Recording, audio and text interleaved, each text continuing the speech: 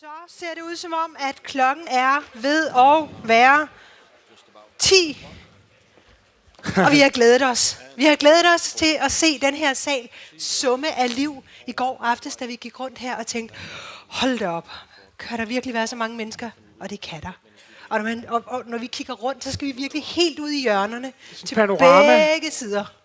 Sådan en vinduesviskerscene, kan man sige. Det må man sige. Men man kan også følge med på skærmen undervejs, så hvis man sidder lidt ude i hjørnerne og føler sig lidt marginaliseret, så ligger der ikke noget signal i det. Det er simpelthen bare et udtryk for, at vi er med til en succes, og der skulle være mulighed for at se og høre alt, alle vegne. I would just say in English as an introduction, if you're sitting here today, not understanding Danish, this will be live translated, and you can pick up a headset on the right side of that booth there, and you can follow everything in English. Med disse ord siger vi velkommen til Who Cares Wins 2013. Det er jo anden gang, at Danmarks mest jordnære event om bæredygtighed og social ansvarlighed gennemføres. Og det er You Me Family, som afholder den her event, og vi håber, at vi med dagens program kan inspirere jer, sætte nogle tanker i gang, og forhåbentlig skabe en masse nye netværk og relationer, som I tager med hjem. Og så skal I selvfølgelig også gå herfra med følelsen af, at det er muligt at kombinere både hjerne og hjerte, når vi taler CSR. Now that we are talking about CSR. We look forward to hear all the presentations today. My name is Henrik Byer. I am your host today. I've worked this kind of issues, or what should we call it really, but there was a time when we couldn't get a lot of people together and talk about this. Fair trade, social responsibility, and etc., you name it. And I'm really happy to be here today for the second time, and with you, of course, especially. And this is my first time here on stage. Last year I was sitting amongst you and thought this is just too great. My name is Rudi Rashid Højberg. I work as a journalist and writer. And from a journalistic point of view, democracy, gender equality is my primary concern, but my other leg is CSR and management, based on the management from IKEA. At that time, they hadn't invented the word CSR. When I'm not here, I am a presenter for the radio, at something called Radio 24/7, and I would like to promote this, but this is not the primary concern of this event today, of course. And Who Cares Wins really concerns to do what we say, walk the talk. And budgets and all facts about this event are on the website www.uwincsr.dk. And this concerns everything that we're proud of and the things that we're working on and trying to improve. You can see what the money has been spent on, and it's in order to make it as sustainable as possible and responsible as possible. Even the stage behind us here is made of paper, and it looks really great. Also, all this has been possible with a collaboration with the most eco-friendly hotel in the world, and one of those is Crown Plaza here, that are setting the stage for this today. But afterwards, you can look at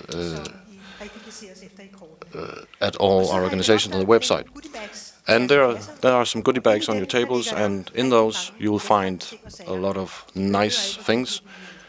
You don't have to go through it right now, and not even on this table. You can wait until later.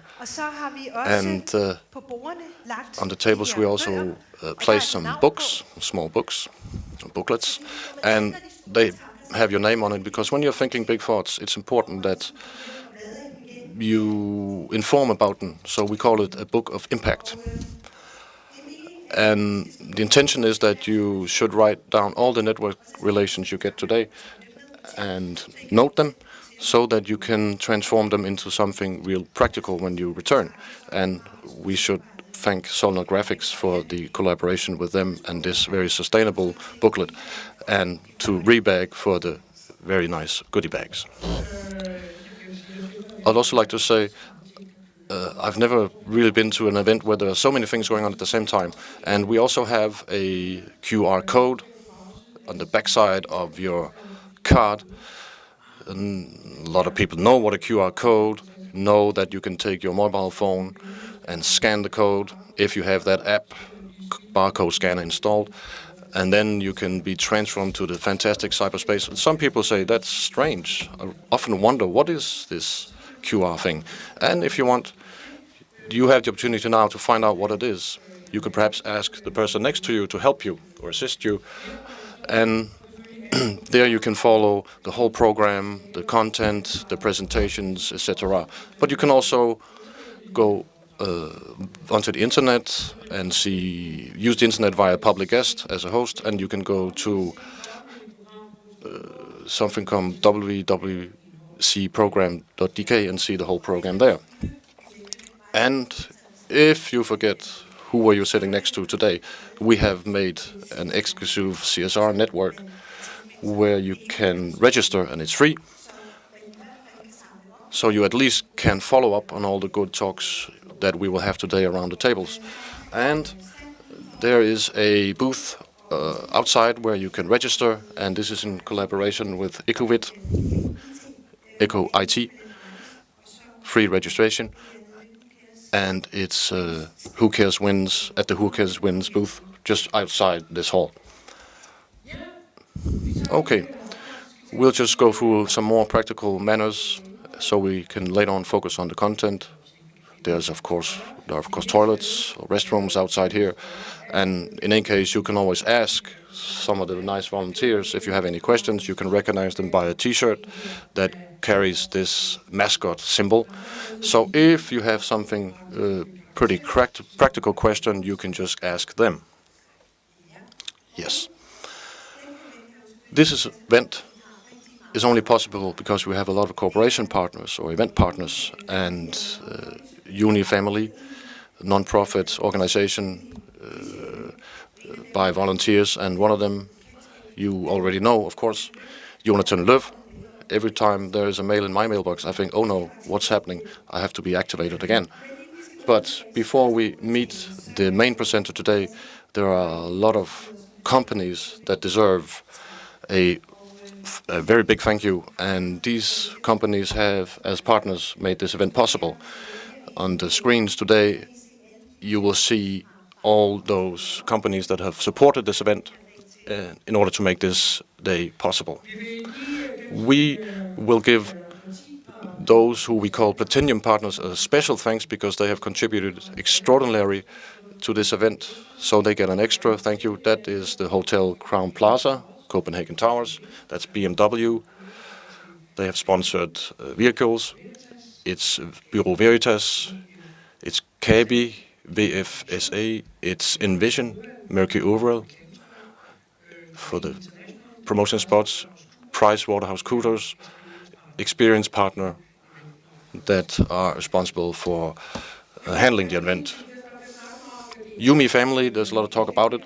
It's a kind of hard to define force that's behind this whole event and all of us here.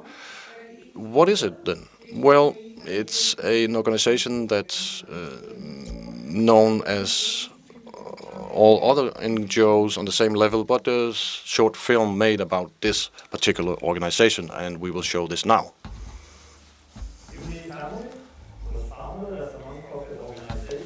Back in 2011, we were 4 relatively young entrepreneurs who met in a small Danish city but had a big ambition, changing the way we walk and talk when it comes to doing responsible business.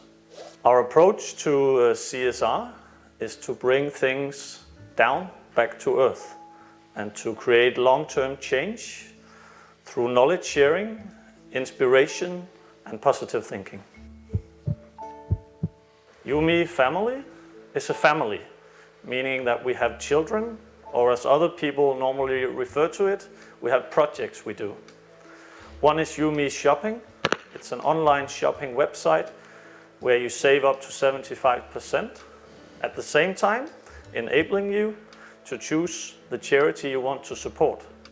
Yumi Travel, which is the same concept as Yumi Shopping, except here you're buying trips down south at low rates.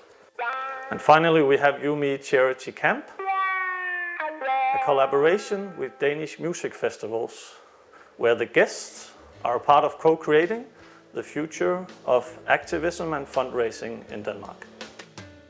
You Me Family is the host of Who Cares Wins, an event that invites you to think both in financial and social terms when it comes to doing a responsible business in the future.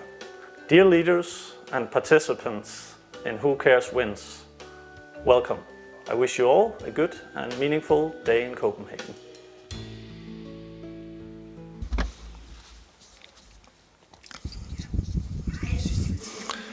I think they deserve a round of applause.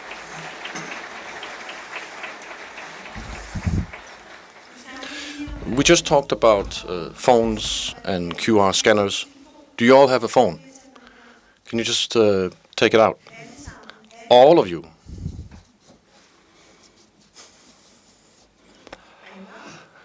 Okay. Just put it on no sound, please, or mute, because it's really annoying if there's someone with a really heartfelt presentation and somebody has forgotten to turn off the mobile phone. And it could actually be me as well. It happens. So, before we start, I would like to welcome all those who follow us, because this event is being live streamed or live broadcast. So there are a lot of people in front of their computer screens right now. And if we count all of them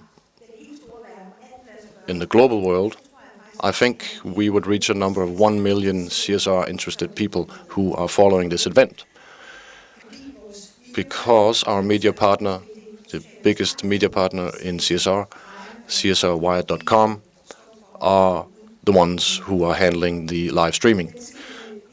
The event that, as Henrik Bøger mentioned, is being interpreted into English, so we can reach a greater impact through the events today and better communication. So all of you out there behind the screens and all of you in here, we will now start the event or the program of today. And the first presenter today is former Social Democratic Member of Parliament and Minister of Justice. Now we know him as the head or the mayor of Copenhagen, Frank Jensen.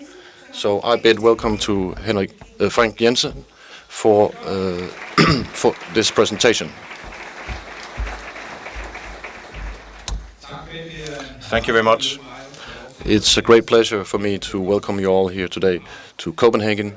It's wonderful that You Me family have chosen these settings and conduct this biggest CSR event in Denmark at this particular hotel that is known all around the world for one of the most sustainable hotels in the world. We're proud of this in Copenhagen, and we are very proud to have this hotel in Copenhagen. It's kind of branding the values we have in Copenhagen. We have a goal of being the first CO2 neutral capital in the near future, and we already reached some of those goals. We reduced it by 40% with the CO2, and this is at a time when Copenhagen is growing rapidly. We will have 50,000 new inhabitants in Copenhagen during the next 5 years. So we really put a focus on this, that we have a city with some values. We have basic values as Copenhageners. I often describe Copenhagen as people with big hearts, people who like the differences, that we are not all the same, that there is room for differences, and those who want Copenhagen, they are welcome. Those who don't want Copenhagen, criminal gangs, etc., who conduct violence, we fight them in collaboration or together. We also looked into CSR as a value for the municipality of Copenhagen. We are the biggest workplace in Copenhagen, 45,000 employees at the municipality of Copenhagen, serving 65,000 employees. And we emphasize our own handling and management with responsibility. There are many good examples. We are a fair trade municipality. We make sure that the acquisitions we make are as sustainable as possible and produced in line with universal values, UN values. But you can also take examples that perhaps are more simple, but that have great impact for people in Copenhagen. Last year, then we were acquiring Christmas trees for all our Offentlige squares and so forth, in order of just make a tender internationally and have these Christmas trees sent to Copenhagen. We made an agreement with a center for homeless called Sundholm, and these homeless entrepreneurs made sure that Christmas trees were delivered to all the squares in Copenhagen and buildings. And this underlines that we have that we got a good product, but also at a good price. So this subtitle with brain and heart is, of course, very important for us as a public authority, because what we do, we have to be able to defend it for our taxpayers when they have to look at what's going on, and we do this for any product or any steps we take. And the more of us that shop in a sustainable way, that act in a social responsible manner, the better volume we give to our producers and better prices we obtain. So it is correct when the title is "Who Cares Wins," because it's really the primary focus, and it's the title for the conference, and it is very important. I hope that you in the conference today can exchange some experiences. We have a lot of focus on one of the conditions in a globalizing world, which is acquiring or the acquisition, and have a lot of suppliers to a municipality, but also a lot of entrepreneurs. We have 650 workplaces in Copenhagen going on now that we are the entrepreneurs for. If you look around Copenhagen, you can see there's a lot of work going on. There's the metro, there's the city circle, but also daycare institutions. We have a lot of new children in our municipality with all these new inhabitants. So we are building a lot of new daycare institutions, actually 1,700. So in order to have 6,000 more daycare places.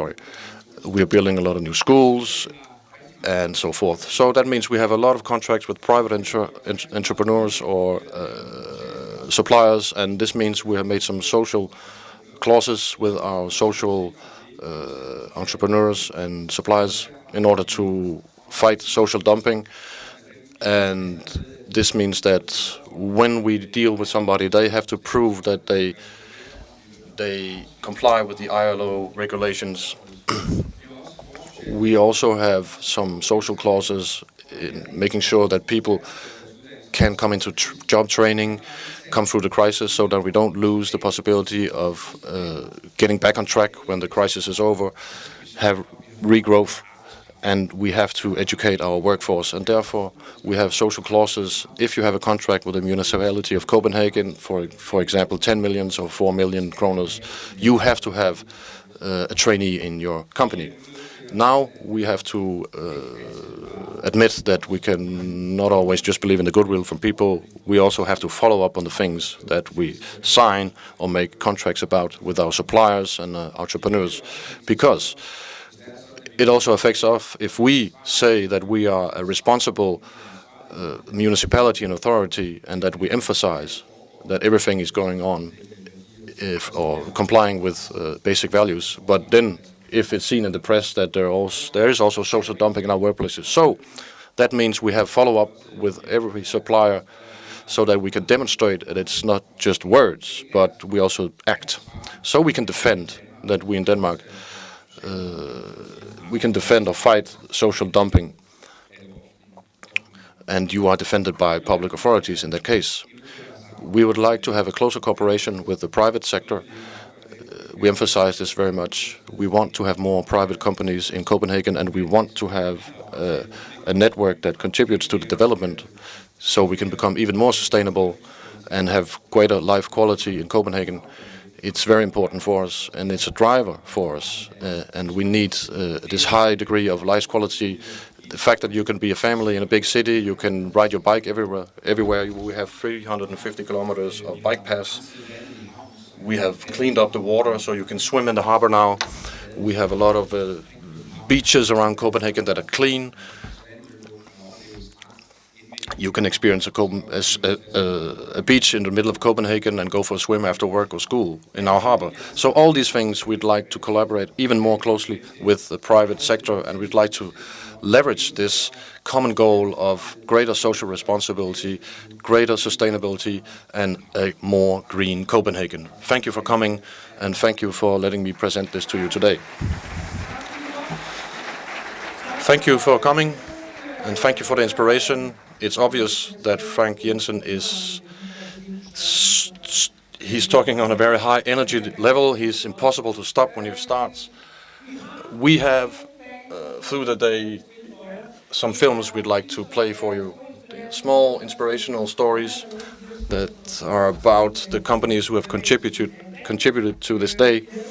They have been produced with our partners called velfortjent.dk. It's a company that make films and photos for private and public companies that work with aid, or the aid sector, in the aid sector. So that's inspiration for you, so you can see how other people work with social challenges and social responsibility. Here's the first film.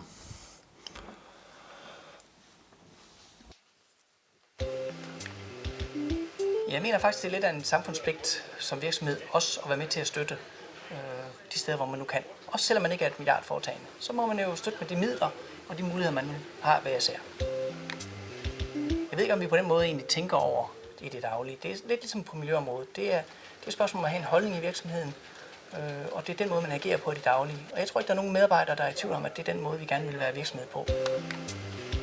Vi ønsker at støtte værdigt trængende sager eller rigtig gode formål.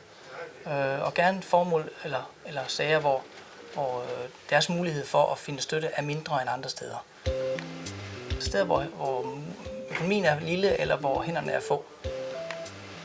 Et eksempel er Foreningen for Familier med Kræftramte Børn, som vi har støttet. De havde rigtig, rigtig meget glæde af de midler, vi kunne skaffe til dem. Og det er en lille organisation, som jo ikke nær har samme bevågenhed som for eksempel Kræftens Bekæmpelse eller Hjerteforeningen. Vores vision er at blive Danmarks bedste trykkeri. Vi definerer bedste meget, meget bredt. Altså det er ikke bare den bedste til at trykke eller den bedste til at tjene penge, men det er også den bedste virksomhed som sådan. Det bedste for medarbejderne, den bedste for vores kunder, og egentlig også måske det bedste for samfundet. Den glæde, vi måske kan få ud af det rent kommercielt, hvis det er det, du spørger om, det er måske, at der er nogle af vores kunder, som også synes, det er en god idé, at vi er med til at støtte den slags formål. Det er måske nok der, jeg ser den største gevinst.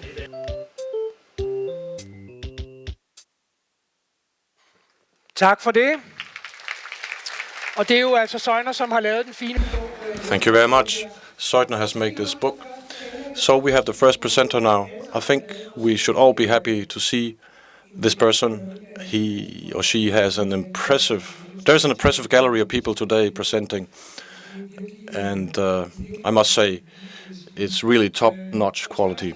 Our first presenter is Wayne Visser. He is an international recognized guru. He's he's from the University of Cambridge. He's written 17 books. He is the founder and director of the company Kaleidoscope Futures and the think tank CSI International. And he is one of the leading experts in the world when we talk about CSR T.2, bringing the next step in this context, which is very relevant for this event. He will try to give us some examples why there are so many CSR strategies that don't manage to combine responsibility and growth. And he's also giving us some perspective on how future companies and brands can improve their image and their way of acting. He calls this transformative CSR or CSR T.0, 2.0. Welcome, Wayne.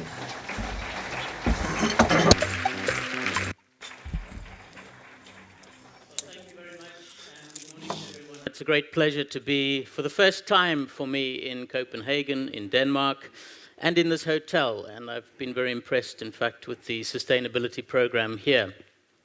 I want to dive straight in, and let's start with the problem that we face. This is the big dilemma. What you see here is a chart that shows on the vertical axis the ecological footprint of the countries of the world, and all the countries below this red line are living within the capacity of one Earth. On the horizontal axis, we have the Human Development Index of the United Nations, and all the countries to the right of the vertical red line are countries with high human development, such as Denmark. And you can see the problem. The area that we're aiming for, the Sustainable Development box, is empty. So here's our problem. We've figured out how to do human development, but not without sacrificing the planet. So how do we move developing countries across without moving them up? And more importantly, how do we move developed countries down in their environmental impacts without them believing that they're giving up their quality of life? So that's the dilemma that we face, and that's the sense in which I'm going to make the case to you that CSR is actually failing to change this picture. Well, how has business responded to this? We can see that businesses are in different stages of maturity. So they're either at a defensive stage, or they're looking just for charitable approaches, or promotional, or even strategic approaches to corporate social responsibility. All of these four stages are what I call CSR 1.0, in the sense that they're the same approaches that we've seen more of the last 20 years that haven't changed that picture of fundamental unsustainability that I've just shown you. And what I'm asking for is that we pay far more attention to a transformative approach to CSR that I call CSR 2.0. So let's dig into what each of these are. Defensive is what happens when you focus as a business purely on the financial figures and the economic growth. At the extreme, we have companies like Enron and WorldCom and Lehman Brothers that actually went bankrupt as a result. Lehman Brothers, though, Enron, they had CSR programs, but they were defensive. They were all about keeping the regulators off their back, maybe keeping their employees happy, but really a risk-based approach that didn't fundamentally change the culture of greed that was in the organization. The second approach that we see a lot of around the world is the charitable approach. This is all about philanthropy. It's a little bit like the cartoon suggests. Giving something back to the community is a fine idea. Just make sure you take a lot more out first. Yeah, so it's suggesting that it doesn't matter how we make our money, so long as we're very generous with it at the end of our careers. And there's something fundamentally problematic with that. The third approach then is the promotional approach in an age of marketing. This is all about the idea of greenwash. So, as the cartoon suggests here, you're a very polluting company. What do? You get the media in and you talk to them about your paper recycling program in the office. Okay, it doesn't add up. It's where we get into the whole area of sustainability reporting. Not a bad thing of itself, but if it's just about promotion, then it isn't fundamentally changing the organization. And all the surveys that you look at when you ask CEOs around the world, why do they do CSR? The biggest response is that they do it for reputation and brand. So you know where most CSR is positioned in their agenda. At its worst, you get a company like BP deciding to change their logo to Beyond Petroleum, which of course is a joke, right? Because they've never gone beyond petroleum. The most they've ever invested in renewables is 4%, and that's been going down year on year. That's besides things like the Gulf of Mexico spill. So then we get slightly more advanced companies that take a strategic approach. What do we mean by this? This is the likes of Coca-Cola getting into trouble in the district of Kerala and being accused of stealing the water supply.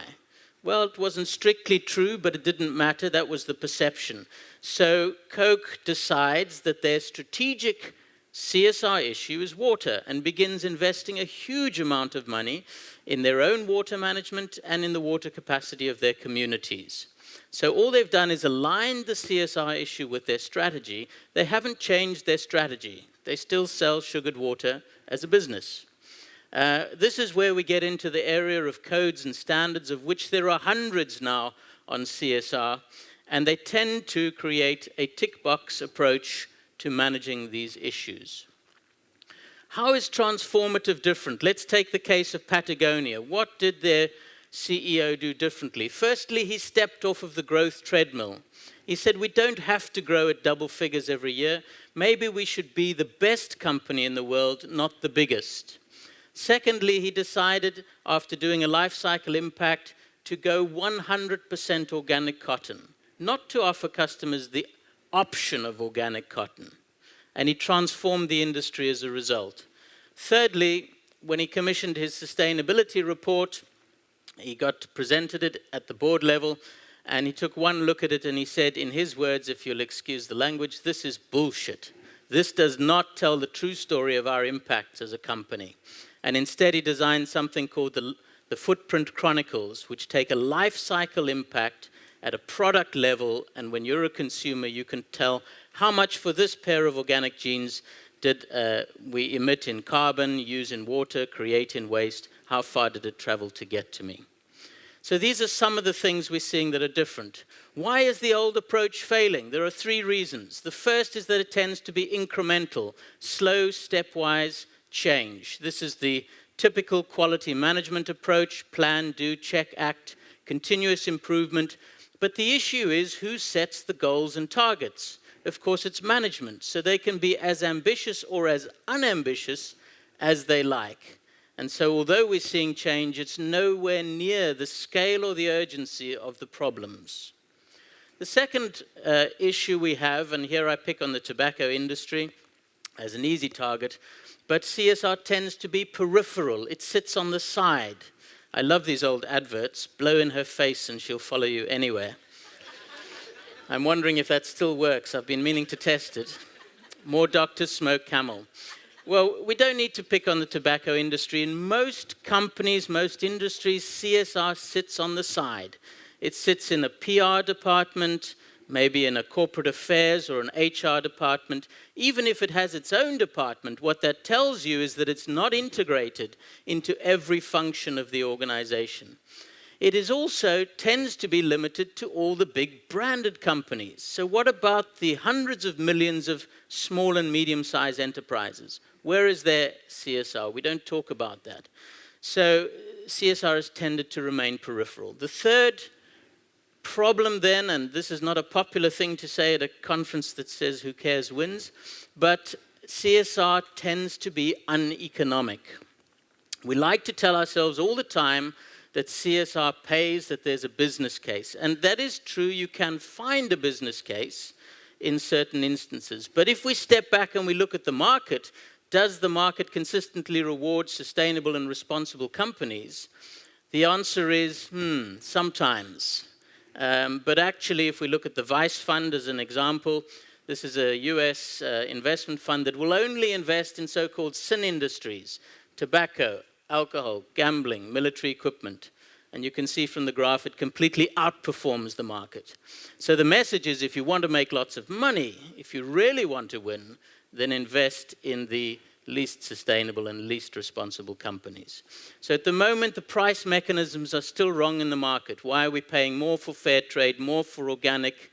These are issues that I think we really need to look at if we want these things to go to scale. So why CSR 1.0 and 2.0? Well, 1.0, of course, with the web, didn't go to scale yet. It was all about one-way communication. The same with CSR in its first incarnation. CSR 2.0 is different in the same way that Web 2.0 is different. It needs to go to scale. It needs to become about interactive content, user-generated wikis and blogs and tweets. It really needs to be something where we co-create the solutions. And one of the real case studies here, of course, is Ray Anderson and Interface Floor, the carpet company. How would we know then if a company is 1.0 or 2.0? There are 5 principles, which I'm going to talk through using some examples. So the first principle then, creativity, can be something as simple as innovation, investments. This is Warren Buffett investing in a company called BYD, an electric car company in China. And it can be something a little more unconventional. This is cabbages and condoms.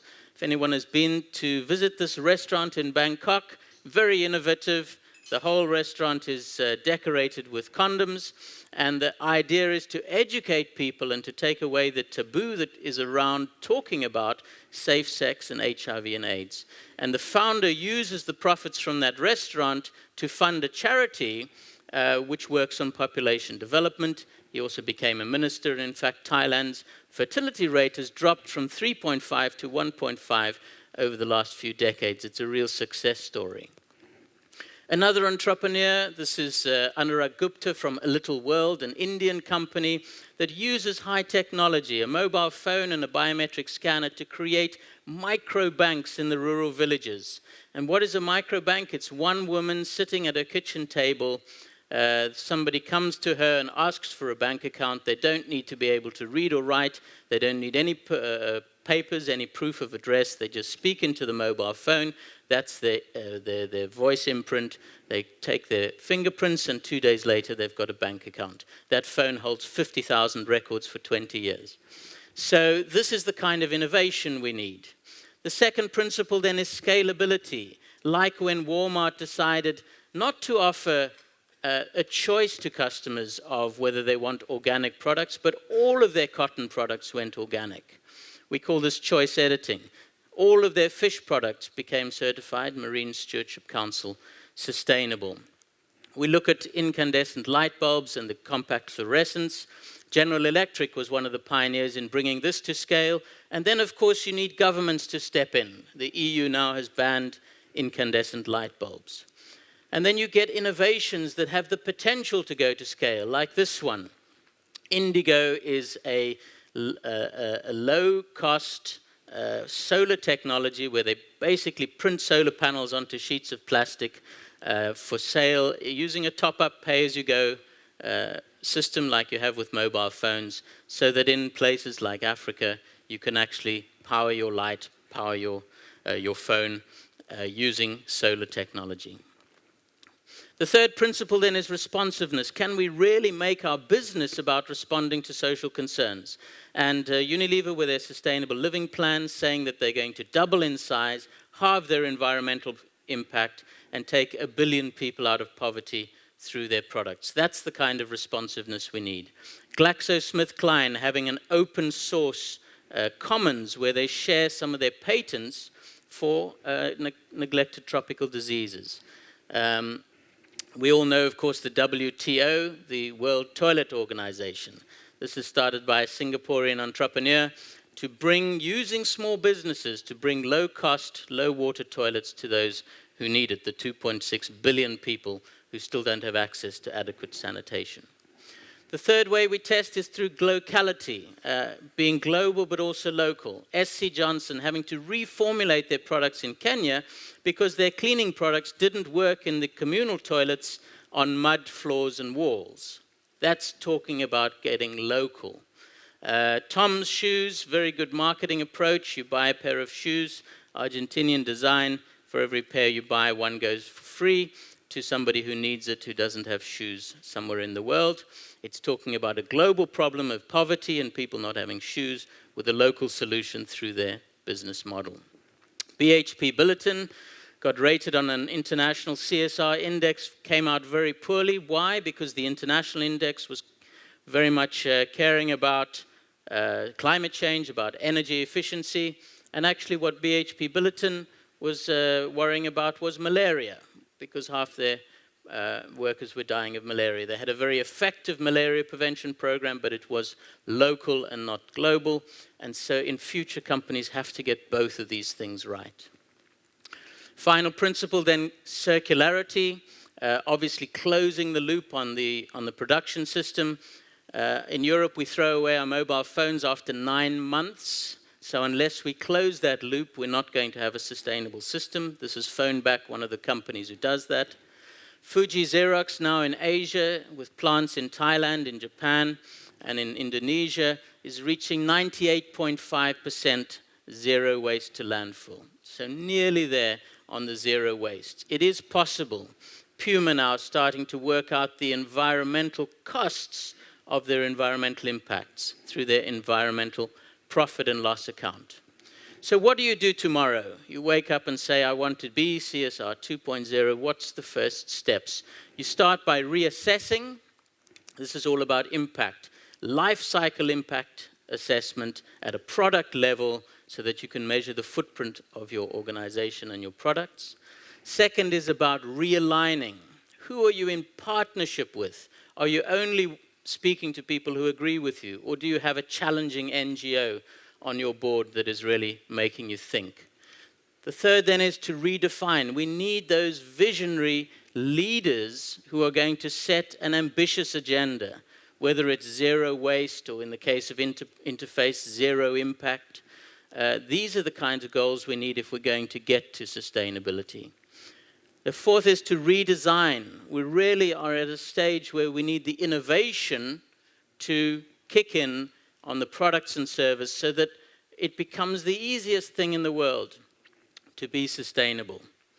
And the last one, the most difficult, is to restructure. How do we change the rules of the game, particularly the policy environment, so that it is fundamentally rewarding companies for being sustainable and punishing companies that are not? So we're talking about positive lobbying here to get true transformation. So I end with a cartoon. One of you here at the conference puts up your hand and says, yes, but what if it's a big hoax, like a joke, and we create a better world for nothing? Why would we want to do that? Of course, that doesn't make sense. We're all here because we're trying to create a better world. What I hope in this short time I've been able to show you is that currently our approaches are not working. Let's be honest with ourselves, and let's find a transformative approach so that in 20 years' time, we're not going to have more CSR and bigger problems. So when history judges all of you sitting in this room, you'll be able to say, I was part of the solution, not part of the problem. Thank you very much.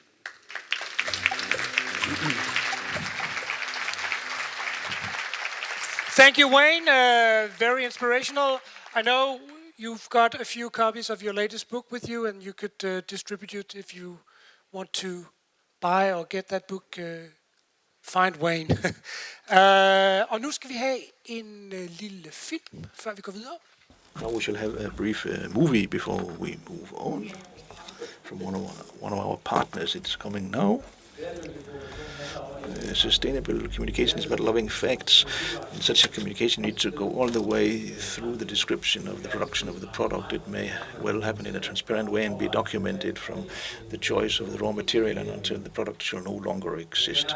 I'd like to make the case that communication people should be working with a communication codex. It could be a pledge everybody signs, like the one all doctors sign, so that everybody is obliged in the same way.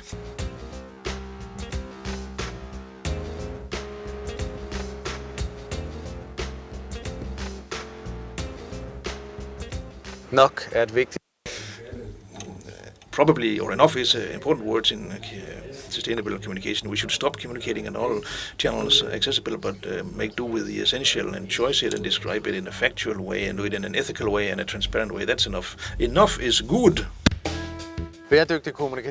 Sustainable communication is also about balance. Balance between what you're doing business-wise on the CSR side and what you communicate. If you communicate lots of stuff, then you need to do lots of stuff business-wise and vice versa. This balance is important. Sustainable communication is about communicating what you do loudly and clearly. We could call it talk the walk.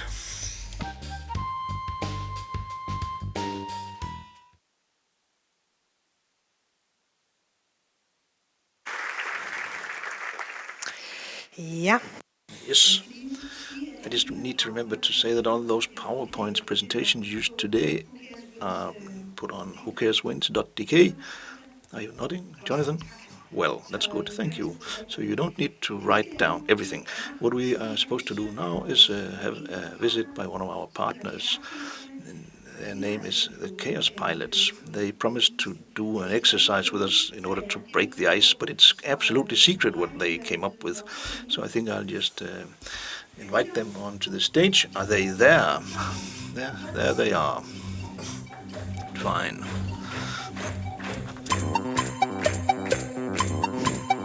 Hello! I'm Olivia. I'm Kim. And I'm Nora.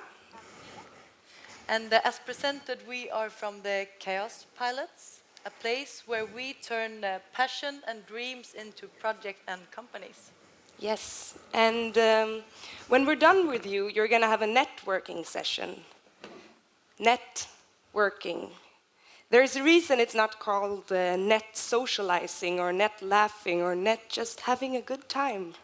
It's actually hard work to network. So we would like to leave you in the best possible position by connecting you to your purpose. We want to warm up your wrists so you're ready to shake hands and make sure that you know your name so well so you can even remember the other person's name. Yes.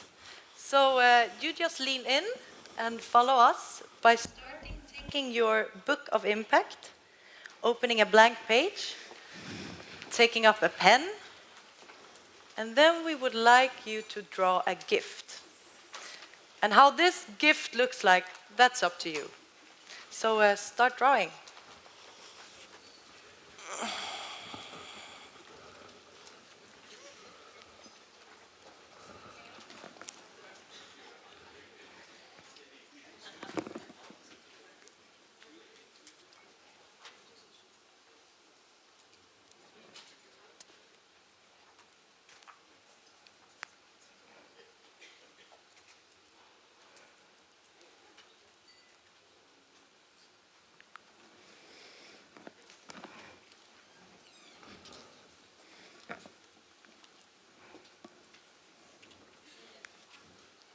Thank you.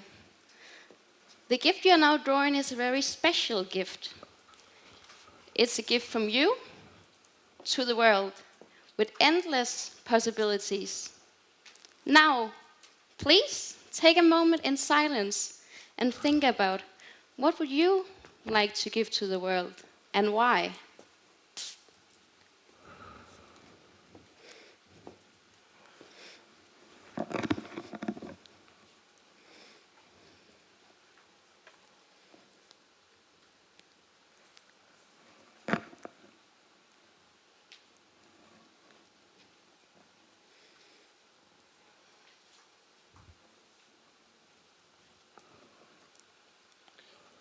Okay.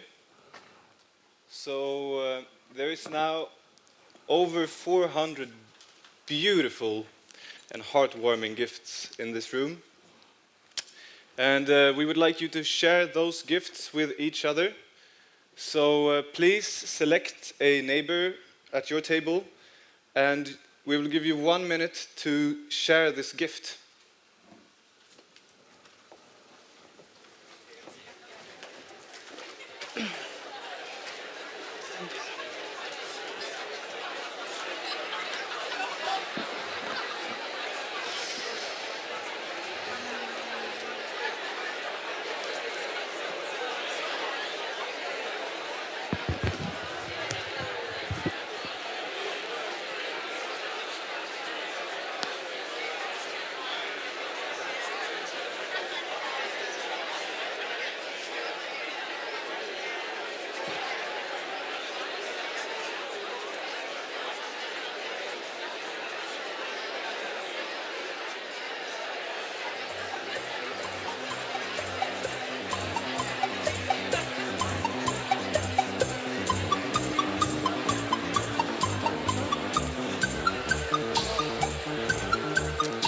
So, thank you. As Kim mentioned, there's a lot of gifts in this room, and I know it's hard to share in a minute, and I know they deserve more time. So it's good to have them in your books. You can bring them home and you can share it to other people, or you can talk about it later during the networking session. So we hope that you have now found some kind of purpose why you are here, your gifts. We still promise to warm up your wrists and your names. So I'll ask you to stand up, all of you. And we'll put our arms in front of us. And then we start shaking our hands. Move the wrists. And while doing this, I'll ask you to say your name out loud 10 times, and we will start now. Nora, Nora, Nora, Nora, Nora, Nora, Nora, Nora, Nora, Nora, Nora, Nora, Nora, Nora, Nora, Nora, Nora. Thank you. It's really hard to count while saying your name. I know. So, thank you, and good luck with your networking. Yeah.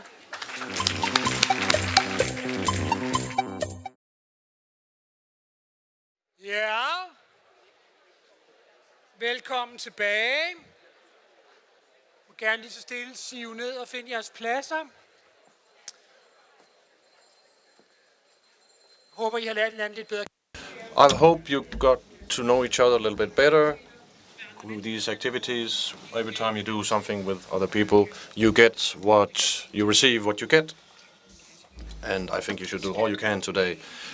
Now we have a little surprise guest. We have a big surprise for you. Our Minister for the Environment, Ida Auken. She will give us a little pep talk.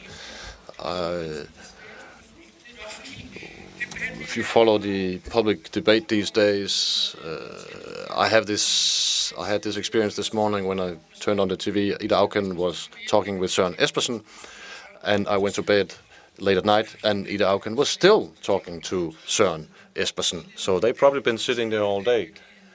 And, well, that was quite a performance. As you probably all know, Ida has a very green profile. She's worked with this for many years. And she would like to talk about green technology and how this can help us in the future and how we can combine business and sustainability. So, welcome, Ida.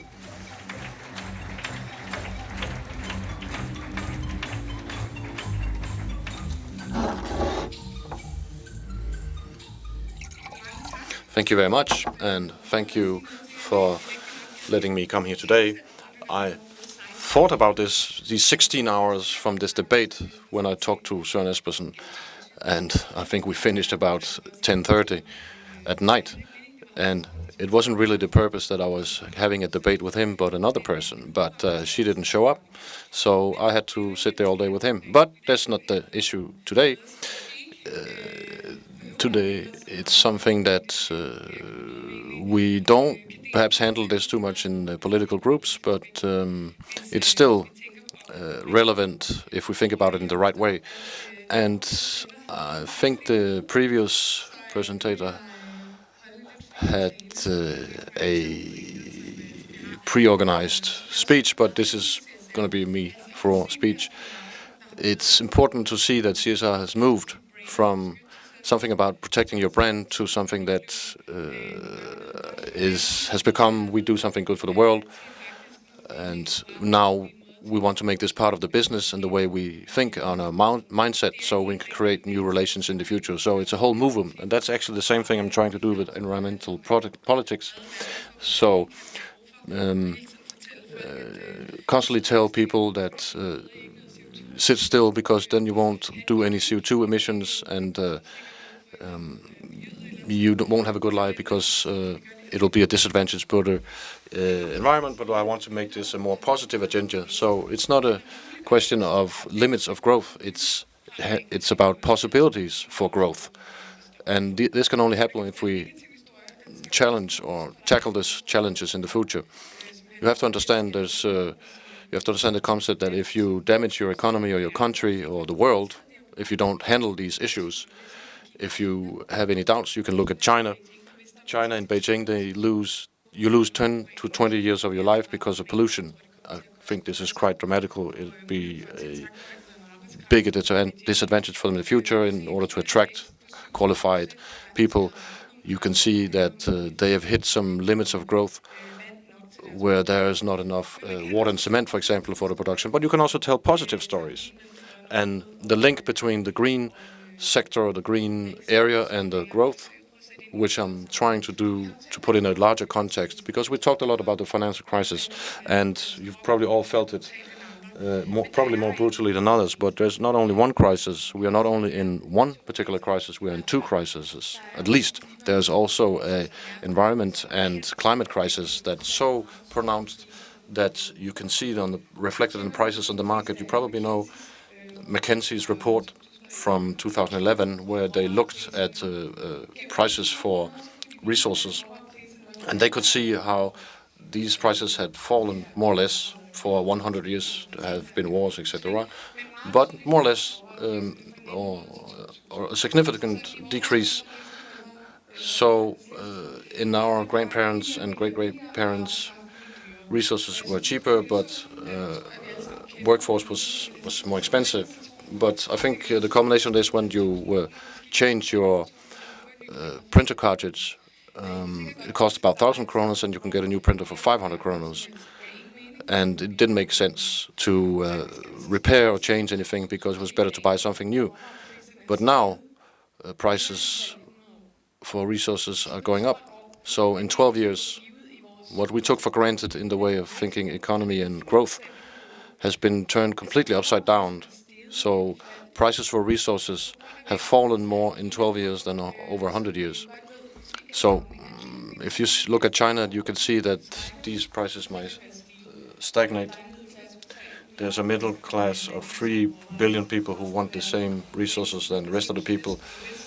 If China, with their strategy to go west, doesn't succeed, well, then there will be growth in Russia and Brazil and India and South Africa and some of the African countries. So there will be a huge demand for resources, and prices will continue to increase significantly in the next future. And what does this mean for a company? What does it mean for the work you do? Well, it means that if you look at competition and that you have to be better than the neighbor, in 100 years we've been focusing on the workforce, making it cheaper. But from the government's report, we see that resource prices have gone up 3 times faster than cost for the workforce. So in these times where there's unemployment everywhere and a lack of resources, that you have to focus on using your resources in an optimal way, and this will create better competition. And this is how those two crises are linked in a positive way. The negative was that we hit impossibilities of growth, for example, in China, where they can't get the resources. But there's also a positive story regarding competition, that you can be better than your competitors by using the resources more optimally. An example that I'd like to use is BMW, that in 2010 looked at their production and made a lean strategy. And they found out that if they reused plastics and etc., they could reduce the price of a BMW of 10%. And they had a better competition rate of 5%. And they were also awarded as the most sustainable car in the world. I didn't think they saw that coming at BMW, but they actually got 2 things out of this exercise. And in this way, they improved their competitive abilities. But it's not enough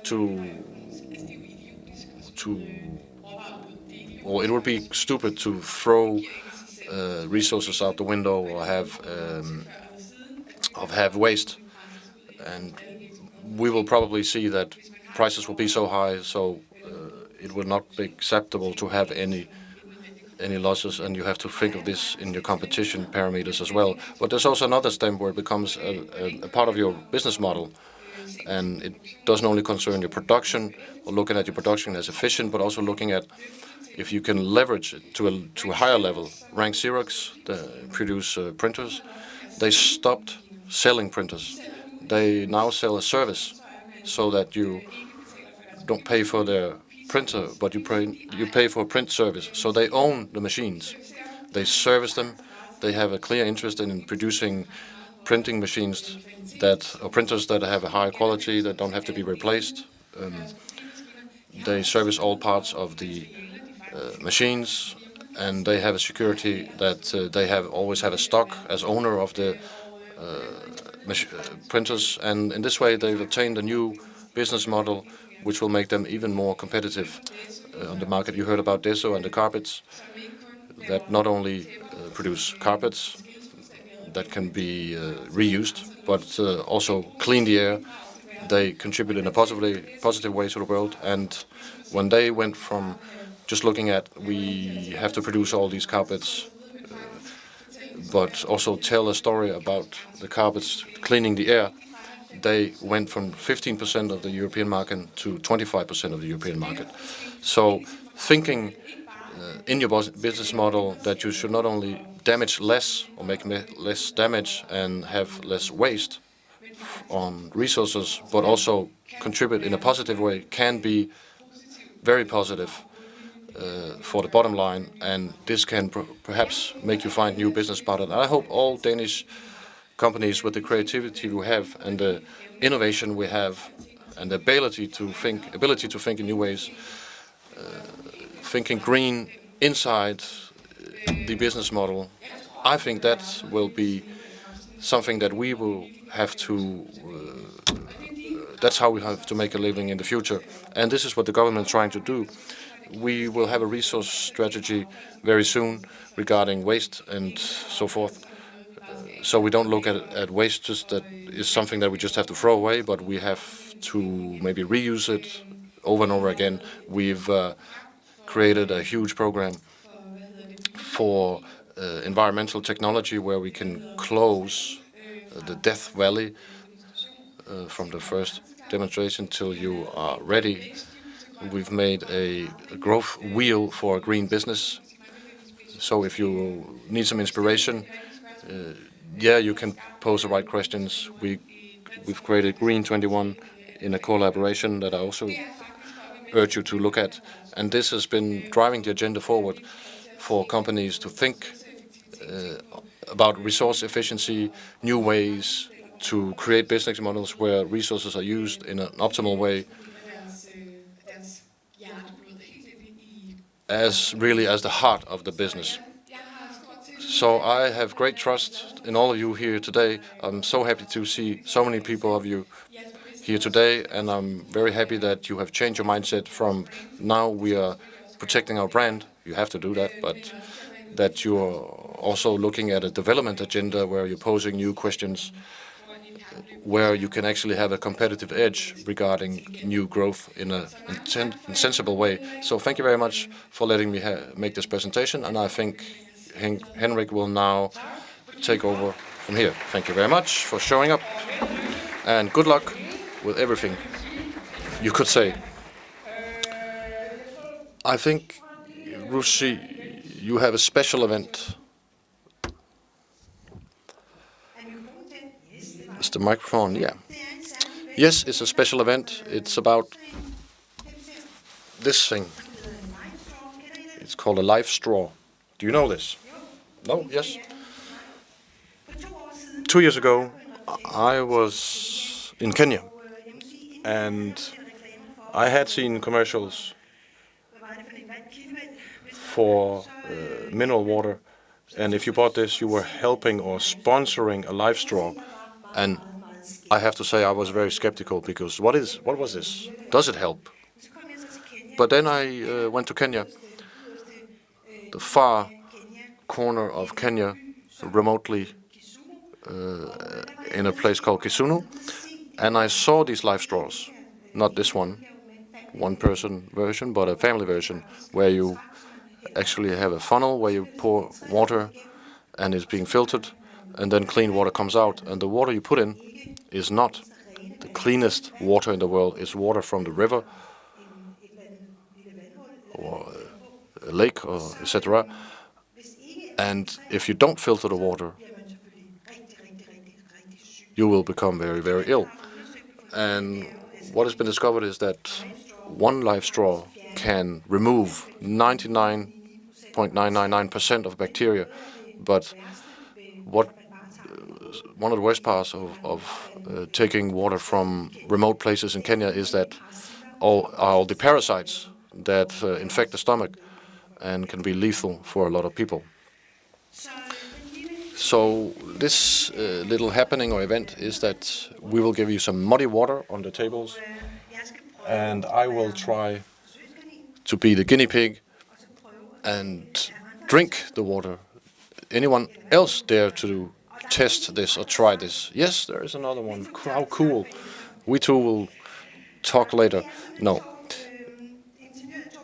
It's the engineer Torben Vestergaard Fransen who has invented this or developed this live straw, and it's being used for disasters. And live straw family was used when there was an earthquake in Haiti, the floods in Pakistan in 2010, and other floods in Asia in 2011. And I was, as I said, in Kenya and saw it work in 2010, where it was being distributed to 1 million Kenyans. So where are the people who are bringing the live straw and the muddy water to the tables? I can see there's some people working on that, so you can have fun with that.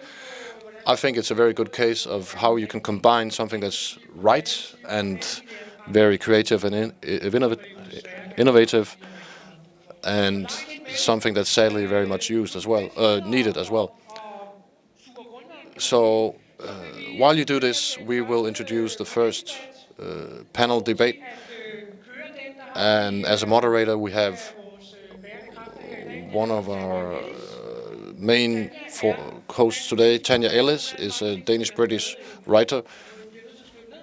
She's done so many things. I had to write it down. She's specialized in social business trends. She also has the social business company, and she's written a book on sustainable business called The New Pioneers, and in 2010 was at the top list at Cambridge of sustainability books. She's worked with social values and with Denmark's first social capital fund. We will have a panel debate between representatives of large and small enterprises, and so a bit, Tanya, welcome.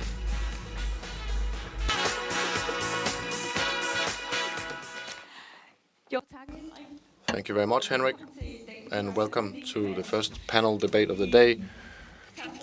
We will pick up the thread from Enlisa's presentations. If you remember his slide, CSR 2.0, he emphasized several things: impact, partnership, leadership, innovation, and policy making. If all this has to succeed, it demands or it requires that we have the employees with us. And that's what we have chosen to focus on today in our panel debate. And luckily, we have some interesting companies who will share their experience on how you bring employees aboard, what possibilities you get, but also what challenges you might have. So shouldn't we just start with giving them a big applause and welcome them on stage?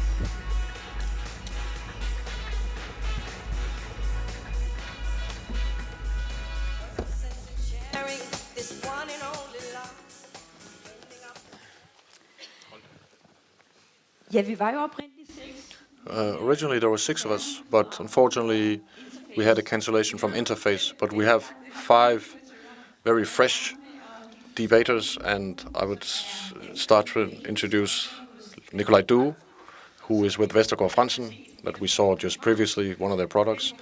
Vestergaard Fransen is an exciting example of a company that has transformed its business model, built on production of working clothing, to now using your knowledge on textiles to create the present companies, which is health equipment for fighting illnesses. And also welcome to Mette Minding, who is CSR and marketing manager in the entrepreneur company Rebank.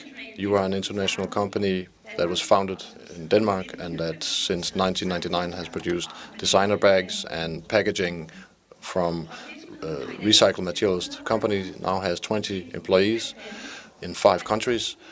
And 2012 they received the CSR prize Best Work Style for the informal atmosphere in the employee and bringing good ideas into play. So we look forward to hearing about that. And then welcome to you, Peter Nørgaard, founder of Code of Care, corporate organization, and CEO of Creative Company that several times has been placed as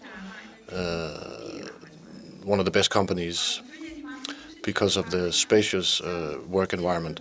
And Peter Nørgaard founded in 2011 the corporate network Code of Care, which is a network and an organization to help other companies to have success within an inclusive workplace.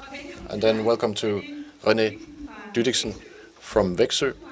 You work in a company that is an affiliate of the energy company Energi that produce lighting for streets and idea lamps and so forth, and support sustainable use of city space.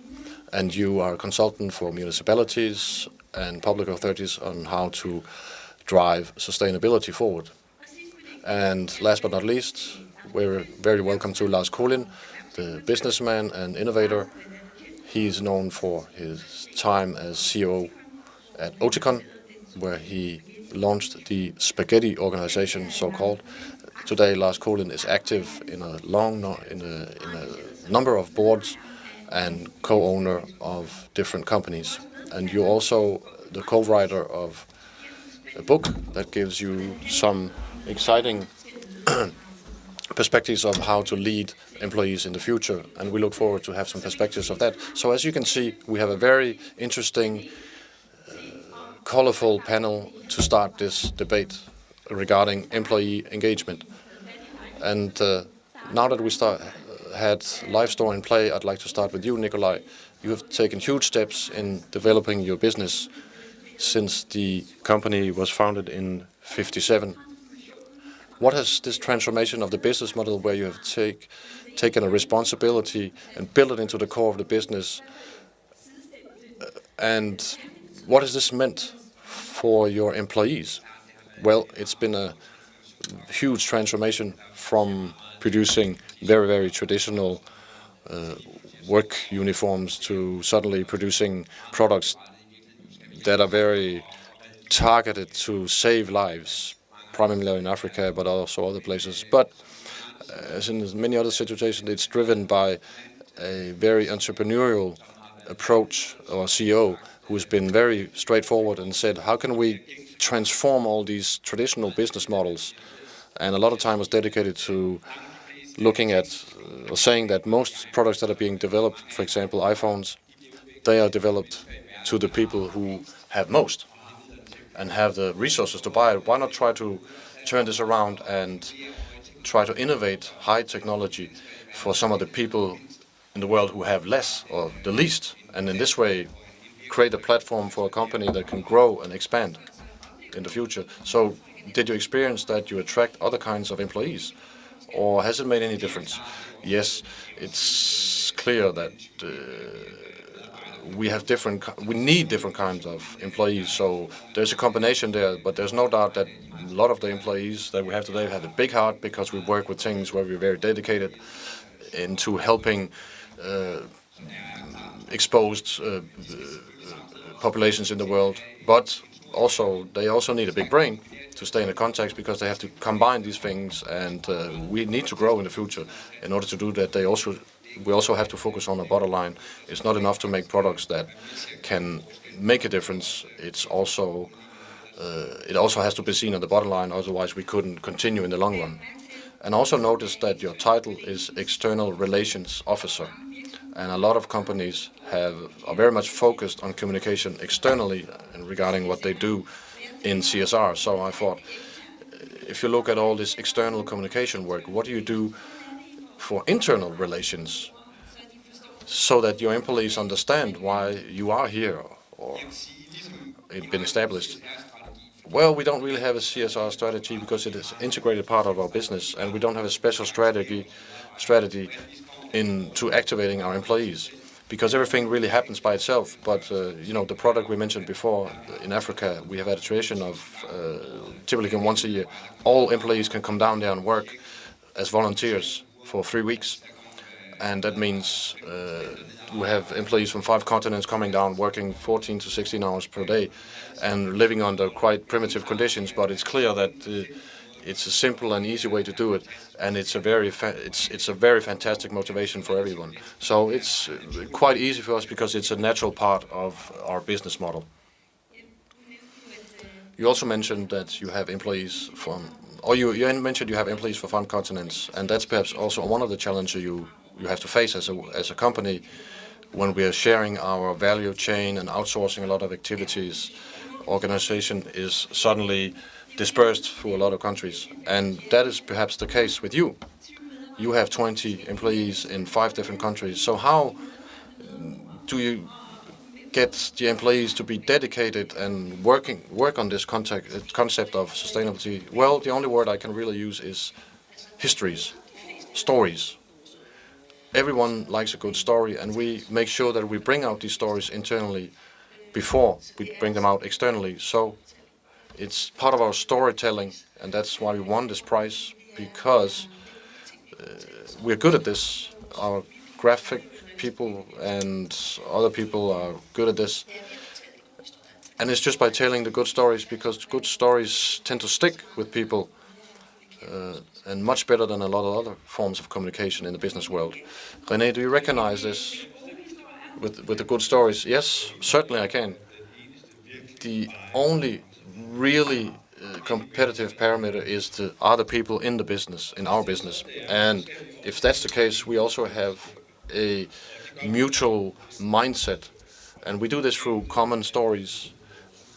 We make lighting, we make equipment for bicycles, we do consulting for customers in the private sector. How do we make more people choose a sustainable means of transport, mutual transport forms, instead of the car that has a certain impact on the environment. And regarding this mindful mindset and community that is necessary to create, and you should also be able to make earnings on this, and you have to know what it is then. And I think there's a big difference in working for producing some furniture or doing what you would like most, which is a rich urban life. So employees in Vexy go to work, I hope so, for a richer urban life, and not so much for producing things. And the great thing about richer urban life, or enrich the urban life, because it's important with the partners we have, architects, entrepreneurs, private investors, we have to even bigger mindset. So the next 40 years we will see a huge degree of urbanization. I think the mayor mentioned 50,000 new inhabitants per year, and the second largest city in Denmark will only get 25% the next 8 years. So there is a concrete problem as well that we have to solve. So for me, it's a question of creating stories, mutual mindset, so you can identify with the company. And the great thing about this is that it's very hard to copy for competitors. Everybody, or all good technicians, know how to shop and produce and sell lighting, but the hard thing is to copy the mindset of enriching urban life. Why is that so hard? Well, it's hard because it's culturally driven, and Wayne talked a lot about it. It's about leadership. We meet around a case. You can see it in the NGO world. You meet regarding a case, and it's those emotions, the passion that you have in this mutual mindset that's very difficult to copy. That was just about right for you, Lars, for you to take over. Yes, that's spot on, because it's fantastic. Then just in a few minutes we have examples from 3-4 different people and business forms where what you are really saying is that the best employees, the most enthusiastic employees are driven by a passion of making a difference. So they're driven by why you exist and not so much as what you produce. And that is the whole core in how to drive your business forward, both in version 2.0 and 3.0. It's begin with why and engage everybody in this case, internally and externally. And the big difference is if you have a small company, our possibilities to do this are much greater than Grundfos and Danfoss and the big companies and international companies. We can make a huge difference because we have the ability to do this. And then I'm thinking the other part is this thing, how do you get the employees on board? You talk about needing to involve them around the wood case, where it's no longer a matter of being an employee, but they are actually becoming a co-creator, not just a co-worker. It sounds so great, but how in the world are you supposed to do that? Well, the interesting thing about it is that it doesn't begin with the employees, it begins with the management. Because if management approaches this thing with the idea that employees are people you have hired, and of course they need to get the salary and work a certain number of hours and do what they have been told, then you forget it. That's how the big companies function. The way a small company is supposed to function when doing this is saying, oh my God, we have an interesting task here. It's important to have it done. Who will participate in making this happen? And the way you find those people is typically not through ordinary job advertisements at the job zone or wherever, the way you did it in the old days. Actually, it's through the social network you establish personally and the one you have around your company. It's actually just a matter of saying, we have an option here, we have an opportunity here, could be interested. So recruiting employees takes place on Twitter or wherever, and then you get hold of them and you go through a dialogue where first of all you find out whether they can do something, because of course they need to be able to do something, but whether they share the passion that it's about here. And then you give them broader framework than we're used to. So we shouldn't imagine that we need to tell them what to do. We should quite simply give them the possibilities of doing, the opportunities to give their best. So when you recruit, you find people who have a passion for the idea, who have competencies within the relevant field, and who have the drive required to make things happen, and the rest is history. That's simple. I agree a lot, but where do you find those leaders? Because they're the ones who are supposed to pull all of this. They are here, right? They are here. That's you. So I have no worries. And if anybody feels like getting started, just let me know. You mentioned social media. And that's also an important tool. I'd like to get back to that point, but first I would like to hear Peter. Peter, you mentioned something about the fact that we're also measuring this stuff, So, as a co-founder of Code of Care, well, I can't help asking in relation to Creative Company, where you also measure the various ways you're working with social responsibility. Actually, you have a total of 12 bottom lines, no less. So could you please tell us briefly how that functions? Yes, we've always been focusing on the fact that you cannot focus solely on financial bottom line. It's very short-sighted management who does that. We've been talking about that for many years now. 10 years ago, 8 years ago, we made what they call the many accounts. We measured many different things: socially, personal development, green accounts, social accounts, etc. It's a very simple tool we have developed in our own house, because the situation is that we need to measure the values that are there in the company. We need to measure that it's not just the financial thing. Imagine when you look at your tax returns, could you check whether you are happy on that one? No, you can't. There are other bottom lines in your private life, hopefully, as there should be in a company. So please try to tell us something about the comprehensive fellowship of work, and how do you get the employees on board. So when, as a company, you engage socially marginalized groups, then what about the ordinary employees? What does this mean to the commitment of the employees? Does it shift the focus? Yes, it moves the focus. If people see they can contribute to making a difference for somebody else, people get proud if they can help marginalized people. We have measured on this point in Great Place to Work We're number 11 in relation to the company where people are most proud of working. And the very personal comments we saw concerned a lot the social dimension.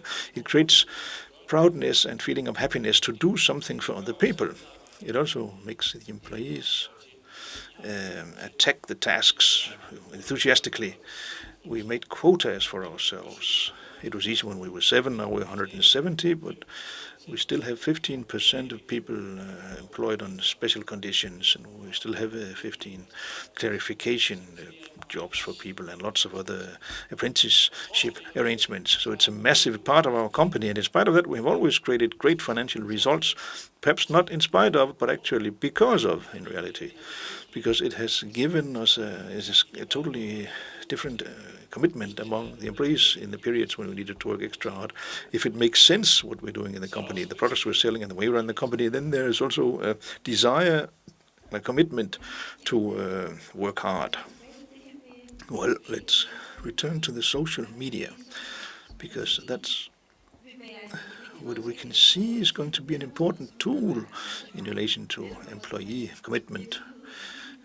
Exactly in this situation where, as a company, you have geographically scattered employees. So I'm a bit curious as to whether any of you has ventured into this and how you use those media.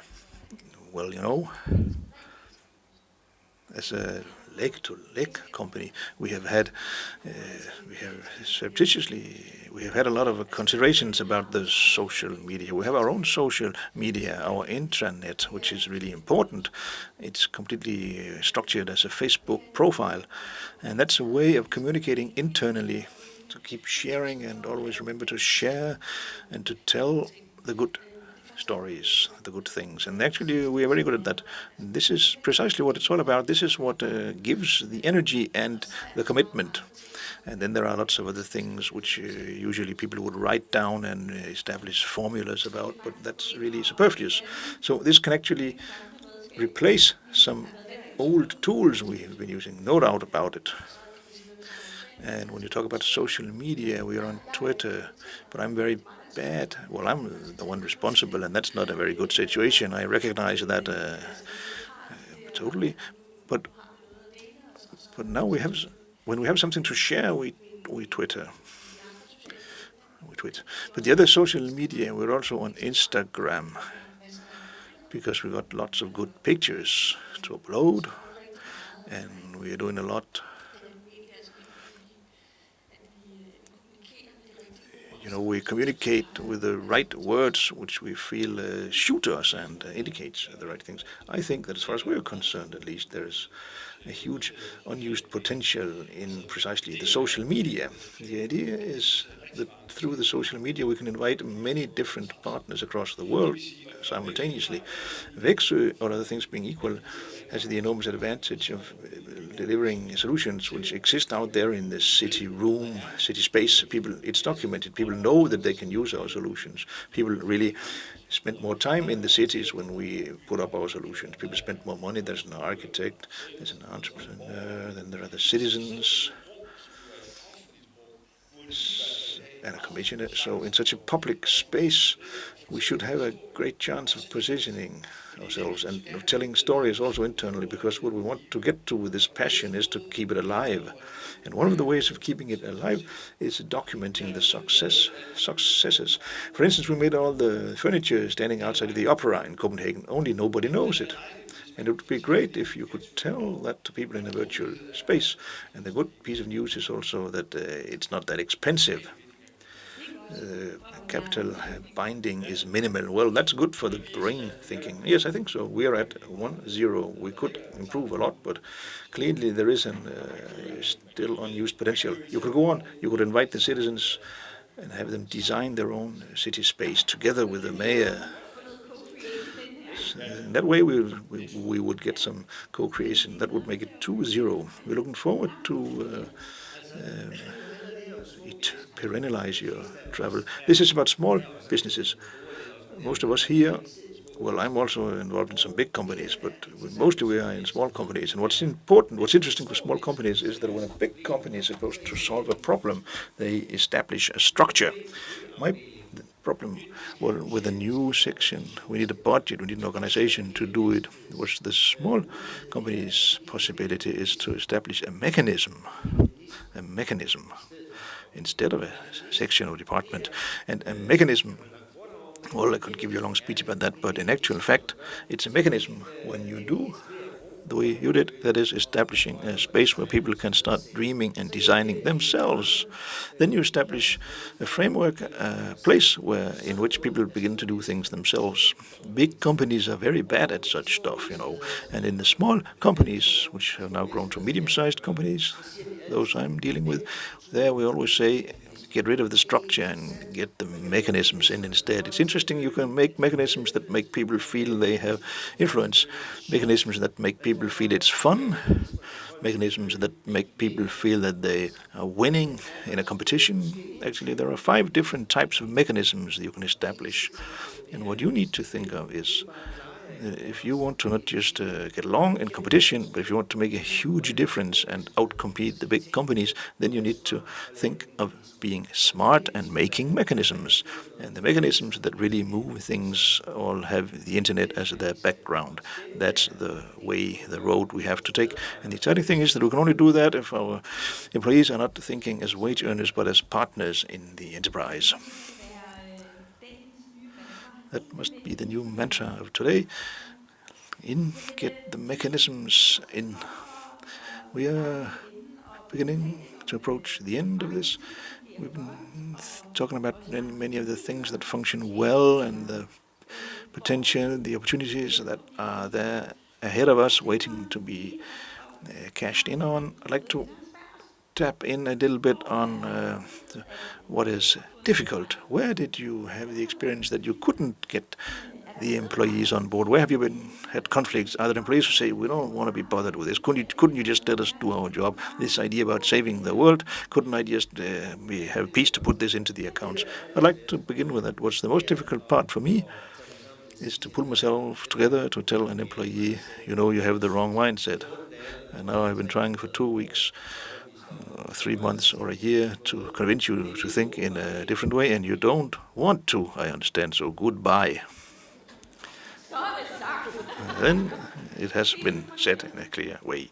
Peter, I think the biggest hindrance is that you think it's more difficult than it is to take social responsibility. This is what hurts. This is spoken up to something complicated, to take responsibility for other people, but basically it is to support each other with a hand in the back, and sometimes a very strong hand in the back. Actually, it's something we can all do. So keep it down on earth and don't make it more difficult than it is, because it's so simple. And the best methods, the best mentors are those with the least education. They are the people who talk at the level of your colleague.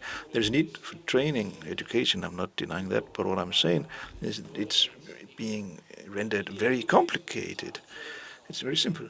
The fact that a company takes on social responsibility is just some old virtues that we have somehow outgrown or have forgotten we need to return to.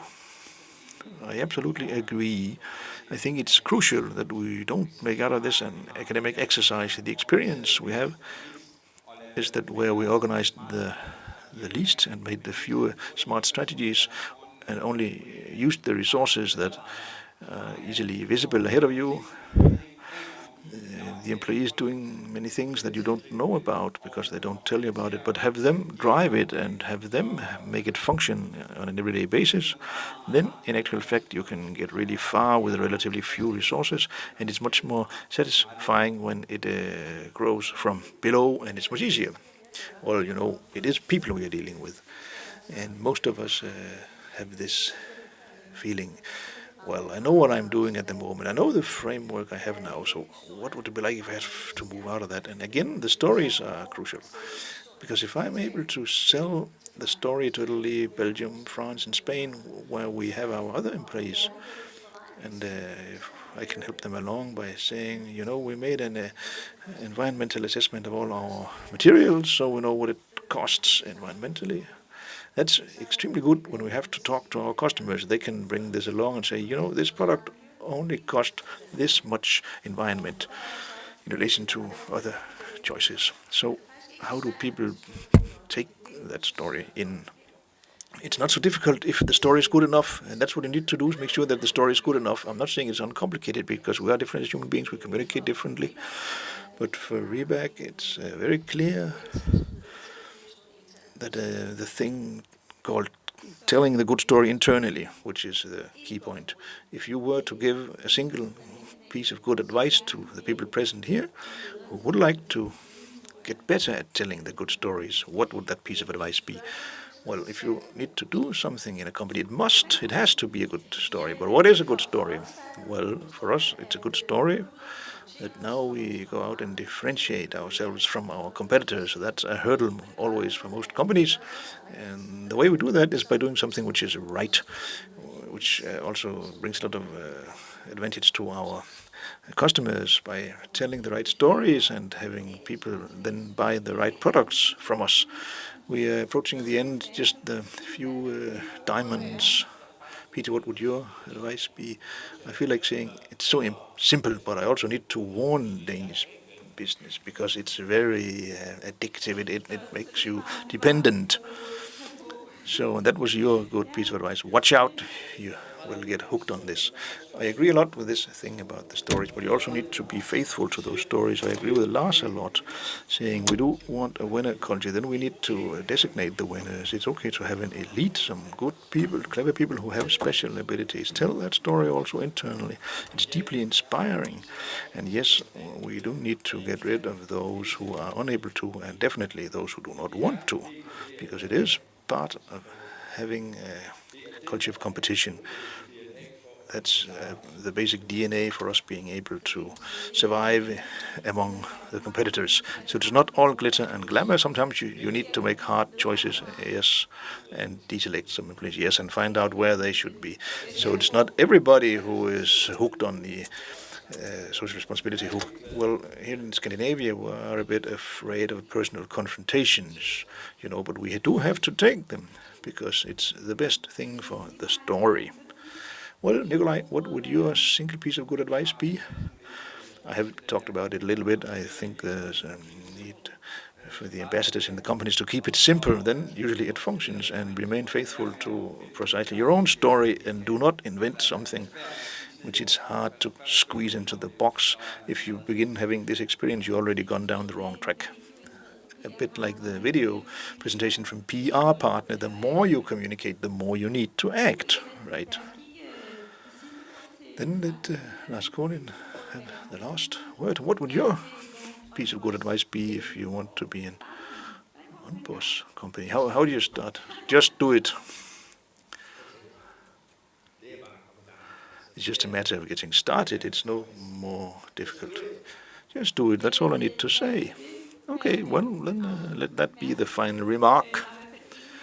For sure, there's no doubt that this thing about employee commitment is something we shall be hearing much more about in the years ahead. We heard some exciting ideas of how you can approach it, so let's give them a warm and big hand. Thank you very much.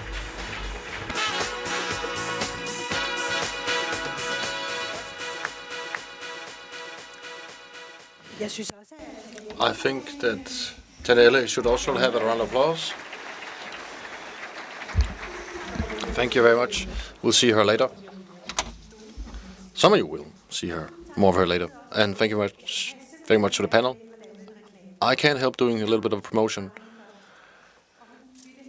Ida Auken was here before, and she wanted to meet Maria Kraup. Tomorrow at 11 a.m. Radio 24/7, they will meet. So that was a bit of promotion for my radio channel. Well, we will probably also hear Rashi talking about listener numbers. Anyway, next presentation, we heard BMW mentioned previously, and BMW have actually helped us a lot because they transported all our guests from overseas who arrived Sunday and Monday. And now we can hear in their own words how they present their new sustainable way of producing cars.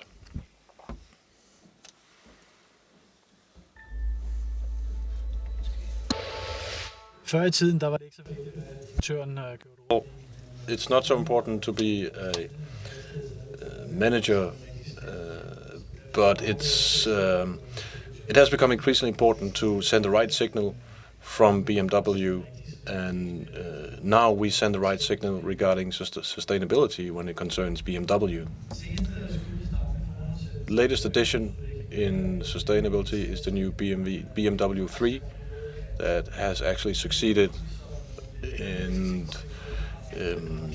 being recycled with a waste of only 8 grams. If you are not as sustainable, it's not worth it in the long run. You have to be this on the present day market and the situation with competition on the market today.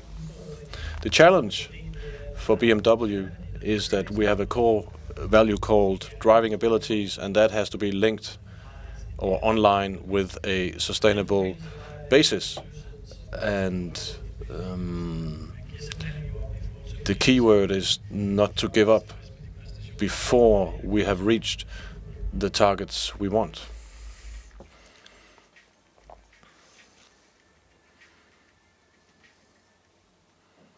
Yeah. Yes.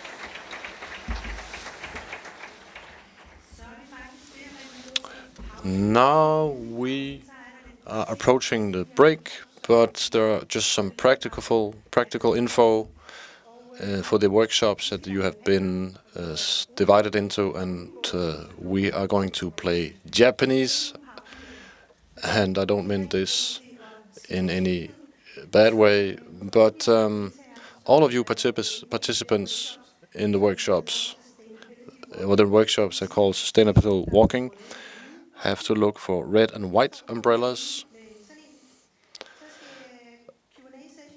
The Q&A session with Derek Vell, you have to go to the blue and white umbrellas. And networking on hot dogs, they should look for the blue and green umbrellas. And the last one, the last workshop, is for the NGO panel. They should stay inside this room at their normal seats.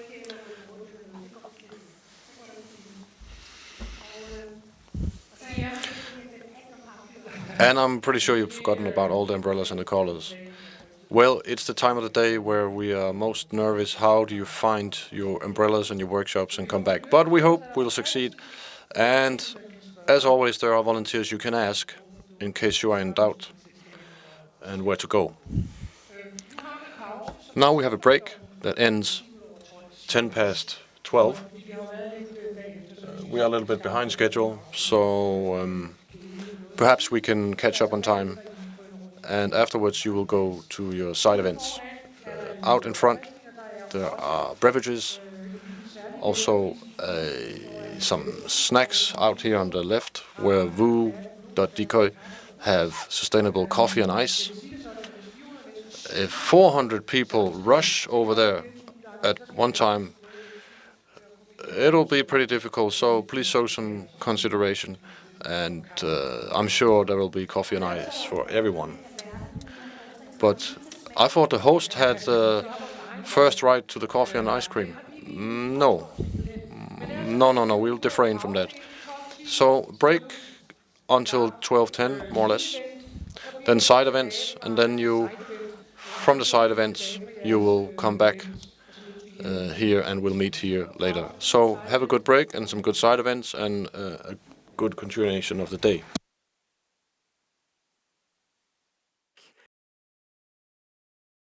We are about getting ready, so a hearty welcome to our second panel discussion today with the NGOs on stage. And in this panel discussion we decided to focus on the so-called shared value partnerships, which has become the new mantra within CSR. And in actual fact and practice, this means that there is a shift from philanthropical partnerships to more strategic partnerships, where the partners not only collaborate but create innovative solutions together to the benefit of both parties. An example could be the partnership between Coca-Cola and Greenpeace, who collaborate on the development of climate-friendly cooling technologies. So what does it take to get more of those partnerships, and do we actually need more of this type of partnerships? That's what we're supposed to discuss today. And the way it was with the first panel discussion, we have people who cannot come. Mimi Jacobsen cannot come. Unfortunately, she's ill. But we have 3 strong panel participants remaining. Let's give them a hand. Let me begin by introducing you, Anne Larsen,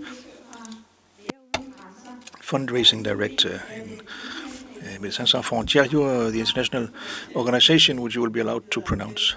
Médecins Sans Frontières. Thank you very much. I tried this morning, but my tongue went wrong.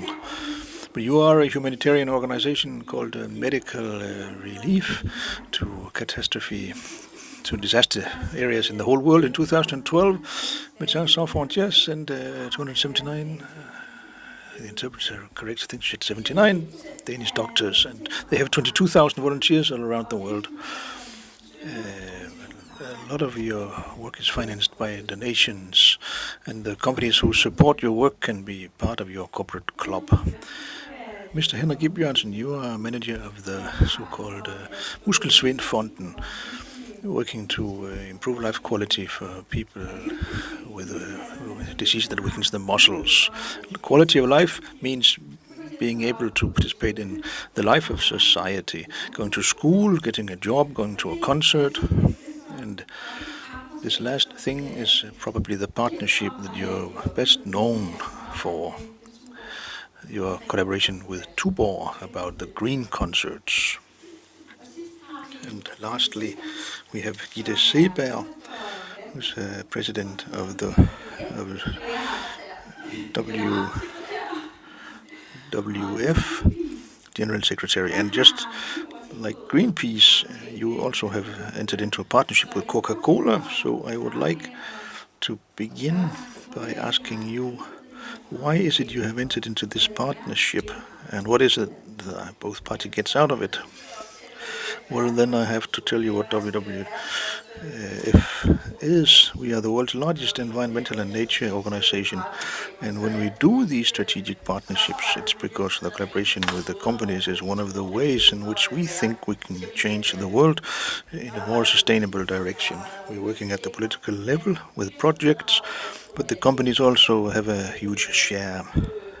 If we look at Coca-Cola, well, it's a collaboration between WWF USA and Coca-Cola, which is that's where it has been based. We have a smaller collaboration with Coca-Cola in Denmark about the protection of polar bears and climate. But the collaboration with Coca-Cola takes its point of departure in water. Coca-Cola sources huge amounts of water. Most people think that water has to do with what you put into the bottles. It has not. It has to do with how you produce sugar. And in relation with Greenpeace, WWF is also involved in the climate side of things, and we're involved in water projects, water-related projects in Africa and other places, working with pure water. And then there is a big strategic collaboration between WWF USA and Canada, and now also Denmark, which is only a small project, about focusing on the Arctic. And we use the polar bear as our symbol, but actually it's about all kinds of things, and we appreciate this collaboration because we from the Danish side are able to see that it puts the climate agenda on the agenda. It's also a lucrative collaboration, enabling us to work. We have an employee paid by Coca-Cola money who's working in the Arctic area. So in that sense, we also profit from the collaboration with Coca-Cola. It's a huge collaboration, and as I said, it's based in some environmental objective matters. So you enter into partnership with the commercial company. How do you feel about that when you're idealists? Well, I've been in WWF for almost 5 years, and during my time there, we have not heard any criticism of our collaborations with business. Of course, you do need to be aware when you enter into strategic partnerships with various companies. We've been working with IKEA. In USA, we have collaborated with Walmart. In Denmark, we work together with Novo Nordisk on climate. Then, of course, you do expose yourself to some kind of risk of criticism. But my attitude is that we as an organization stand behind the companies we work together with. This doesn't mean that we stand behind any errors they were to make about children's work or illegally sourced wood from jungles or such stuff. We don't think that would be a very good idea, of course. But our aim with these collaborations is to move the company from point A to B and preferably even to C or D, and we help them to support that process. An example to show you with whom we would like to collaborate. We would like to work together with the TC Dairy Company, a food company, but I think we could move much more by collaborating with Arla, which is not as far advanced environment-wise. But if we do collaborate with them, then we will move our mission much further ahead. So actually we approach the companies rather with open eyes. The crucial thing is that the companies want to do it, that it's not a trick just to look good in the media, because in that situation I think things would fall apart. Then it wouldn't be tenable in the long run. It should be anchored in the very top management, otherwise it will not be a success. And it's also important that it's not management who drives it, it should also be anchored within the organization. Well, pragmatically, WWF has been collaborating with the companies during almost the entire duration of its existence.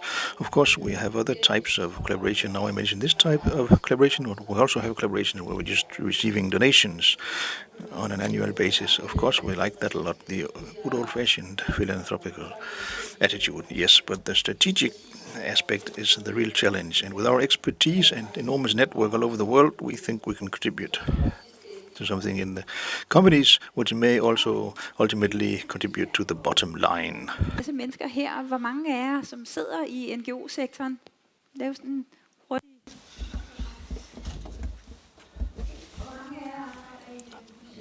How many of you work in the commercial sector? Most of you. It's interesting because what we often see at conferences with partnerships between NGOs and companies is that there's often an overrepresentation of NGOs and companies being attacked, so to speak, during the conference. So it's nice to see there's this difference. How many of you have a partnership, NGO company partnership? Not so many. So perhaps there's a potential there. Gita, you mentioned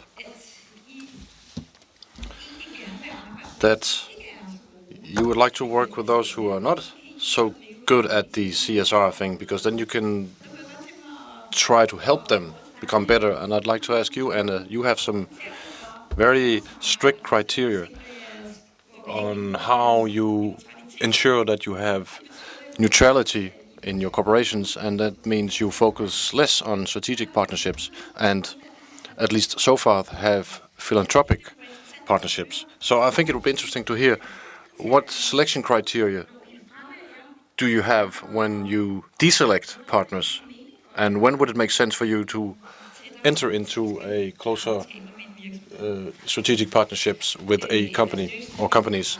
Well, we're not under pressure on a daily basis from companies wanting to establish in partnerships.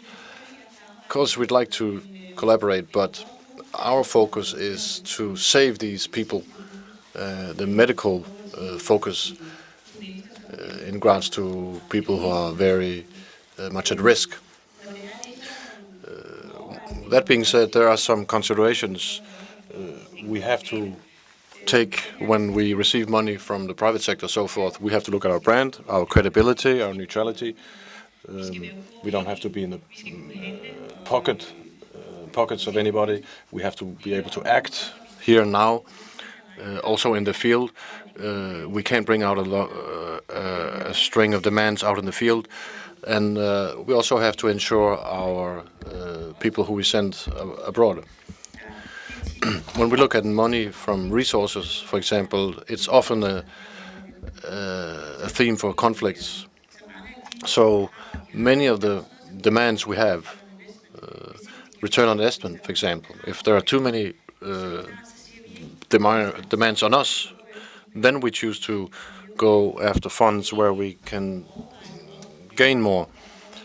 So in all, we have to look what is sensible for our goals, overall goals. So do you have it like a checklist? If a company comes to you, for example, or if you're considering a partnership with a company, so that you can use this checklist and say go, no go. Well, often it's quite obvious, but other times it could be pretty unclear. But there are a lot of partnerships, like you mentioned, that we don't have strategic partnerships in Denmark, but we have some partnerships where we receive some money and they want to use our logo, for example. And we have some partnerships where we receive funds, they want some of our knowledge, reports from the field, etc. We also have a collaboration internationally with Toyota, for which we're very happy, and that makes a difference in the field. It creates a change because it reaches the people we want to help, and if we can't do this, it wouldn't be possible. We get the cars and they get a branding. I don't think they could get in other places because the car is seen in action, where the Toyota car makes a difference between life and death. So there they also have a value for them. So it's a classical, we have some values, you have some values, or you have some money or funds, and let's change. Out of the times it works fine, but in other cases it's much more complicated. And I don't know how much time I have left, but we got plenty of time. Plenty of time. But perhaps we can come back to that. Henrik, you have partnerships and had it for many years, and you are known for your partnership with Tuborg. And tendency that you see in partnerships is that what starts out as quite limited, in time develops, and focus is kind of shifted to other areas. One example is IKEA and UNICEF that started out cooperating around the production and child labor, but 10 years later, IKEA are now sharing their specialist knowledge and share it with UNICEF in regards to distribution help packages. So I was curious to know if there was a development in your partnership or other companies that you collaborate with.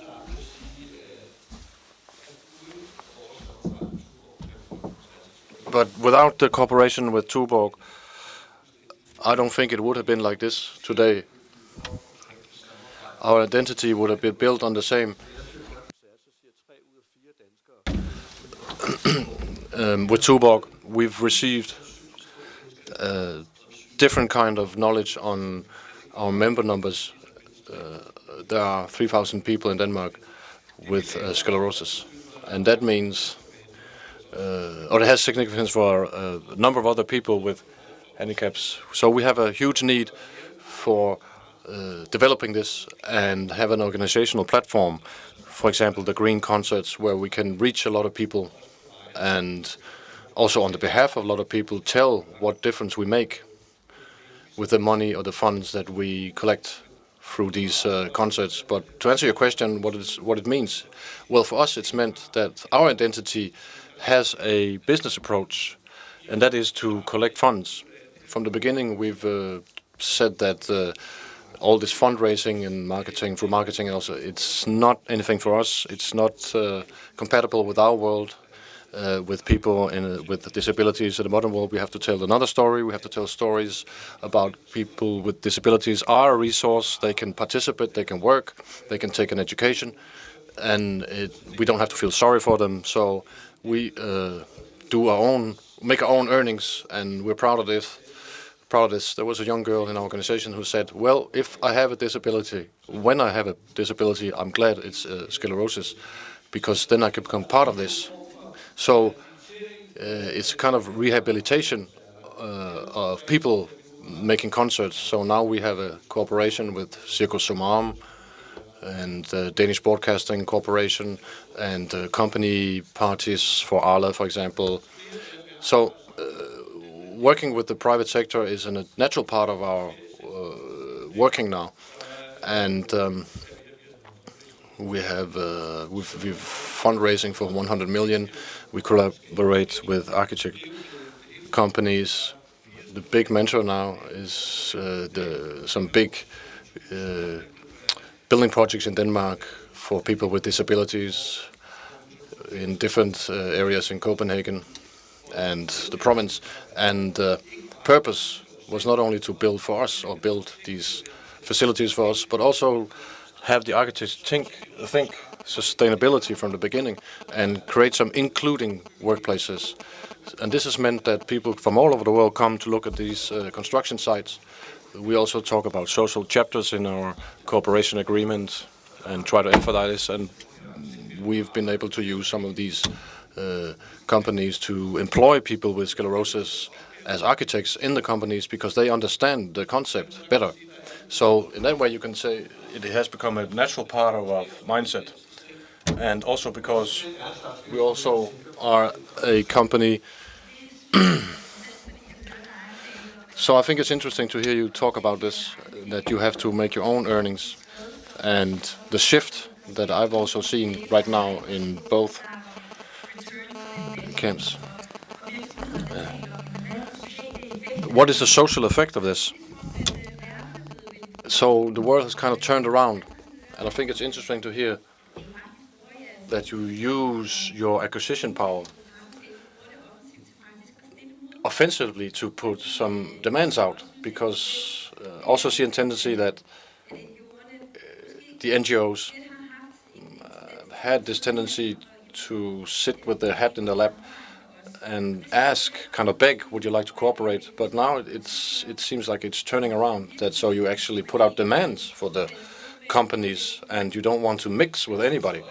Yes, for us it's not even been demands, because when I go out and tell my employees that we want to work with this company and create some including workplaces and create room for differences in the workplace, we just see it as a win-win situation, because that are actually the challenges we face internally and globally. That's a great part of the Danish workforce will be outside the work market.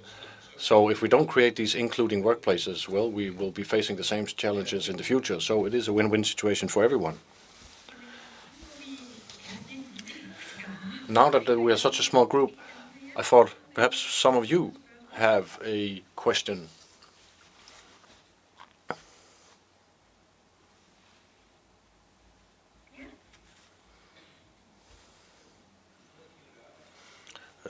The interpreter can't hear the question being asked.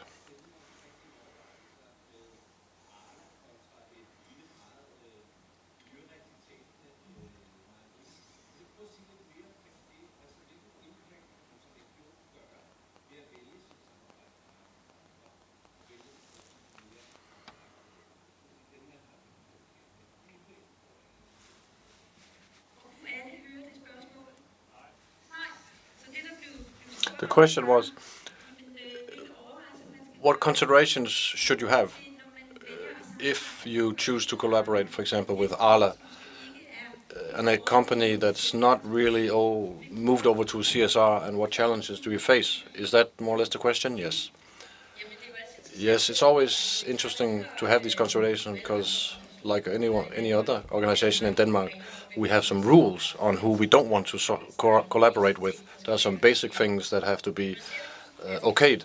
But if we look at where can we shift the most, and I'm not saying anything negative about the teaser dairy, but where can we move most things, and where's the biggest volume? And the things we would put on the agenda in this context would be agriculture, what resources, soya, palm oil, etc., from areas where there has been deforestation recently. And we think if we can get this type of companies, we'll be able to do something, for example, with the rainforest and the climate, what kind of feeds the animals are getting, soya primarily from South America, and rainforest is being cut down very quickly.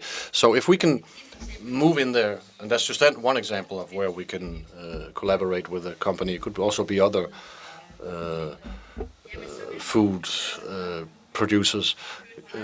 Well, because the volume is so huge, we could move a lot more than collaborating with a very small company that functions very well. So that's where I'm saying that the WWF have some surprising collaborations, for example, with companies you wouldn't think we would have. We have, in France, we have a collaboration with Lafarge, which is a huge polluting company, produces cement. But via this collaboration, we've been looking at all the processes and we'll actually be able to create a plan for a reduction of the CO2 emissions in the near future. And the same way, we have a collaboration with Mormont, which I think is one of the most exciting corporations we have with some very ambitious targets for sustainable fisheries and agriculture, also concerning palm oil and these products. And this also leads to deforestation in Asia. So I think it's very exciting. We have a supermarket chain that is huge, and they have signed an agreement to work towards this target of sustainability.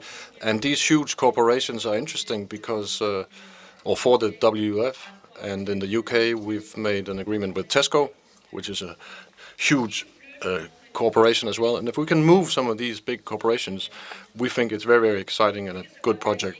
And maybe they don't start right up here at the high level, but the agreements with us is that they put out or make some targets, define some targets. We have cooperated with Novo Nordisk, which is known as a very good company in Denmark, and we made an agreement 10 years ago that they, in a growth scenario where they expected a growth of 70% within 5 years, they would reduce their CO2 emissions by 10%. So that sounds good. And Novo Nordisk actually succeeded through this cooperation in achieving these goals earlier than predicted. And in this way, we made a new cooperation agreement where we try to challenge the companies constantly that they can do things better than they do right now. And now we're in the second phase and moving towards the third phase. So it's very, very interesting. And I think the cooperation, if you look at the bottom line, it also meant a lot in energy savings. So you can say that there's also money on the bottom line this. So this strategic partnership thing, like Peter Nørgaard mentioned earlier, is kind of addictive. When you've taken one step, you tend to want to take the next step, and that leads me to ask you, do you really need these strategic partnerships? Wouldn't it be easier just to have philanthropic partnerships where you as an NGO receive some money and then you have peace and quiet and you can focus on your goals? Because it also sounds that it really requires a bigger effort entering these kinds of agreements. What are your opinions? Well, there is a limit as to how many strategic partnerships we can have in our small office with 35 to 40 employees in Copenhagen, and therefore we are quite selective on who we choose to cooperate with, because these great partnerships, we can have 3 to 4 or 5 people, but we can also have smaller corporations. We work with the oceans and fisheries. We can have smaller agreements regarding sourcing of sustainable fish, but obviously we don't have a mission that we don't only work with cooperation. Our mission is, of course, to make a difference in the world. Henrik, well, I think you should know that in the CSR context, the NGO is not necessarily a natural collaboration partner.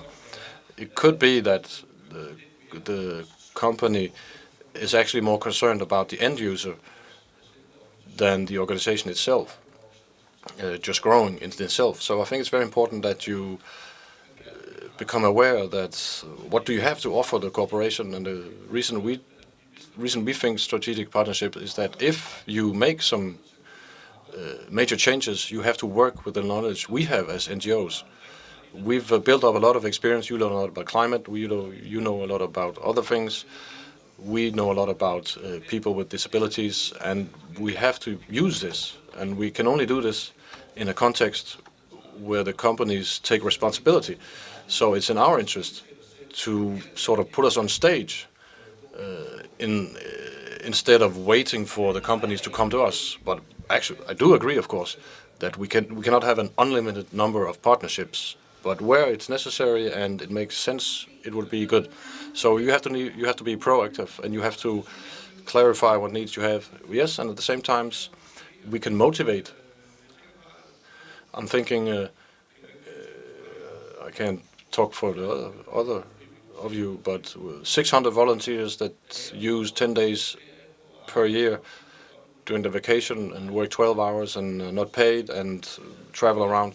That kind of motivation, a lot of companies would like to have, and know how did we do it. And in the same manner, you get people to travel abroad. So yes, with the volunteerism there is in the NGOs, it's very interesting for companies to connect to. And Lars Koling also talked about it.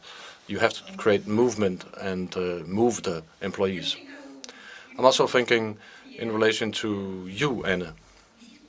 If you were to enter into these strategic partnerships where you focus on creating something together with a company, could you then imagine that you would collaborate with a company that helps you or assist you developing a tool that the doctors need, the physicians need in the field when you send them abroad? Would that kind of partnership be something you could use in the future? Well, first of all, I would say that it's very important that you focus on the target, that what you want. We want to help some people, we want to take responsibility, and it doesn't really matter what what the name is, and where it is, and what generation it is, or phase, because sometimes it makes sense and sometimes it doesn't. Sometimes it makes sense to give some resources to us, or sometimes it makes sense to engage in something. We have a research project where we have to find a nutrition product that is targeted to children with moderate undernutrition. So they don't die from the disease, but they get other diseases, infections of the internal organs and so forth. And the next time they will be majorly undernourished, and then they die. So it's something that's been developed 30 years ago. Nobody's done any research into this field, and it's something that children under 5 years cannot use. And in worst case scenario, they will actually vomit from this product. So it's very important to find a product for them specifically. It contains something, a surplus product. Some of the milk producers produce, but for us, it's 36 million people. For a company, it's a market, and several of them have interest in developing the right product that's been tested in the field with the children in question. And that would make great sense, and to collaborate, and maybe not in the research phase, because then we could be accused of paying them to do the research. But afterwards, it would make a lot of sense to cooperate with these companies developing this product. So there could be potential there. Yes. Now we have 48 seconds left, maximum. And I think we've had some very good advice here towards the NGOs. You have to be proactive. You have to make it clear on who you want to collaborate. You have to be pragmatical. So I thought maybe you, in 10 seconds, could give some good advice for the companies who want to go into cooperation with the NGOs. What should they do for you to think that they are interesting? Anne. Well, I'll just say that talk clearly to the NGO for the target. If you want to make some money on the collaboration, you have to say it. But you just have to be specific that what you want and have a common or mutual target with the NGO, otherwise you won't succeed. Henrik, I would like that Danish companies moved a little away from the philanthropic side and towards telling the other story. Doesn't always have to be someone in the other end that we can feel really sorry for. It's just important to be part of society and contribute to society in general. The other story, of course, you still have to tell it, but we can also move it somewhere else, the focus somewhere else. Gitte? Well, I think you have to make it very clear that what this means, make sure that it matches the organization. If we do a climate cooperation, you have to be sure that that's what you want. It's not enough that the CSR manager thinks it's a good idea. You have to be ready to roll this out, and you have to know what you want out to gain from this. Okay, with these 3 pieces of advice, I will conclude the panel debate and say thank you very much. I'm very pleased, and I look very much forward to follow these kinds of partnerships, and I hope we will have more examples, not only for CSR but also for CSI, corporate social innovation. So let's give them a round of applause. Thank you.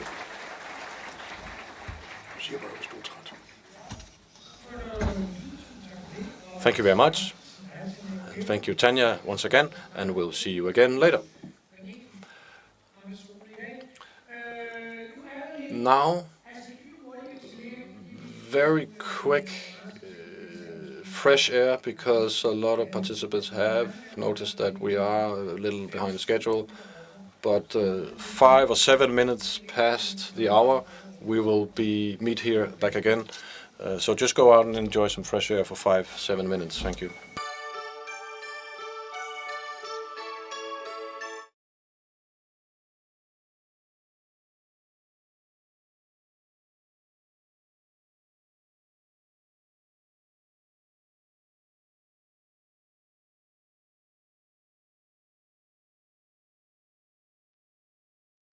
Yes. Thanks for having returned. Hot dogs and sunshine, of course, is a tempting cocktail to some of us. I hope you have had some good side events, some good inspiring moments. Now we shall continue in here, and we shall do so with a posh visit by the government. Mr. Nikolai Vammen over here. As you all know, he used to be Lord Mayor of Aarhus. Now he is Minister for European Affairs in the Danish government. I was just about to say European Mayor. You can't be that. But he will try to inspire us in this theme of social responsibility and sustainability in business in the European context. Welcome to you, Nikolai. Let's give him a hand.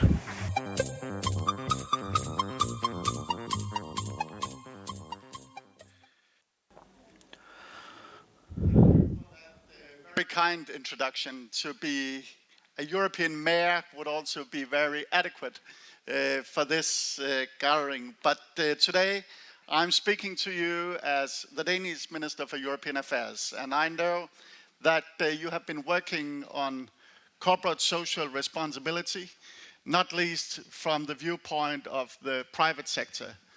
It is, of course, of key importance that the private sector delivers on corporate social responsibility. But sometimes it seems that the discussion about the partnership between the private sector, for that matter the public sector, but also political life, is somewhat forgotten.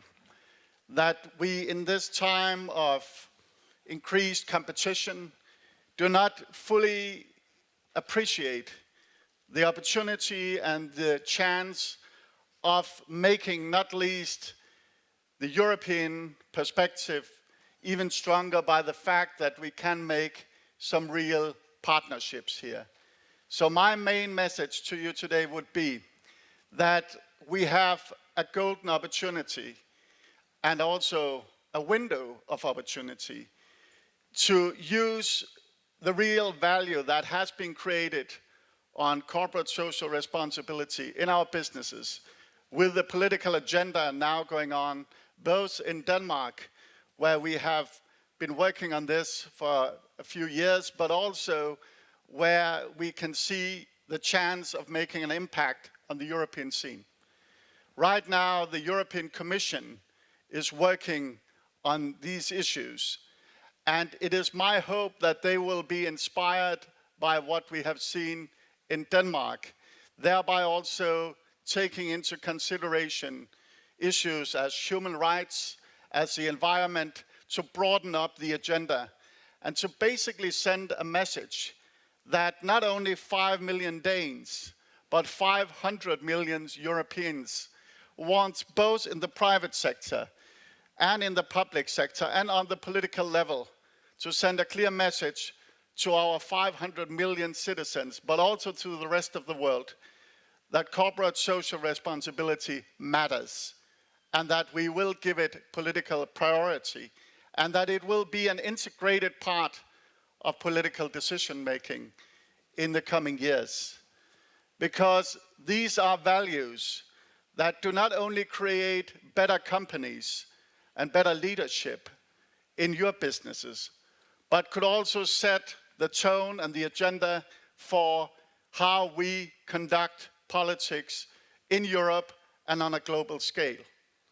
And therefore, it is also extremely important to remember that we have now a new commission that will come into town in a very short while. A new commission will be in place on the European scene. We have elections for the European Parliament, and we have 27 member states, soon to be 28, who discuss these issues on a daily basis, but do not always connect them to our reality and also to a reality with local businesses.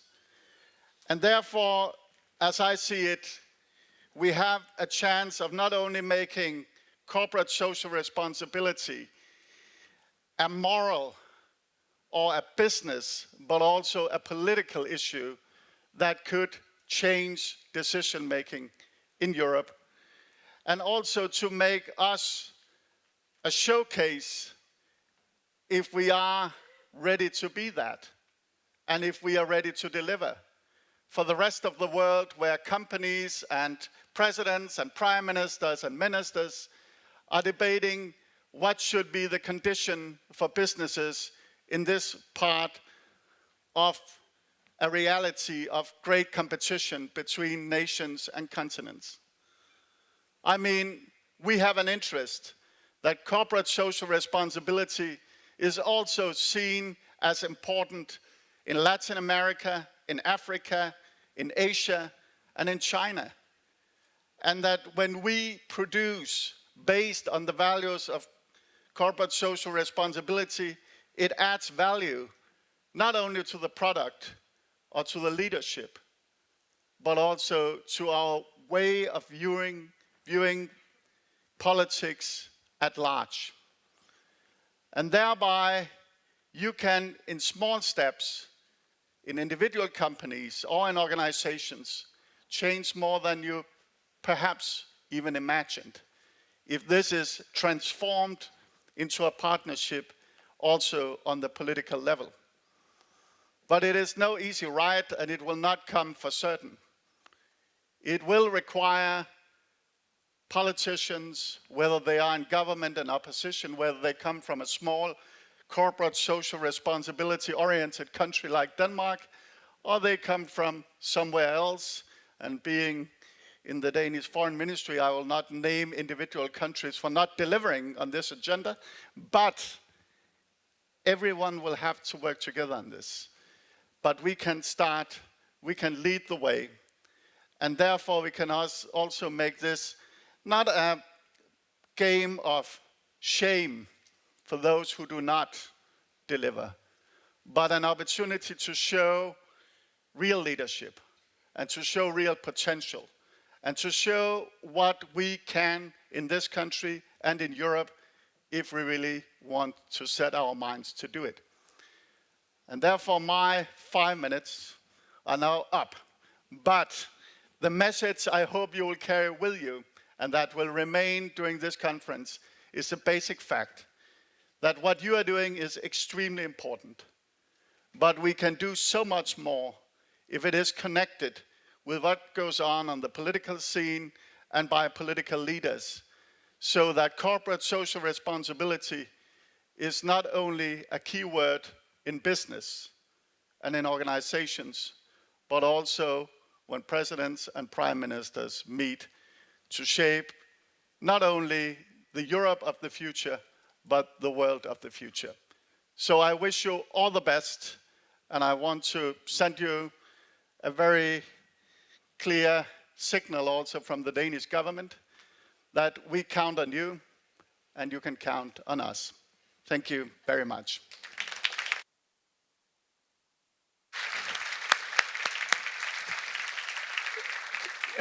Tak til Nikolaj. Thanks to Nikolai. Thanks to a strong, edifying speech with promises and perspectives and everything. Fantastic. Now we had some snacks on the tables. You can eat it now. While we have started, now we have a brief video from Broconcept Vision. Boconcept. En af de initiativer, vi har taget for at One of the initiatives we took to keep focusing on CSR is a thing called Initiatives for Life. We donated to Indian children in Peru. It arose quite coincidentally and grew really big and made a huge difference to small Indian children who got a mobile tooth clinic and water for their school and new furniture for school. It was a bit special and fun and never seen before, and we could make a huge difference for a little money. And we also think CSR into our products when possible. An example is this plate made from an old Indian dress. They are all unique, and when you buy them, you contribute to society. It makes people feel proud to be part of it internally in the enterprise. And that means much more than usually expected to the employees. We have to think it with our heart, first of all. I think that's about 80% of it. And one of the other initiatives, which are a bit fun, is an initiative called to Run for Life, where everybody could run for an entire month, or the employees all over the world, and all the kilometers run in were multiplied by some euros and then donated to Ronald McDonald House for families of cancer-stricken children.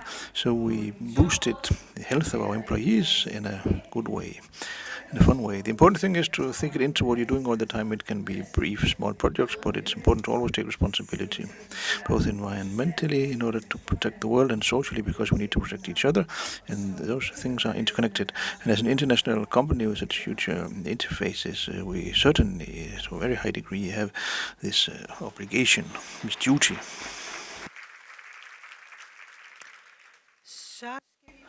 Then we need to move on to next keynote speaker for today, Mr. Jens Prebensen. Not yet. Please come up here, Jens. And hello. But before you have the floor, I need to say some nice things. Some nice things are written down here.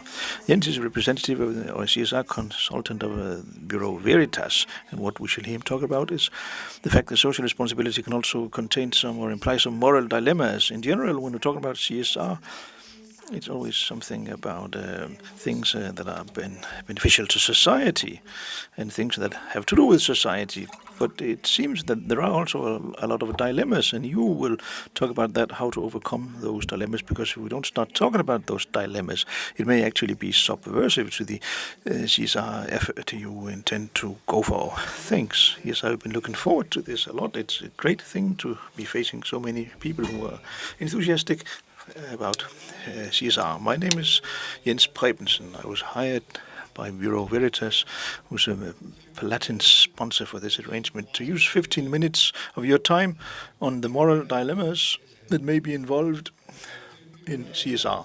15 minutes is not a lot of time for such a complex subject, so I will take the liberty to just do it superficially and yet hope you will profit from it. In my presentation, I shall divide business dilemmas into rational dilemmas and moral dilemmas. Rational dilemmas are those situations where a company needs to choose between two options that can be balanced in relation to each other based on a calculated risk perspective. What matters to the company is to find the solution that will create the most value for the company as a business. As you can see on the picture, the dilemma here could be for the company: should we bring down emissions or should we clean our wastewater? Those decisions are found in the everyday life of any company. In the moral dilemmas, you need to make a decision based on emotions, and oftentimes it's a choice among unpleasant options.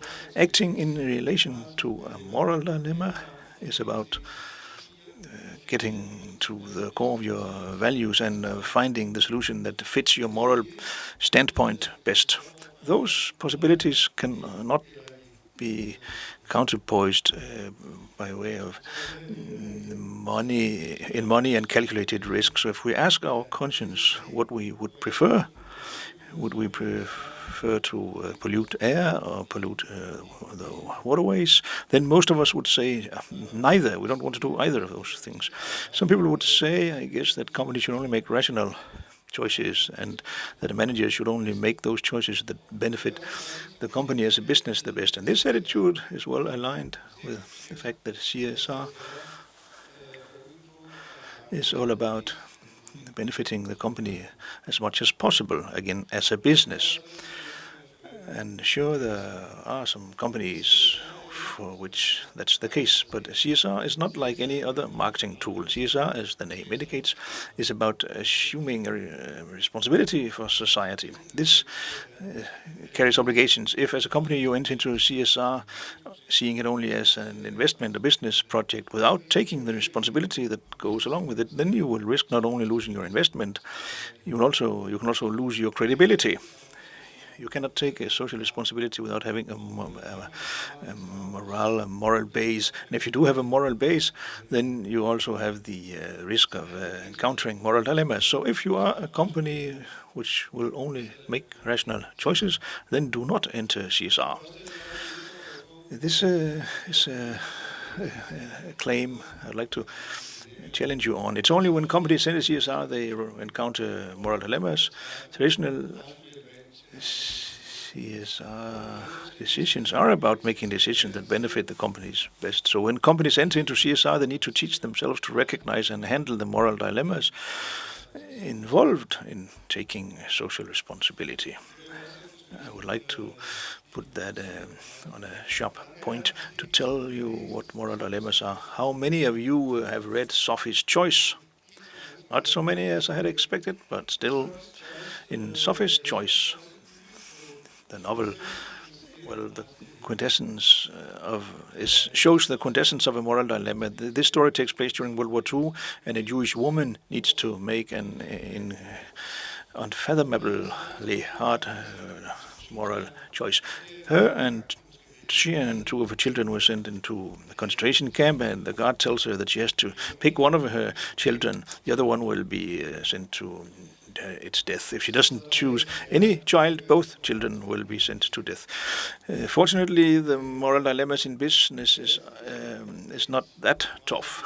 The classical example of a moral dilemma in a business is children's work. The cynical business probably can quickly decide which is most beneficial to it among the options, children's work or not, but still the moral dilemma remains unavoidable. In English, they define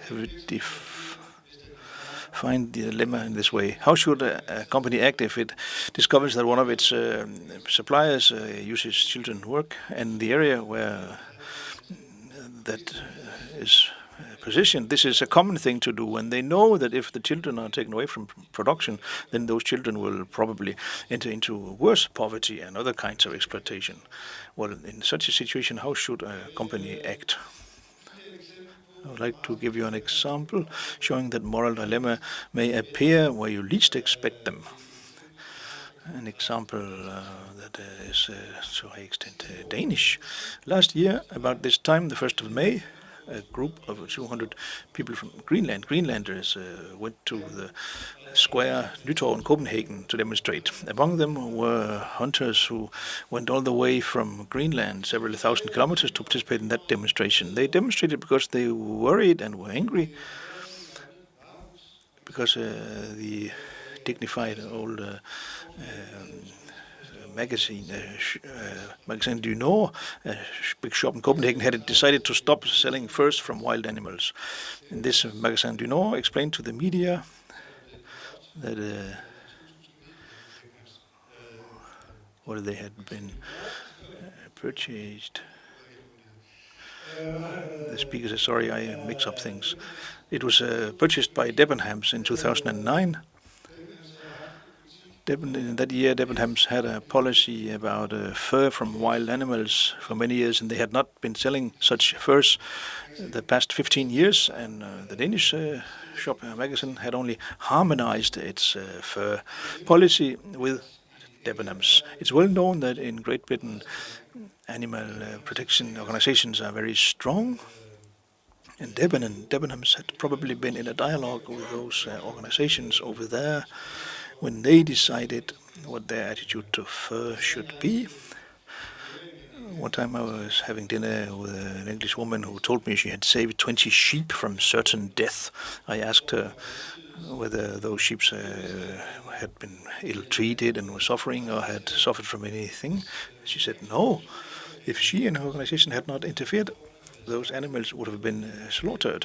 They would have ended up as meat on people's tables, and I understood that this was a terrible situation in her eyes. I didn't say so much while eating the rest of my steak and while she ate the rest of her vegetarian meal. In Denmark, Anima said they were enthusiastic about magazine's attitude to fur. That finally we had a company, or now we had one more company that really assumed responsibility, which was great, and more companies did leave this business of fur from wild animals. We all remember the discussion during the 80s with pictures of the brutal killings of baby seals in Canada.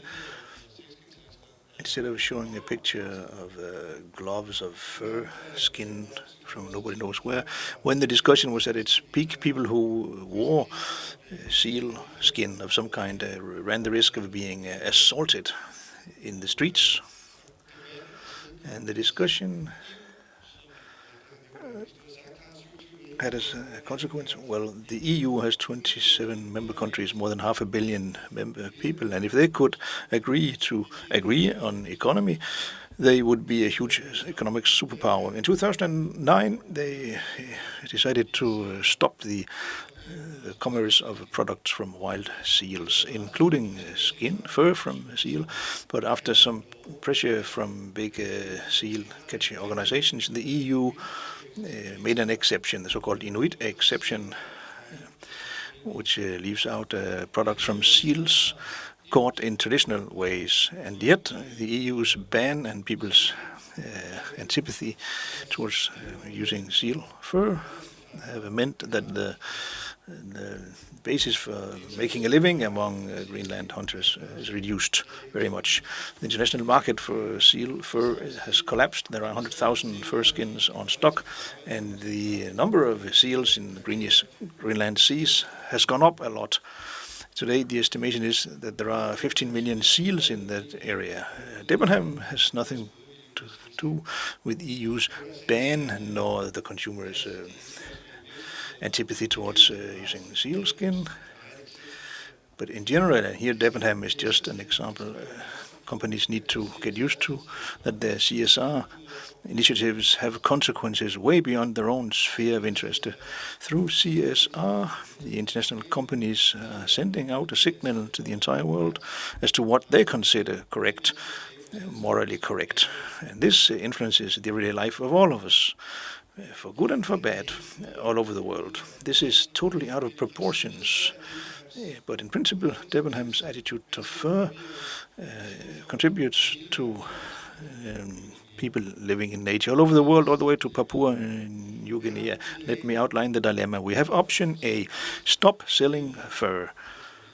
from wild animals in order to support the case of the animal protection organizations. And then we have option B, continue selling fur from wild animals in order to support natural peoples and their basis of making a living. In other words, it's a question of doing what we consider humane treatment of wild animals, and then the existence of natural peoples. It is really between a rock and a hard place. It's a matter of morality. It's a moral dilemma. And in such ethical dilemmas, there are no easy choices. Not taking a position, as it was shown in Sophie's Choice, also means taking a position.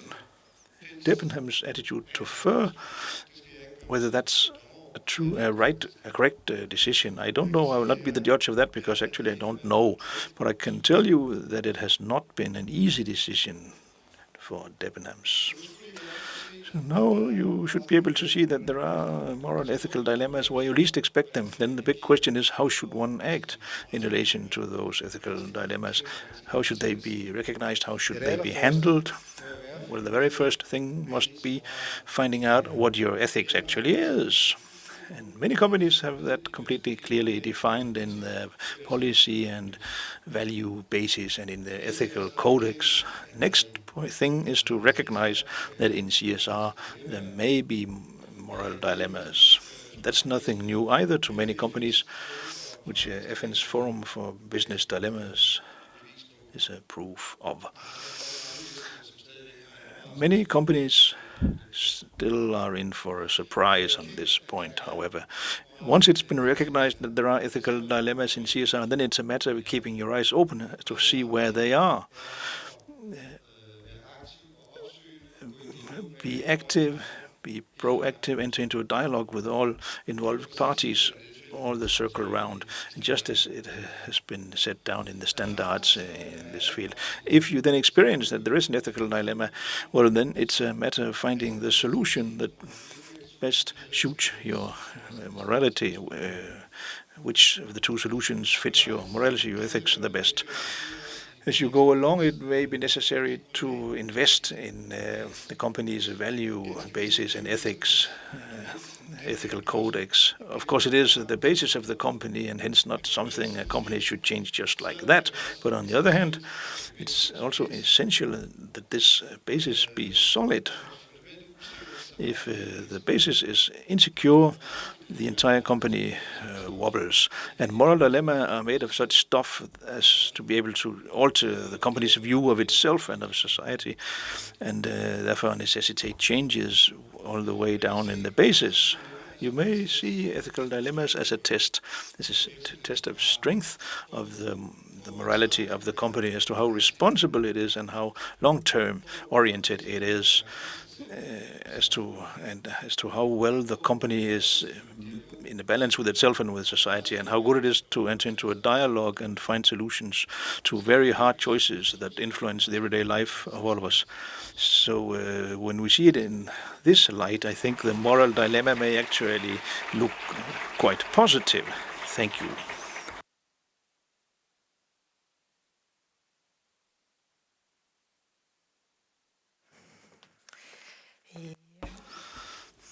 Yes. I think you should say thank you. That's right. That's what we should. And then we'll see a small video and get back after the little video. That's all that had to take place now. And I'm the beautiful secretary, so let's just put up that video. We in Code of Care want to be the head of the paradigm shift required to make more companies take social responsibility. That's why we say more care, less me. Because we can't present ourselves otherwise. Because it will be a condition for all companies in the future, for the companies which take social responsibility gets good employees. Code of Care is an organization working to make more companies see the value of taking social responsibility and taking action on that by informing them, by creating innovation.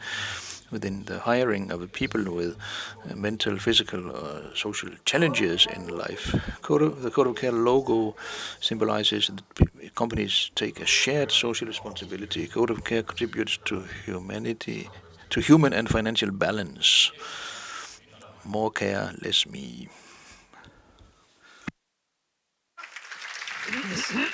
Ja. Og nu ændrer vi lige... Now we change the dramatics a bit. Before the lunch break, we shall have an injection of vitamins from Peter Nørrebro, who comes from Code of Care. We gave him 3 minutes to inject some life into us before lunch. And we get the practical information after that. Thanks. Of course, it's a challenge to get 3 minutes when you have a lot of things you want to tell. 700 to 800,000 people are outside of the labor market. This is a challenge you can see when I travel and talk to lots of municipalities about that. And if I talk to top politicians or top officials, they spend the first 20 minutes praising themselves, telling how good their municipality is at this. And after that, I have to say, well done, but do we agree that it's far, far, far from enough? If we need to solve this task, if we should solve it, we shall do it in a collaboration between the public and the private labor market. So what Code of Care is ahead of is not just that business should stretch its hand out, we should stretch it totally out and say, dear politicians, you have a challenge which you're unable to solve yourselves. We need to help you solve it. Concretely, we have a project now in the municipality of Holstebro where 10 business people this Thursday will gather 80 business people to find out how can we hire people in flex jobs. How can we break the code of hiring flex jobbers? In such a small municipality as Holstebro, breaking this code would mean saving 25 million kroner. We need to create 263 flex jobs. And this is not impossible when you have more than 1,000 companies. And we business people understand that when people mention amounts of money. This is what Code of Care is in charge of. We spend a lot of time handing out money, distributing money in very many different contexts. And we should never get so poor that all we can afford is to hand out money. Wise Indian once said, give a man a fish and he will have food the rest of that day. Teach him to fish and he will have food the rest of his life. This is what it's all about, that we walk in the front to show the direction. And we are serious about it in Danish business, among you and me. More care, less me. So I encourage you to join a fellowship around Code of Care. It's a movement that wants to contribute to establishing a new agenda, making business go together in order to care more about the employees who are already there and those who should be there. 700,000 to 800,000 people, that's quite a challenge. We are able to break this curve, at least a long way along the road. We can do it better than the political systems are able to do it on their own. So good luck to you. Thanks a lot to Peter Nørgaard, and after this encouragement to participate in the Code of Care network, this movement, we have almost reached the end of the first part of our program. Lunchtime is close, and you're not going out to move away from the tables, because lunch will be brought to your tables, so please remain at your tables. And then, as soon as you have swallowed this food, quickly, lots of things will take place outside in the lobby. You can also look forward to Jonathan Løv, who spammed us with lots of emails, one of the main organizers behind Who Cares Wins, to talk about innovation, CSR and human brands. And then there is a huge workshop outside. Apart from that, we shall have some entertainment. Nightingale's String Quartet has come to visit us. They will play some music for us. They are not just anybody. It's a quartet formed in the year 2007, consisting of Gunvar C., Josefine Dalsgaard on violins, Maria-Louise Boholt Jensen on some kind of cello. Uddannelse fra det All 4 of them are educated from the Danish Classical Music Conservatory. They received the Talent Prize of the Danish National Broadcasting Station 2. In 2010, they published their first CD, which has been acclaimed all over the world. And the food will be great sandwiches sponsored by this hotel. And once you have swallowed them very quickly, there will be some activity outside. So bon appetit. I also need to say a few things because I just want to say some things. Out here in the lobby, they asked us the booth of Vedvarende Energi, having a so-called biodome project in Nairobi, Kenya. In their own words, it's a big collective toilet for small children at a school. And if you look at what hygiene means, this is very good. There are shares being sold. The lowest one is 8,000 kroner. I think there's no limit as to how expensive they can be. You can look at that in their booth. You will also find in the official Yumi Family Care, their booth is also out there. And in general, of course, you can enjoy the layout established out there. I think this layout up here behind us is amazing. So the nightingales playing, so the angels are singing, and we are eating. And then we go out there to be inspired, and we shall all meet in here again at 2:30 to continue. So have a nice time until then, and have a good lunch.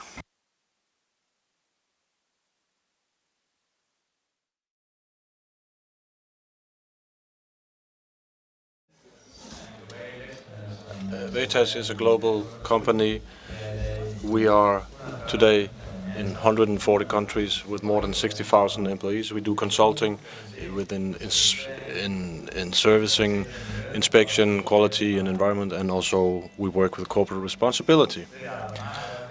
We focus a lot on a cooperation with a kindergarten in Bangladesh. A kindergarten we came into contact through one of our employees who did volunteer work in Bangladesh.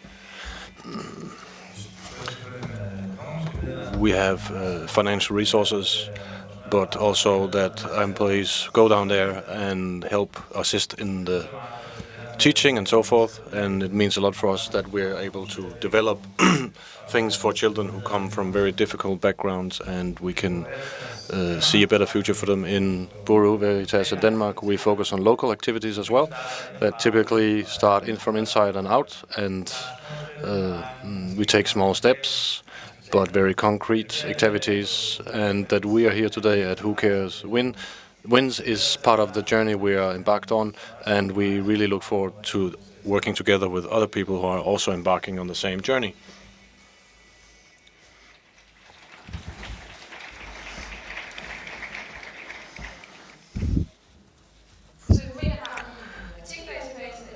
Infomedia, we have an article base where you can search for CSR reputation. We also have media monitoring for our customers, and on top of that we have a string of analysis where we measure media reputation and so forth. Apart from CSR, we also develop things so that we can support the societal debate, help children to read.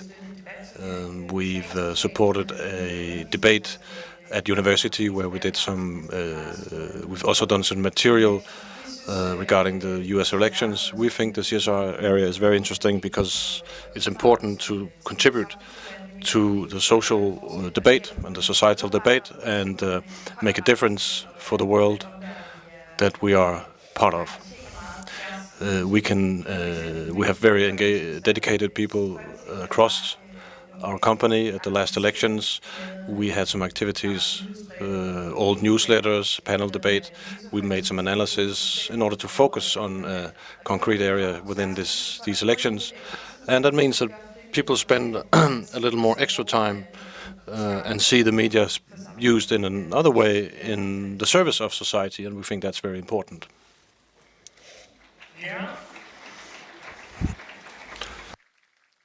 Yes, and welcome back. Now we'll start with the second part, and the next man on stage is Jonathan Löw himself. He works, and I think we already heard this, he's a marketing manager for the Chaos Pilots.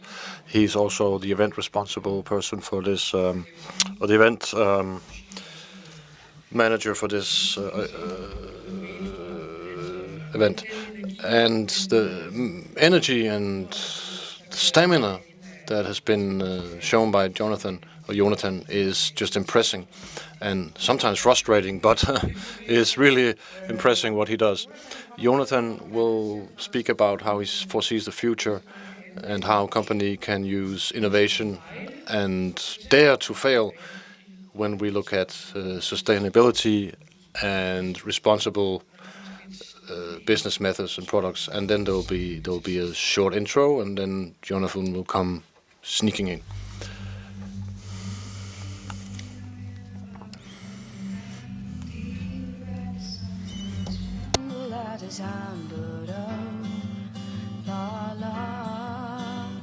He lost my word to get thick, and his songs were pathetic, and he's a failure now.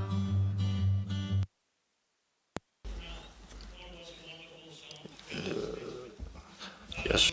Actually, I wanted to go straight to this presentation and what I want to share with you, but I want to start a different place because I have two feelings when Henrik is joking with me. One is humble to have all these nice words. Two is also a little ashamed, or a feeling that this is not my event, so I don't really like that. So I want to say a big thanks to all the volunteers, because we are a non-profit with 60 people. It's not my non-profit, it's not my event.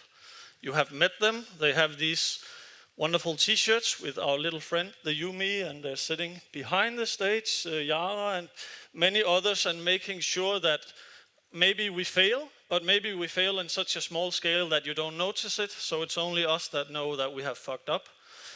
They are outside, they are everywhere, and they are the people that have made this event come true. So I thought, okay, I only have 17 minutes, but I want to spend the first minute thanking them and getting the focus away from me, because I don't really like it even though I'm up here. So I would like for you to give them a hand and appreciate their work.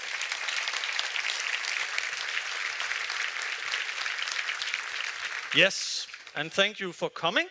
I have 15 minutes and 50 seconds. I hope I will not exactly live up to that, because what I'm talking about here is that when you work with a sensitive and difficult subject like CSR, I hope that you are going to fail sometimes. I think we have a mentality. I used to be an entrepreneur, and when you start up a company in Denmark, it's very different than if you start up in Silicon Valley in the US. In Silicon Valley, they appreciate if you go bankrupt. It shows that you have tried, and you've tried to achieve something. Back here, it's like a taboo, and it's something, you don't really want to talk about it. It's shameful for the family. It creates conflicts in the family. You might lose your house and everything. All of these terrible things are associated with failing, and yes, it can be a part of it, but it's also a really exciting journey. And the same with CSR. If you want to use CSR, as Wayne Visser was talking about, to really innovate your business model, then you're going to have attempts that will fail. So if you have this lean machine of a company that is moving forward and having growth, then you might have a hard time as a CEO or convincing the CEO that you should try to adjust because this is important for your organization, because he'll be or she'll be so afraid that it's going to mess up the good business. So I want to take some of the seriousness out of this and give you two good examples of innovation and failing that I really loved. I found them on YouTube. First on YouTube, I search for the word innovation, and in the top 10 this was one of the really cool innovations. I thought it's a clever guy. Now this might look just like rubber glove on a plastic bottle, but I show you is much more, because when you give squeeze you get middle finger that say fuck you. Beautiful, right?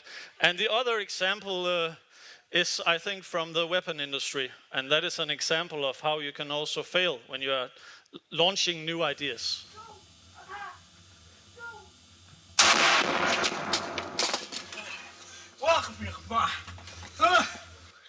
I I don't know what he's saying, but I'm guessing it's not very nice words.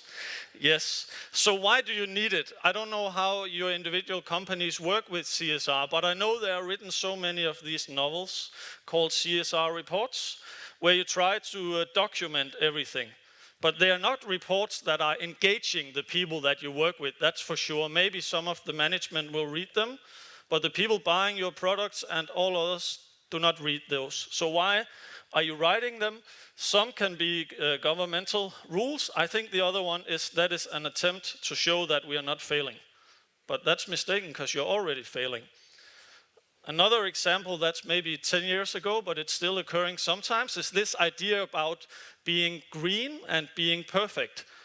And it's really interesting because when you look at international research, this is what consumers want. Many consumers have a disgust of business after the financial crisis. So what do they want? They want companies that look more similar to themselves. And how are we? Well, yes, I'm standing here, and it might seem like, ooh, he's doing everything great. He's co-organizing a big event. He has a nice job. I don't have a girlfriend at the moment, but if I had and she was pretty, that would be a good part of the story too. And I used to set up a company that was very successful with 40 staff members in 8 countries. But I also had stress that caused a depression, and I had 1 year which was true nightmare. And when you start sharing those kinds of stories, people listen to you in a different way because they understand, oh, that person is just like me.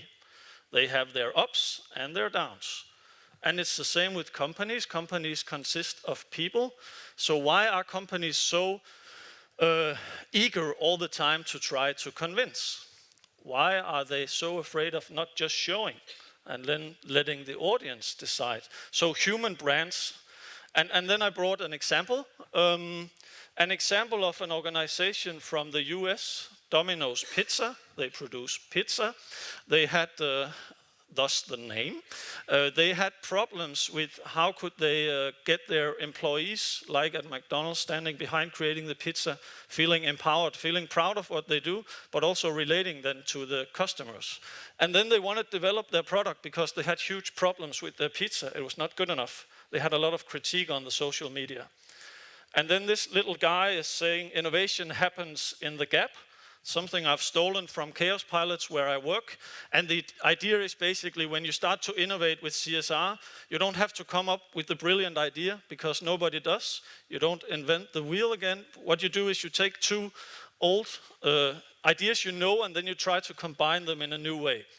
And that's what Domino did, and they created like sort of an instant feedback culture, and this is how it worked. I don't ever want to send out a bad pizza. It's got my name on it.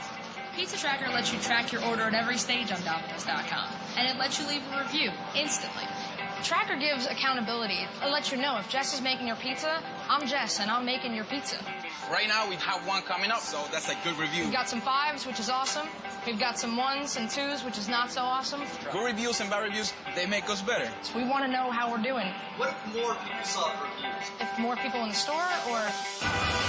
Whoa! Are you kidding me? That is insane. I never thought I'd see my name scrolling through Times Square. The reviews are up, so get our $5.99 deal online and tell us how we did. I think that raises the bar just a little bit higher. So Domino's buy one of the most expensive advertising slots in the world, Times Square, and they allow their consumers using Twitter to tweet exactly what they want, and they put it up there. They're not saying we make the best pizza. They're letting more than 80,000 people on their Twitter tell the world what they're doing and trying to innovate and become better from that, and they're including their staff in this.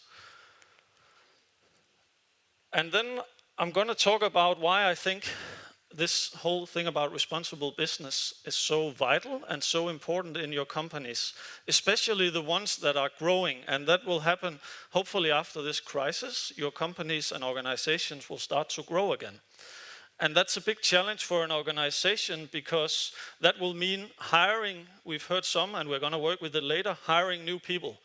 One thing is what kind of people are you hiring, out of what values? The others are how do you make them believe in the same things that you believe in? You might know Simon Sinek, who is a famous TED talker, about his golden circle, and in the center of this is the why. And I took a little part of what he's saying about organization and growth. And this is the dilemma he describes, where I think you can use CSR, hopefully, as a tool to meet this requirement. When an organization is founded, all organizations are founded on the same basic principles. There's some sort of measurement. It's often money, but it can be anything. And then there's time. And when an organization is founded, what they do and why they do it are inextricably linked. There's usually some founder or some small group of founders that are able to put their vision into words, and their passion inspires others to come and join them in pursuit of something greater than all of themselves. And they trust their guts, and off they go, and it's an amazing experience.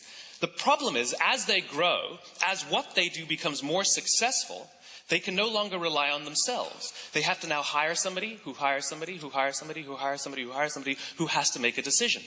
Based on what? And what they do starts to grow, that metric.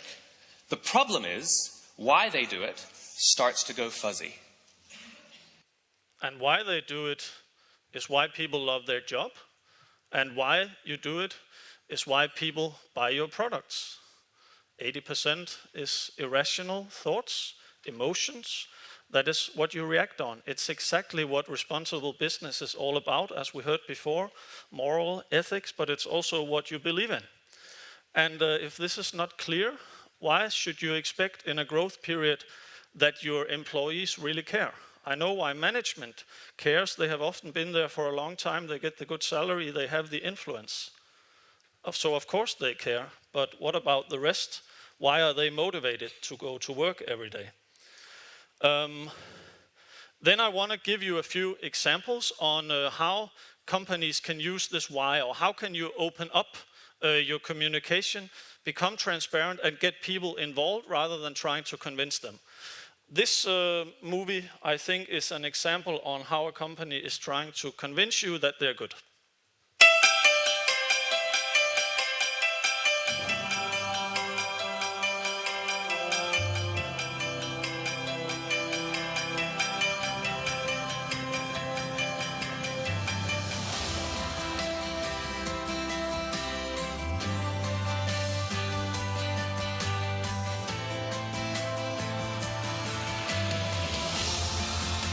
Le soleil, le vent et l'eau. Nous couvrons tous nos besoins en électricité avec des énergies indigènes à 100% renouvelables. C'est pour ça que nous nous engageons tous les jours dans toute la Suisse.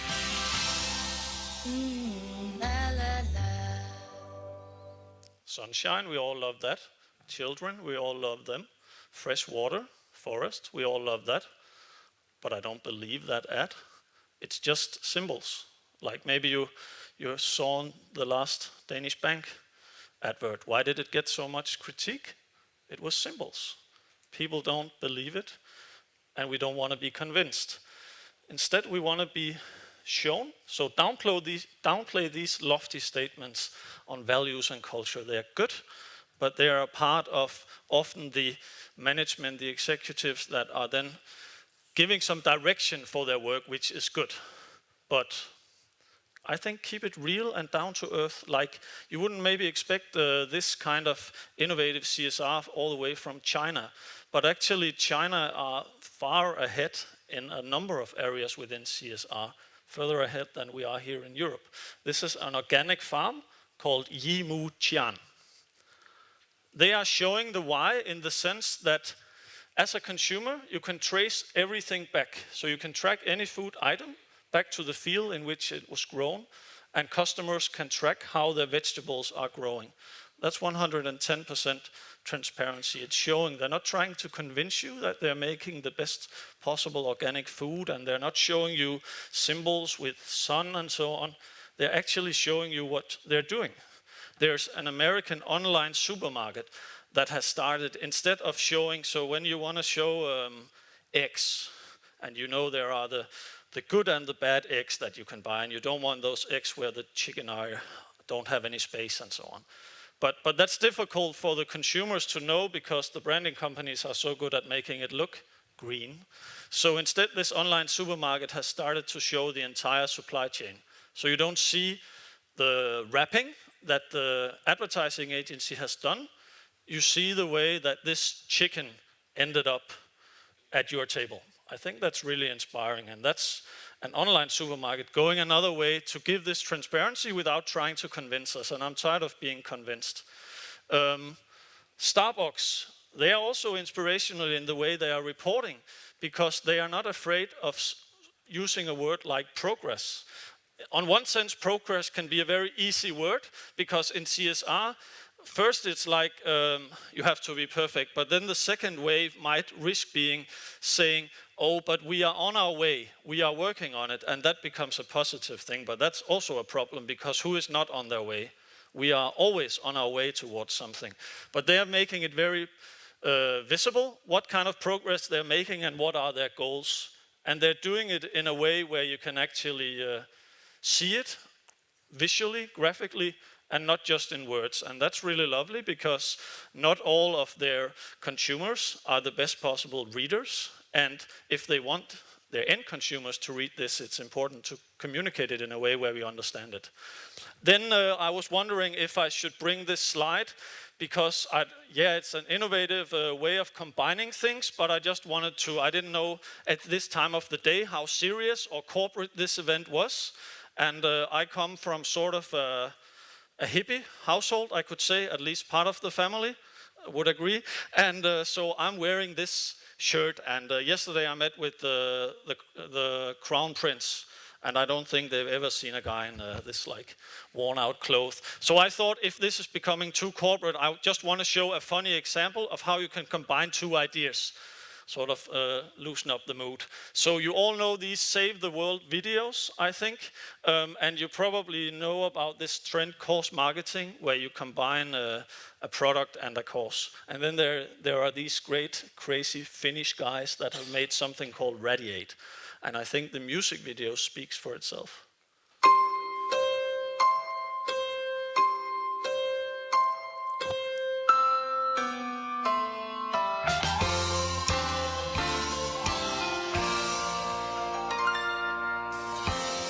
In Norway, kids are freezing. It's time for us to care. This heat's enough for Norway. If Africans would share. Yet Africans keep thinking we can't contribute. The warmth you've got we'd like to share, but we can distribute.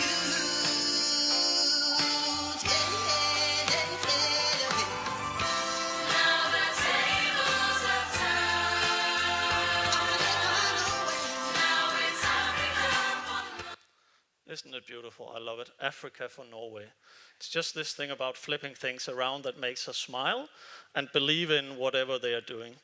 So my 4 pieces of advice, or trying to look out into the future, would be human in your communication, in the way you work with each other, always. Try to ask the why, even in decisions where the how and the what are the ones that are normally filling up your mind, because we are executing every day. We are doing things. We are not so much being and just taking us time to think. So remember to ask why you're doing it as individuals. Keep it real. And I think be innovative. Why? Because it can create new business opportunities, and because it's fun.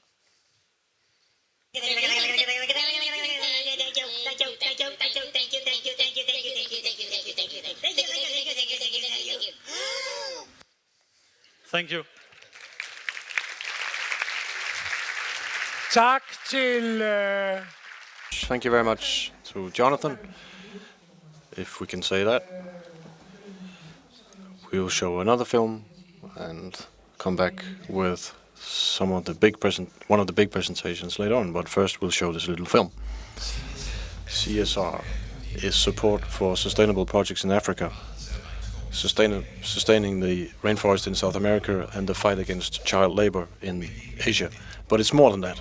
It's also activities in our own country, three of the biggest challenges for society concern health, climate, and congestion.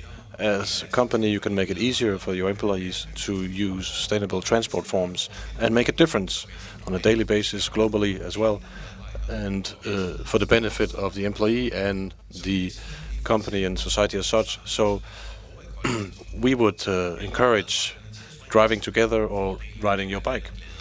You will get more happier and more satisfied employees, less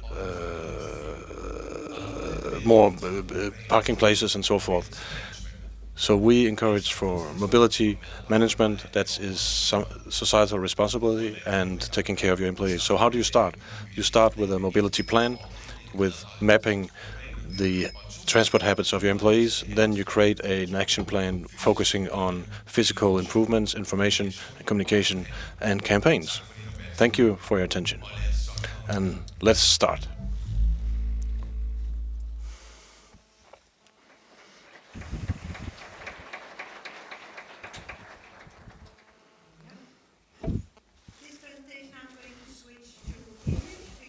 Our next speaker, who is getting ready, is a very distinguished person. In 2007, he received the Nobel's Peace Prize in company with Al Gore, the former vice president in USA. Actually, Mr. Mohan Munasingh, as his name is educated as a scientist and economist, but he's seen as one of the world's leading experts in the field of energy, climate changes, and sustainable development. He is also the chair of the Munasingh Institute for Development, and besides that, he's a part of the board for Green Cross and the prestigious Club of Rome. Mr. Mohan Munasingh will talk about the role of business companies' sustainable consumption and production. And he will introduce to you a new expression called Sustainomics Framework that can be implemented in companies and NGOs to assure the combination of profit, social advantages, and protection of the environment. So please give a very warm welcome to Mr. Mohan Munasingh, the Nobel Peace Prize winner.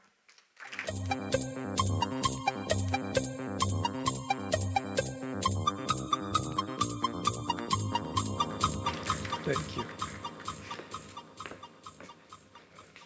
Thank you very much for that glowing introduction. I hope my speech lives up to the reputation. First, I did not win the Nobel Peace Prize single-handedly. I shared it with Al Gore and other colleagues from the IPCC. But a small bit of a Nobel Prize is better than none at all, I assure you. Let me move to the subject very quickly. I'm deeply grateful to be invited by WCW, and I think it's terrific that they're having this conference on this theme today. We'll talk about business sustainability and Sustainomics and how what I call CSR Plus can make a difference and how you can make a difference. Start with the multiple global threats that undermine human development at the present time. We have a growing risk of global breakdown because you have the financial economic crisis, we have persistent poverty, we have all kinds of resource shortages, environmental problems, and of course climate change, which is the ultimate threat amplifier because it makes all the other problems worse. Now, these problems are interrelated. We need integrated solutions. Unfortunately, stakeholders are not responding in a coordinated way, and particularly there is a lack of political will at the leadership level. In fact, global leaders are less and less capable of dealing with these problems, which is why I am appealing to you to try and help. Now, if you look at climate change, which is one of my favorite topics, of course, there is an interesting fact that the poor countries and also the poorest groups in all countries, including Denmark, will suffer the most. It is very unfair because they had the least to do with creating the problem, but they will pay the heaviest price. But there is a more positive aspect in that report, which says that if we make development more sustainable, in an integrated way, we can solve not only the problem of climate, but also poverty and ill health and all the other problems together. So what are the ways to do this? First, let's start with what we are doing at the moment today. And basically, if you look at the three levels of reality, we have the level of financial markets and economic growth, things like the stock market indicators, GNP growth rates. This is the monetary level which many people focus on. Below that are the productive economic assets, the labor, the capital resources, the machinery and other things that you have. And below that, of course, is the natural resource base, the lakes, the forests, the air we breathe. In an ideal situation, these three have to be closely aligned to make the world sustainable. But unfortunately, that is not what is happening. You see the asset bubble, which was driven basically by greed, has created a gap between the monetary value of assets like real estate and certain types of financial instruments, and that caused the 2008 economic crisis, which is still continuing in many countries. That is the economic bubble. There is also a social bubble, and that is the bubble that there are more than 1.5 billion poor people in the world today. That is hidden by high economic growth rates, but still poverty persists. And that is a bubble which is extremely dangerous. The third bubble is, of course, the bubble of environmental externalities, that we continue to use or abuse the world's resources in such a way that we will have to pay the price later, or children and grandchildren will have to do that. And look at the way we are addressing these problems. For the issue of financial problems, $6 trillion or more was found very quickly to solve the problem by governments, mainly to bail out rich banks and big companies.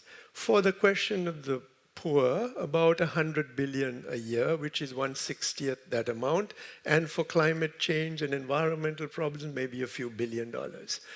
And of course, you have world military expenditures, which are now approaching 2 trillion. So with these kinds of priorities for spending, I ask you, are we going to solve the long-range problems of the world? And of course, I also believe, having been in banking now for 40 years, that the banking sector, the financial sector has not learned much. We seem to be returning back to business as usual, which means there's going to be another crisis. So this is not a good beginning. Now, let's look at Sustainomics very quickly and see what we have done in terms of changing the risky trend into something better. First, of course, what I mentioned, that we have all these problems like poverty and exclusion and environmental problems. This is the unrestrained market forces at work without any ethical principles. It is the world of the Washington Consensus. Governments are struggling to deal with problems piecemeal, one at a time, trying to deal with one problem, making the other problem worse. This is unacceptable. We have to go to a different world where we try to make development more sustainable. That is what Sustainomics is all about. And we try to change market forces in a systematic way. We have an integrated approach where business and civil society have to actually help government, not just criticize them, but help them and push them in the right direction. I was speaking to Minister Martin Lidegaard just this afternoon, and he welcomed that kind of approach. He says, that's the kind of pressure I like, because that helps me to push my cabinet colleagues in the right direction.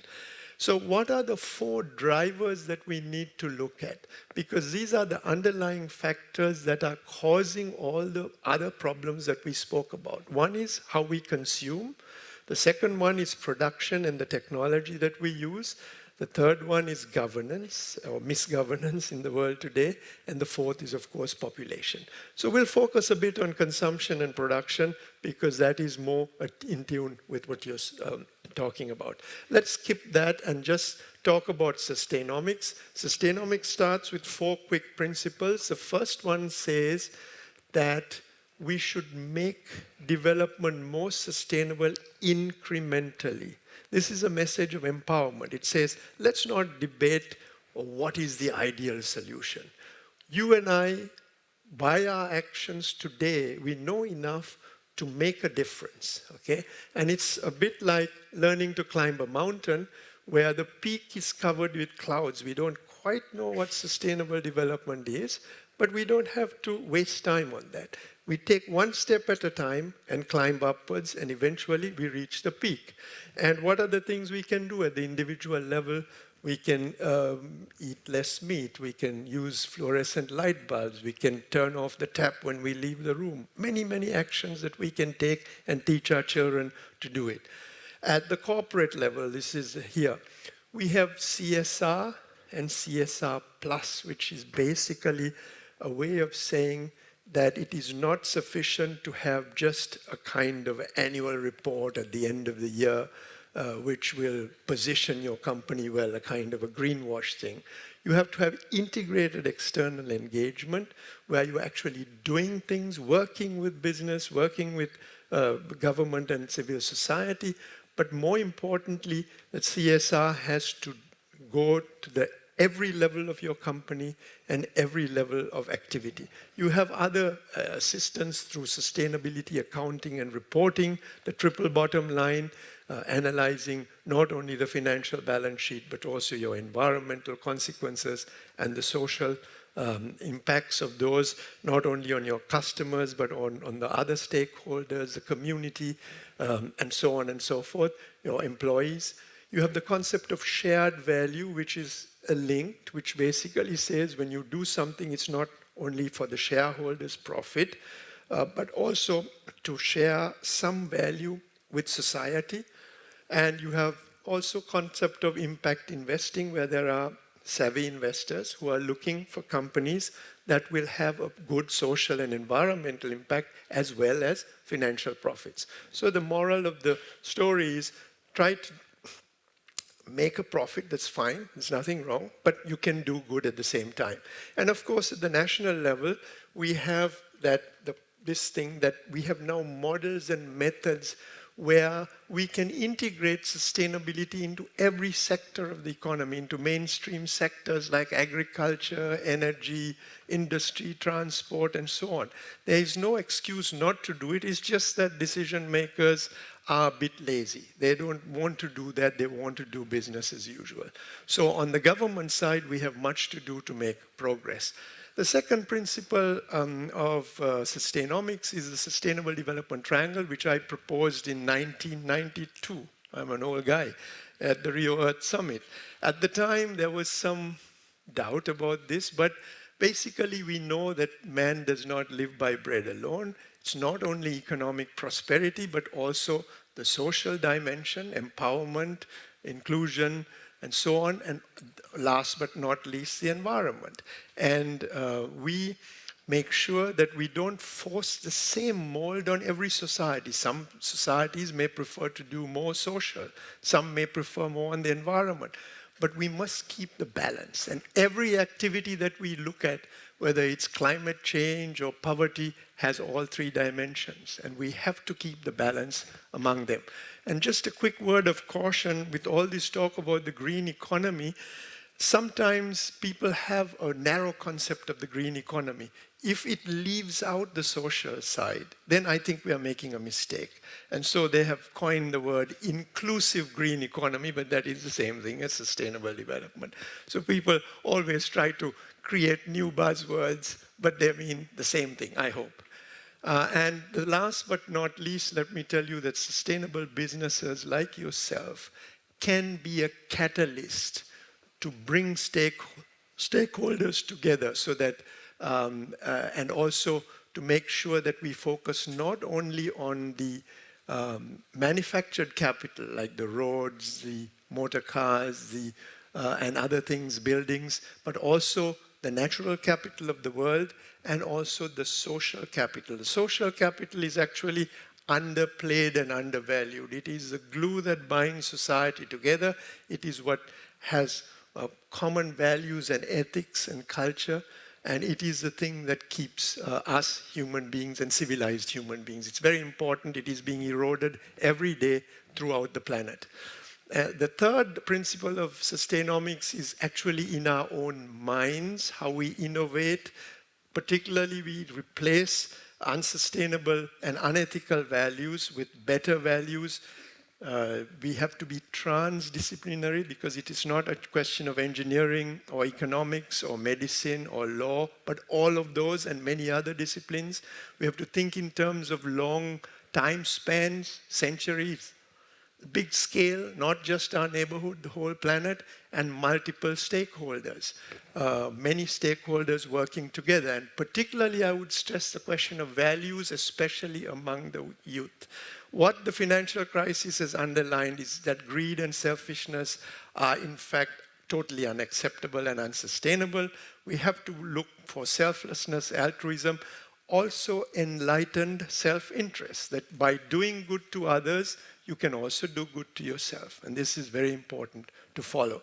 So basically, what I'm trying to say is that unfortunately, we have, instead of a sustainability triangle, we have an unsustainable triangle. We have unethical social values with greed, selfishness, and violence at the root. It's driving an economic model of maldevelopment, which is based basically on waste and debt. Okay? And the debt is basically a very fundamental problem. Our grandparents believed in thrift. It is their savings and investment which is allowing us to have a good quality of life. But we have discovered a different truth. We feel that it is better, rather than to save, to borrow from our grandchildren and so improve our quality of life even more. But that is causing the environmental debt, which they will have to pay. And this is very unsatisfactory because the fewer the resources, the more conflict and the more unethical the social system becomes. This is not a very good model for the future. And finally, I think organizations like WCW can bring the stakeholders together. This is very important, not just business, but also engaging civil society and government in the same platform. And of course, finally, I must tell you that this is not just a theoretical box.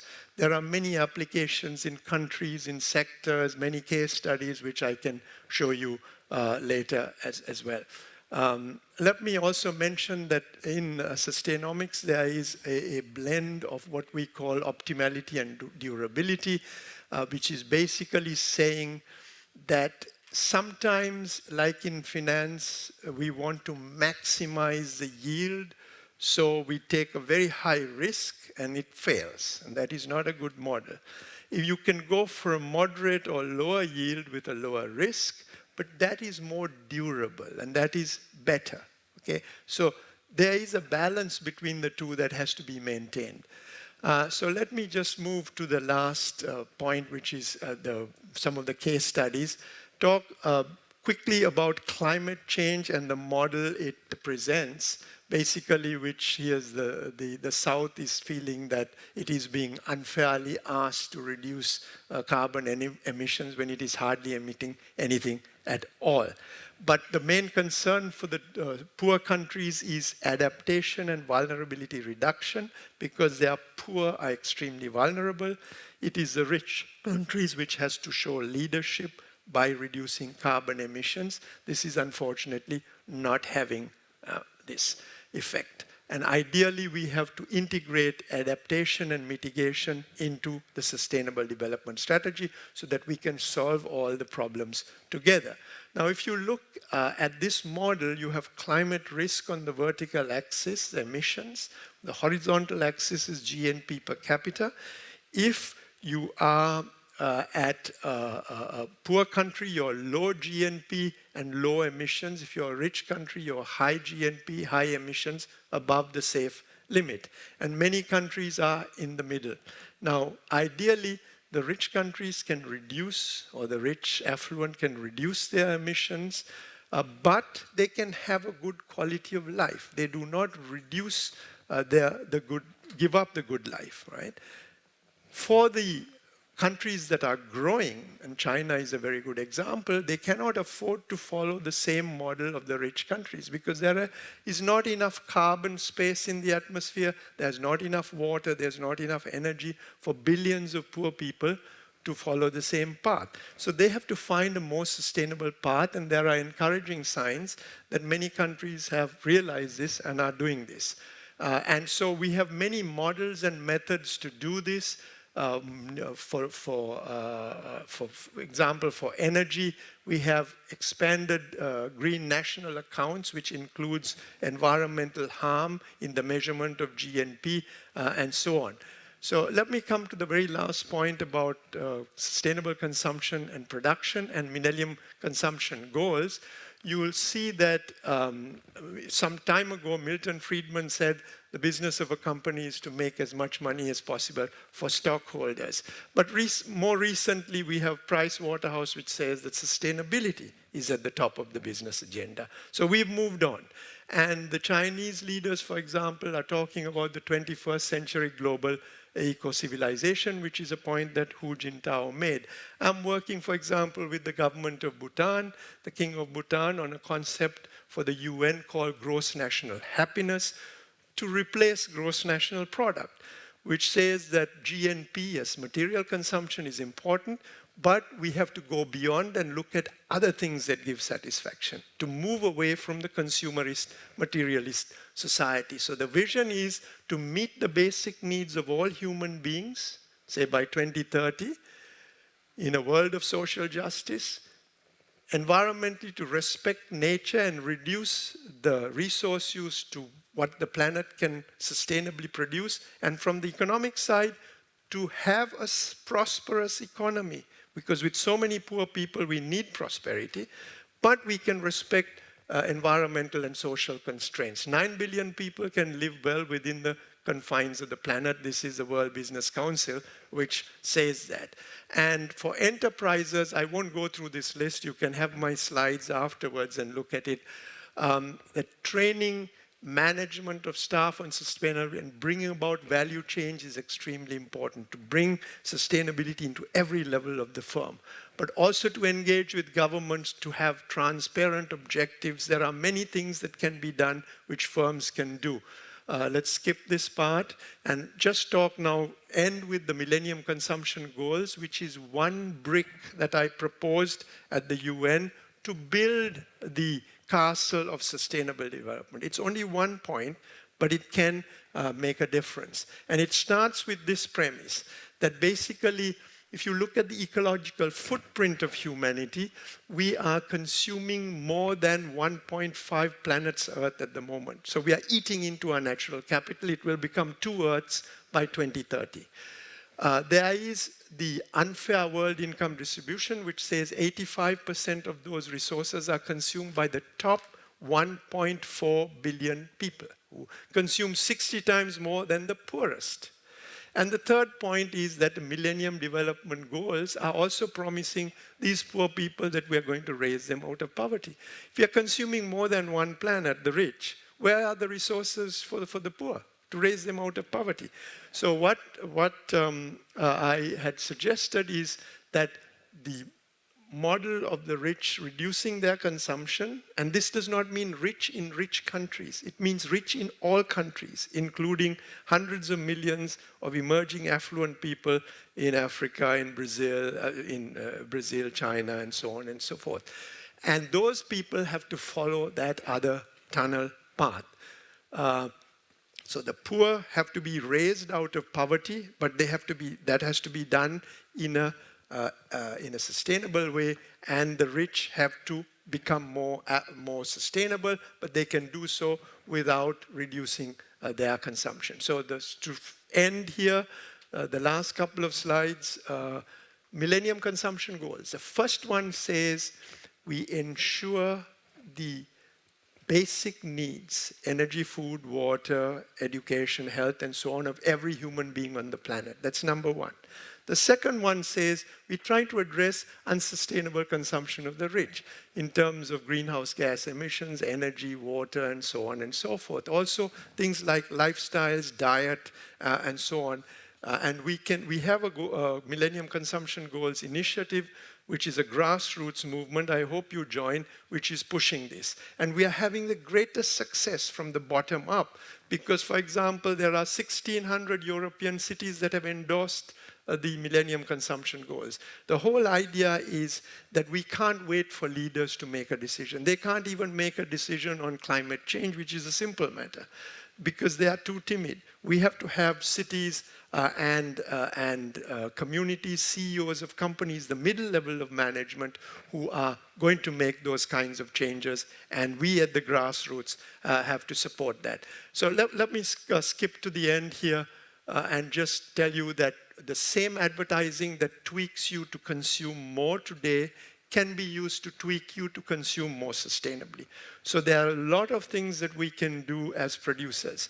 Basically, we want to make sure that sustainable consumers and producers support each other and they build a sustainable society throughout. And basically, my final message, we have multiple global problems which are very serious, but we have integrated solutions to solve them. We know what to do. We can do it with business and civil society, pushing governments to do it. And I end with this quote from Sri Lanka. It's an ancient quote. It says, "May the rains come in time, environment. May the harvest be bountiful," which is economic. "May the people be happy and contented. May the king be righteous," which is social. And it goes to show that even in ancient times, people knew about the Sustainable Development Triangle. We're just reinventing the wheel today. There is a book that talks about it, and my institute. Thank you very much indeed.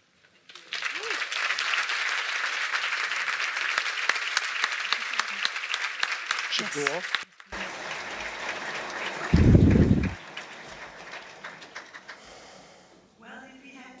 Hours, I'm sure that Mr.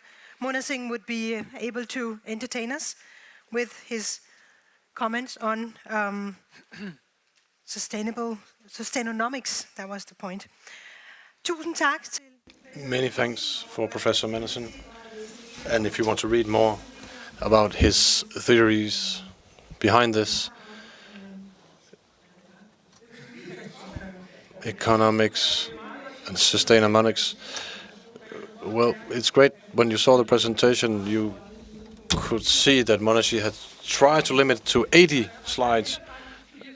And I think there are actually 80 wonderful slides. We saw some of them in the presentation. So you can actually get all of those if you want. And it's kind of a mini research study, like kind of a magical dice you can fold out. And we were all reminded how much you can actually squeeze into one slide when we saw his presentation.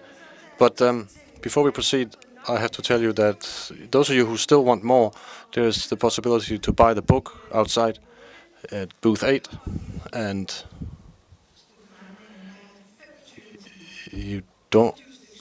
There are only 25 books for sale. And now we have a short film again.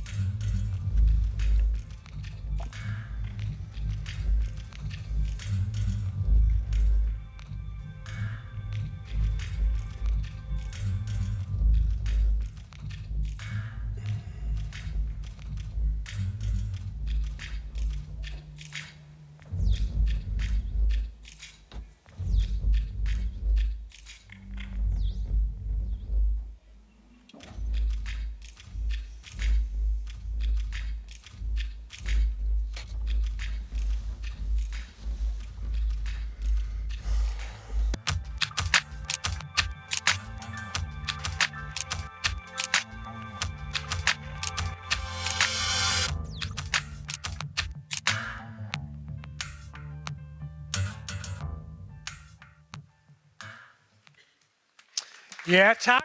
Thank you very much. I have a little promotion to make. This is about the this pen you might pencil, you might think, that's called Sprout. One of the children from Yumi family have brought this to us, and you take a pencil and everybody thinks that's it, but that's not it. What's so good about this pencil is that when you finish writing and sharpen it, you can plant it, and then some herbs will grow out of it. So you can imagine this, because we don't have one right here. But some of them will be passed on your table, and you can try using them back home to grow herbs. Well, there we have an example. And this is what this pencil can grow into, from words to table, you could say. And it comes in all kinds of with all kinds of herbs. And with the examples today, it's a good example of how you can innovate and reinvent things. And then on to the next item on the agenda. The next presenter is CEO of BRF Credit. BRF Credit, Sven A. Blomberg. Mr. Blomberg has in BRF Credit made an important CSR profile and will talk about CSR in companies. Often CSR concerns green sustainability, but social responsibility towards people and employees is often put a little bit aside. And apart from his work in BRF Credit, Sven A. Blomberg is also head of VFSA. And the purpose of VFSA is social responsibility in the political system, and to inspire a lot of companies to move in the same direction and to support marginalized people in society.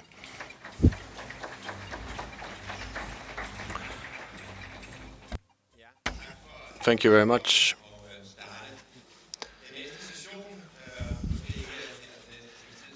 Next hour, you're not going just to listen, you're going to have to work. So perhaps it's a good thing that it's a manager up here now.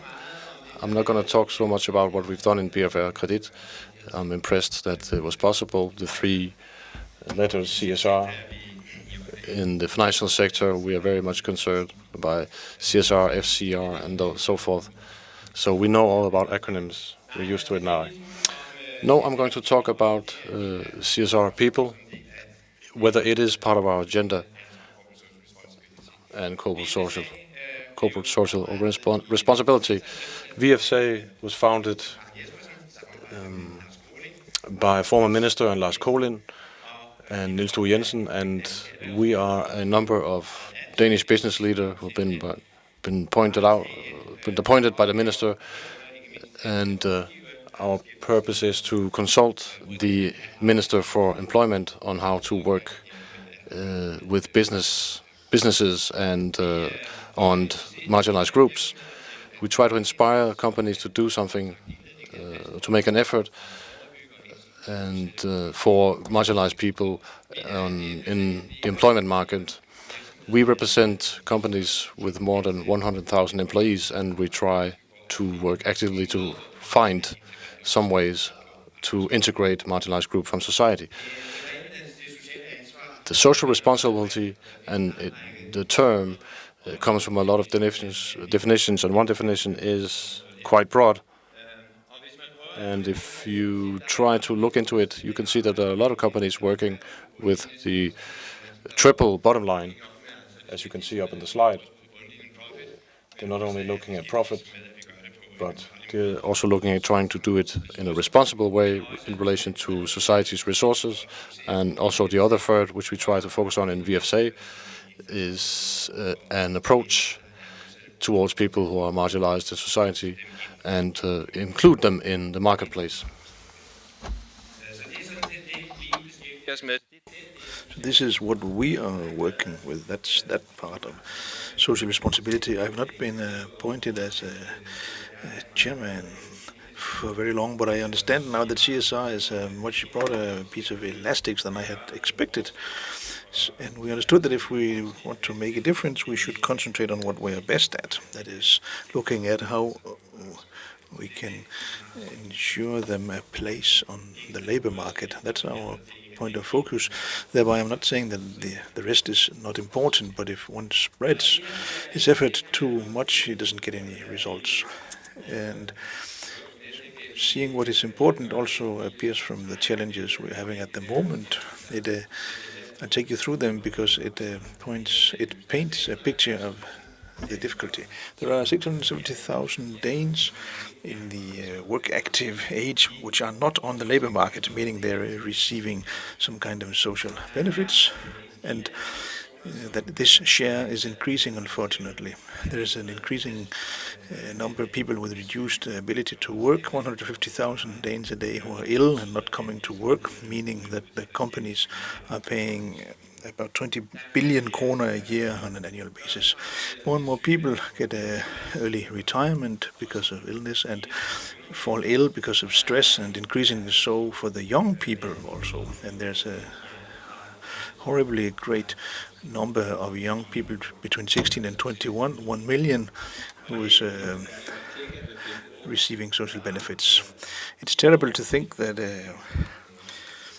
1/5 of the young people have no further education after basic schooling. So we are facing some massive challenges. This is important that we as companies assume responsibility for this too, so as to obtain a labor market with as many participants as possible, both for the sake of the labor markets and the companies, but certainly also because we owe this to the people in those groups. VSA over the years has made a lot of efforts. This year we focus a lot on the implementation of the recently introduced flex job reform, and what we are trying is to inspire companies to finding concrete openings where they can use this reform, which should lead to occupation for some people who can only work a few hours a week. In 2006, we launched a very successful project called High Five. It establishes jobs and education for groups of young people in the risk of being marginalized because they have been involved in crime. And in 2010, together with CABE, we launched something called 25, where together with 3 municipalities, we're trying to strengthen the coordination across professions among municipalities, education institutions, and job centers and companies, especially for the young people who find it hard to get started on an education. In BRF Credit, we also did something else.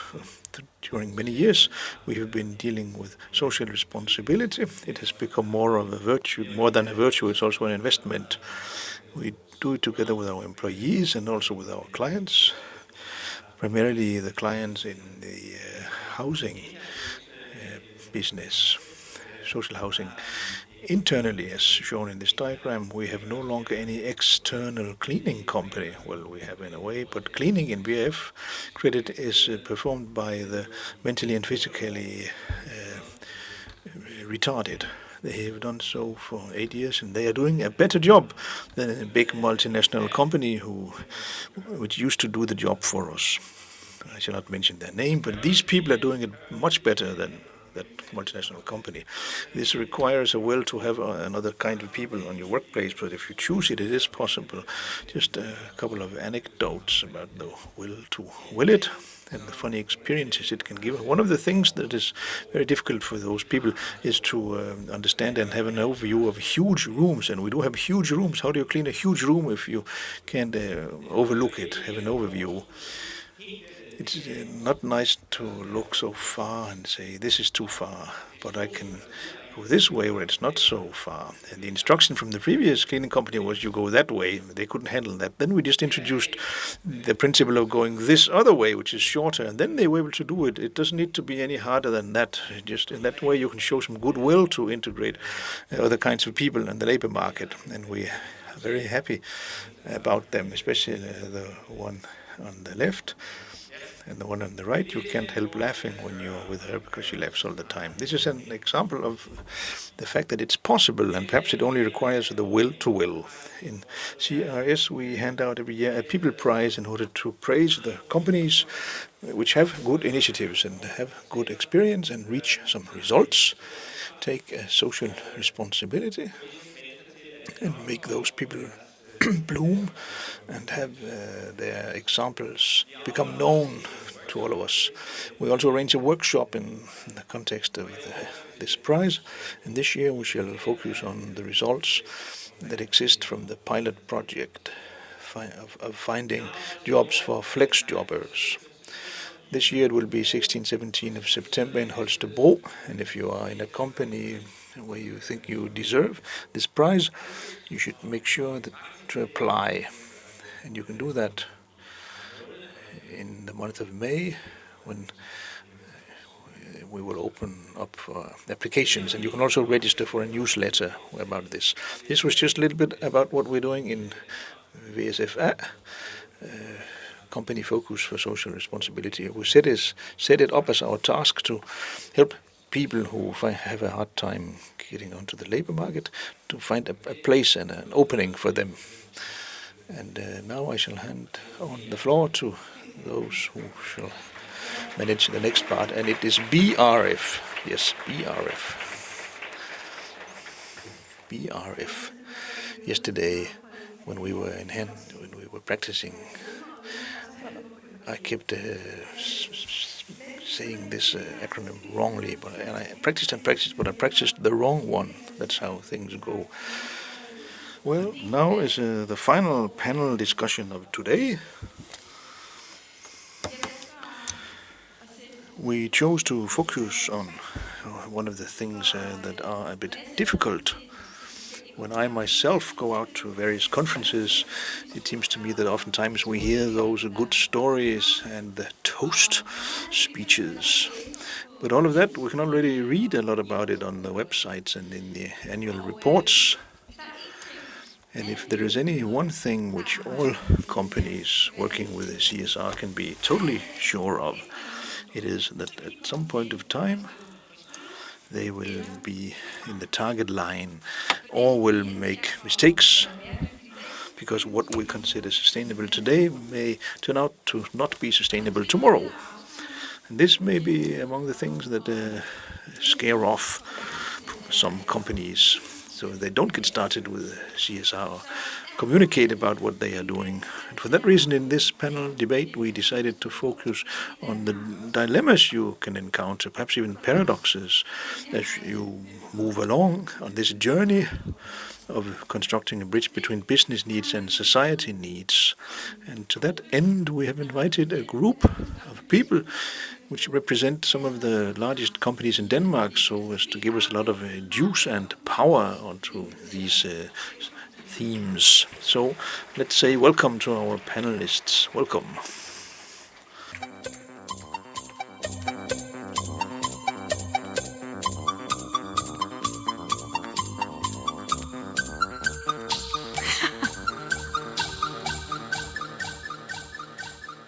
Yes, sæt du dig der i midten. You sit in the middle. And contrary to the first two panel debates, they all came. We have 6 interesting panel participants, and let me start by introducing you Jesper Møller, CEO for Toms, Denmark's largest sweets and chocolate producer, with a number of well-known brands such as Gajol, Yankee Bar, Guldkarameller. You have been working with the CSR since 2007, with a particular focus on working conditions among your suppliers. And you have integrated now CSR in the entire production, so that responsibility for the CSR work is put down into line functions such as marketing and purchase, instead of an independent CSR department. So welcome. Thank you. Hanne Lindblad, CEO of Call Me, a relatively small company, which is under the huge Telia group. And your CSR work got nationally famous in 2012 when you launched the campaign called Speak Properly, Talk Properly to Each Other. It's free. How many of you have seen that? So you know what we're talking about. This is a campaign which calls for a better tone in school, on the job, and among friends. And behind the campaign, which not everybody knows, lies an intensive work with the company's business culture, building on the principle of trust, employee involvement, and client-focused services. Anders Thomsen, manager of policy and strategy at Microsoft, working to enhance their core competences so as to contribute to technology and competences. Microsoft has various global projects, partnerships, helping groups of citizens to acquire basic IT competences, as an example. This has meant that Microsoft, in Reputation Institute 2012 evaluation, had the highest reputation score on the CSR in the CSR area. So congratulations and welcome. Annette Stubbe is CEO of sustainability at Maersk, where in the 0 years you've been focusing on CSR themes such as responsibility in the supply chain, anti-corruption, and a big number of environmental initiatives. The CSR strategy is integrated in the entire business, education, training of managers, employee satisfaction, and internal governance. You also won a prize in 2012 for the annual CSR report, among other things, because you were praised for having taken up some of those difficult dilemmas. We're looking forward to hear more about that. But Senior Vice President for Lego has overall responsibility for CSR in the Lego Group. We have 4 promises for the interested parties. Play promise, support children's games, partner promise, close collaboration with suppliers, and environmental promise, and people promise, focusing on employee satisfaction. You also received a prize even before Maersk in 2011 for the best standalone CSR report. So if there is anything you're able to do, it is communicate, this thing about communication. And lastly but not leastly, Mr. Mads Øvlisen, who has to a very high extent contributed to putting CSR on the agenda in Denmark and internationally. First as CSO and head of the board of directors for Novo Nordisk, and then as president of the Council of Society Responsibility. Now he's head of the complaint commission for where some companies in when things are going very bad. And he's also a counselor for the UN's work with the companies, work with CSR, global impact. Just to show you briefly how these companies vary with the CSR today. So let's dive down into this thing with dilemmas, because of dilemmas there are a lot and they are very different. So let me start by you, Jesper. You are involved in partnerships with NGOs to ensure schooling and education for children in Ghana, where a lot of your cocoa peasants come from. And we saw the Denmark's radio program Chris on the chocolate factory, where the employees were taught about health and nutrition. And yet you are one of the companies which have been the target of criticism in the media. So perhaps you could tell us a little bit about the considerations you have had as you have moved along, how you have dealt with the media crisis, and how you have dealt with the dilemmas that have popped up on the way in your work with the CSR. Yes, thank you. Actually, it's quite simple. We are in an industry where there are many of those dilemmas, and one of the phenomena that are quite widespread in our industry is children's work in connection with chocolate bean growing. Even though we are not a global giant as some of our competitors, the fact that this story appeared in Danish media, then in such situations it's always the big local producer which is being asked, and then I'm the one who has to be responsible for the reputation of the entire industry. Therefore we chose at an early point to say we need to go much deeper into this, find out how we can make a difference and get close to the supply chain.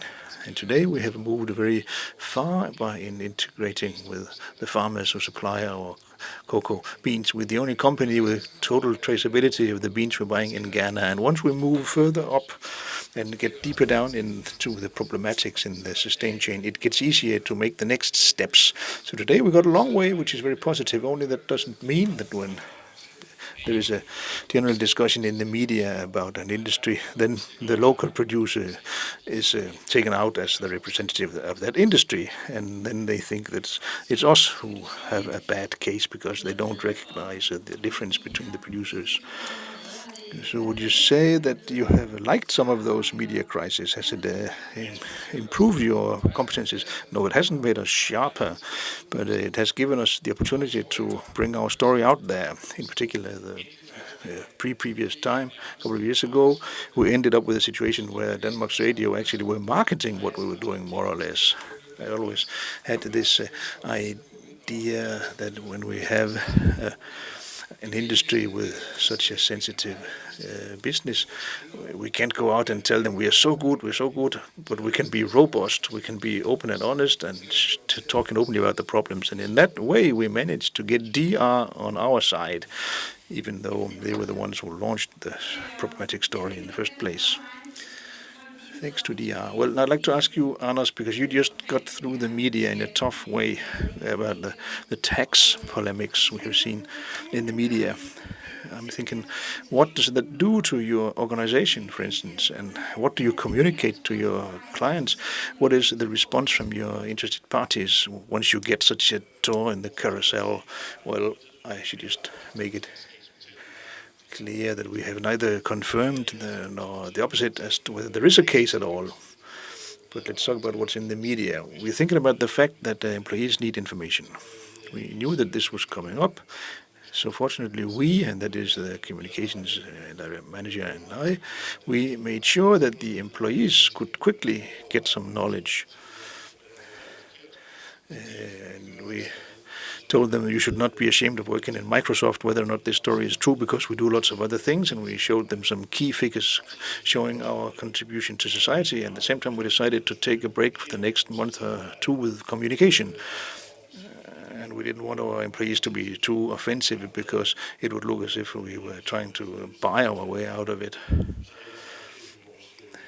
And also we equipped our key account managers so as to be able to respond to questions with certain things and statements they could stick to, which was within the borders of what they were allowed to say, and which were of course also true. And otherwise we didn't actually communicate anything, because we stuck to the idea that we will not comment rumors and speculation.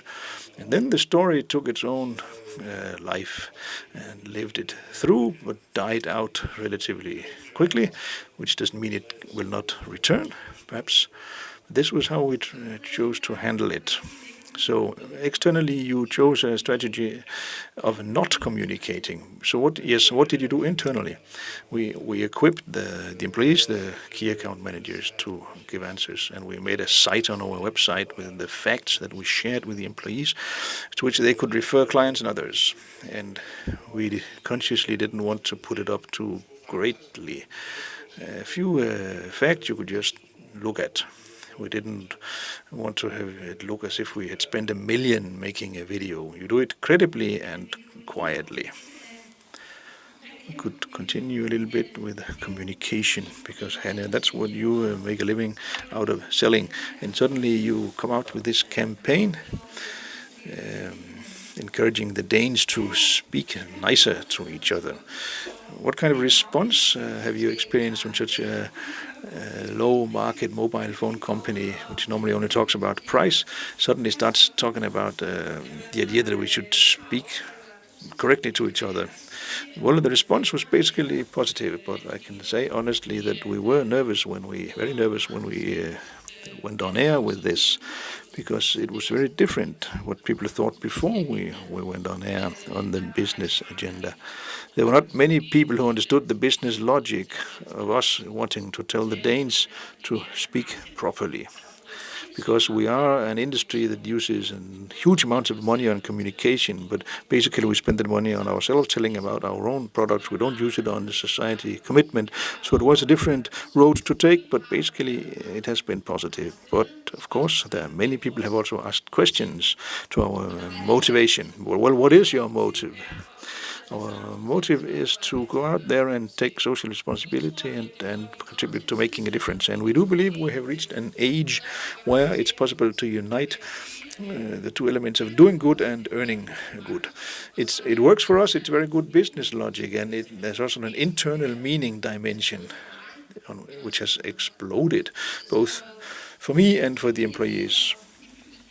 And this thing when you suddenly have a dual focus, business and society responsibility, has it created some dilemmas apart from the fact that you were accused of just doing it in order to make money?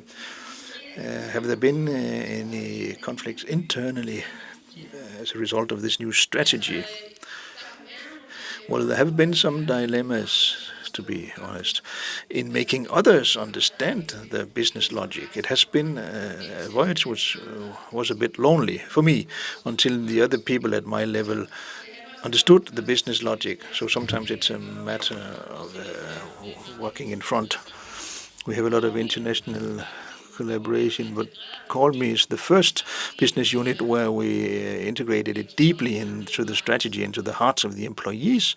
But I definitely think it's a road which other parts of our group will walk, both on the bottom line, it makes sense, and in relation to employee commitment on an everyday basis. What has the campaign meant to you? It has meant enormously much. We have chosen to work a lot with our culture before going on air. And we chose to involve the employees as much as we could.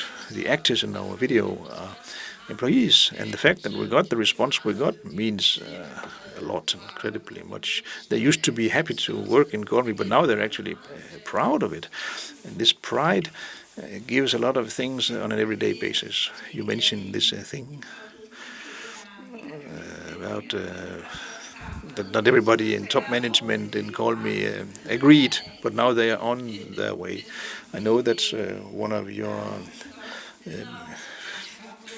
big ideas, that there are not enough managers and leaders who dare walk this way. Firstly, I'd say that I'm happy that neither my children nor grandchildren see me sitting like this, because I always tell them you cannot be lying down when you are at the table to eat.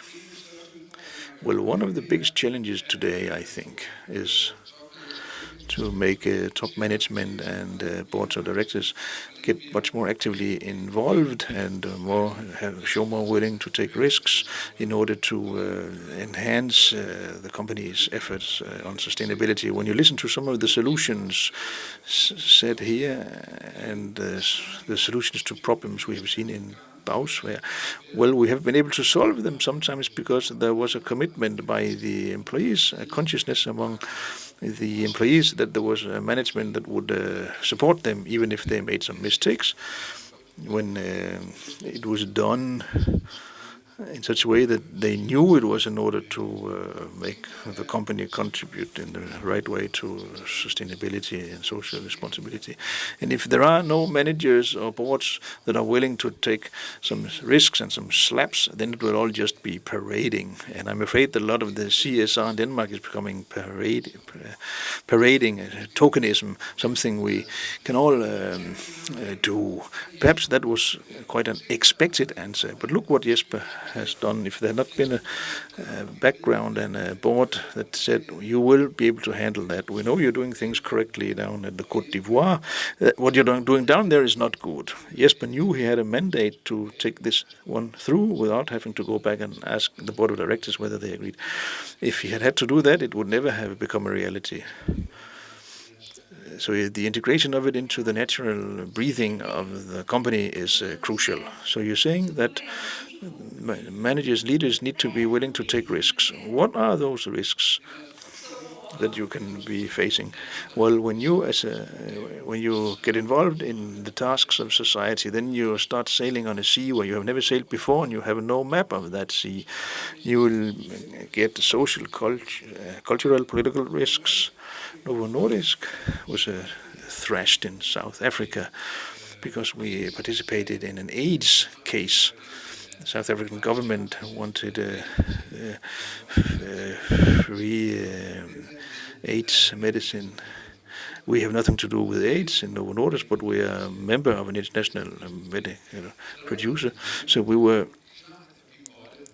part in that case. There was no dilemma. It was clear that we had to be in this case in order to protect our rights. But on the other hand, we got the impression that, okay, now those good Boy Scouts from Bauswær, now they went down there and made sure that people in deep trouble could not get a proper treatment. So there we had a chance of getting some big scratches in our painting. But Lars Rebien, because of this commitment to the company, it broke loose one day at the General Assembly. People were standing outside our General Assembly saying, "Oh, how holy you are, oh, how good you are." But then Lars Rebien just went out there and met people in the street and brought it home the way the company would like to, by taking an honest discussion with those who criticized it. And afterwards he came and suggested to us in the board of directors that we take an initiative when we couldn't change Big Pharma, we had to change ourselves. And then we convinced our shareholders that we should use part of our profit from insulin sales to invest in the ability of developing countries to build their own national health strategies. Nothing about buying insulin, but constructing expertise. So would you say that actually you came out of such a crisis in a strengthened state, or would you rather have preferred not to have had it? I don't know if we came out strengthened. Well, such a crisis shows that this is a difficult matter. No matter how clever you are, you run the risk of being beaten, being thrashed. It also shows that you need to have a spirit or an atmosphere in your company where those matters can be discussed openly and where you can find solutions together in an open and honest way.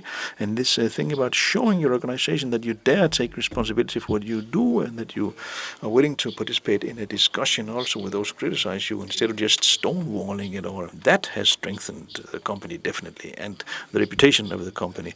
Other companies which chose to perhaps put their head in the bush have not gotten out of it quite as well. So your advice would be communicate, go into the tempest, yes, face the music. I went to Novo Nordisk about a month ago and gave a presentation, and I noticed that there was a rolling banner in the lobby with a picture of Lars Rebien, where he is standing in this storm talking to the interested parties about this crisis. I don't remember the exact text, but it said something like this was a milestone, this was a turning point, and that actually you were happy that this had happened. So it was a lot of great lesson. So let's get back to this thing that when suddenly you expand your focus in relation to business. At Maersk, where focus, just as it's the case in many other companies, the focus has been, well, we are here in order to make money and create value for our owners, the shareholders.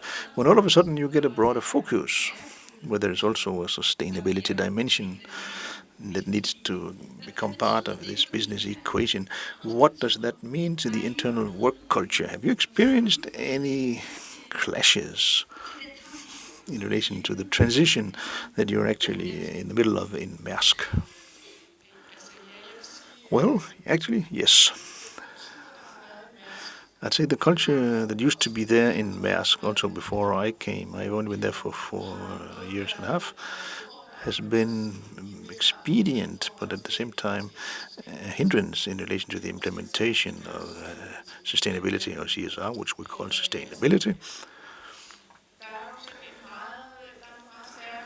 You know, there are some very strong values, just as it is the case in Novo Nordisk. And when we talked about it as preparation for this panel, I was thinking about a quotation which Mr. Møller, a speech he gave at the General Assembly in '98 I brought it along here to read it aloud.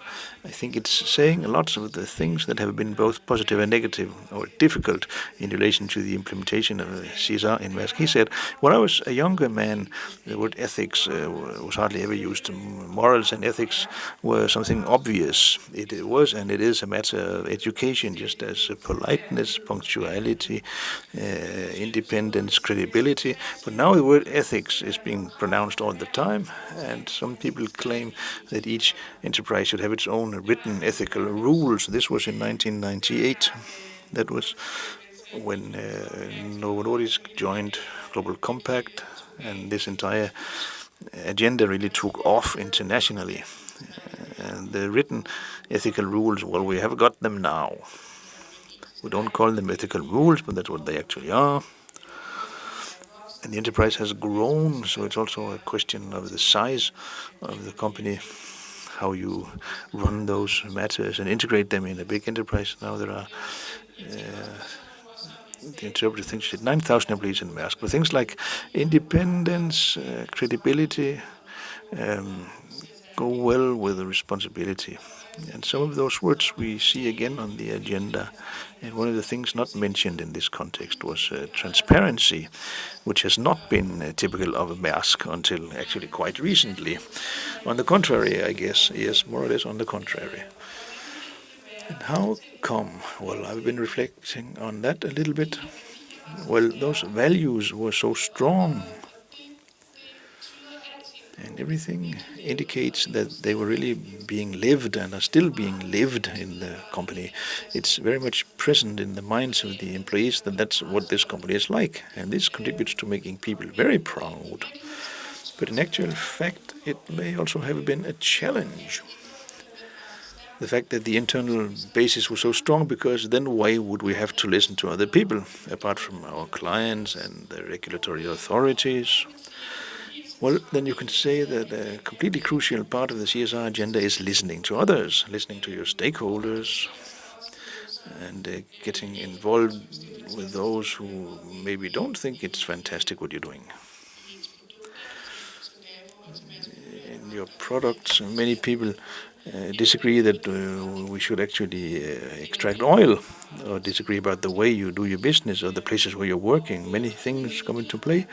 I'd say that has been a challenge in relation to implementing CSR, because it's a basic assumption that you need to understand your stakeholders in order to find out, in order to get important input as to how you should prioritize your efforts. That, I think, has been a great challenge. Many things have happened. Our business units are working actively with CRS today, and we are now preparing a new CSR strategy. But it has been a process on the way, I would say, during the past 4 years. So what do you do if an employee just doesn't plug into this and doesn't accept it and doesn't understand why we should talk about climate if we are here to make money? Well, we do make money on emitting less CO2, so precisely in this case it's easy to sell, because the less bunker fuel we spend, the more we save, and the less CO2 we send out. So it's an amazing case when we need to open the ball and explain people what sustainability can do. And if we hadn't had this energy efficiency initiative, then our accounts would have gone red if we had not done that. And it's obvious to everybody that this is enormously important. So depending on which industry you are in, it may be an advantage to use those cases as a front attack to make people understand what it's about, and then the more difficult things may follow on. And this opens for people to participate in the thinking of how this makes sense to the company. And now with Lego, what you did was having a fund and then your business, your commercial business.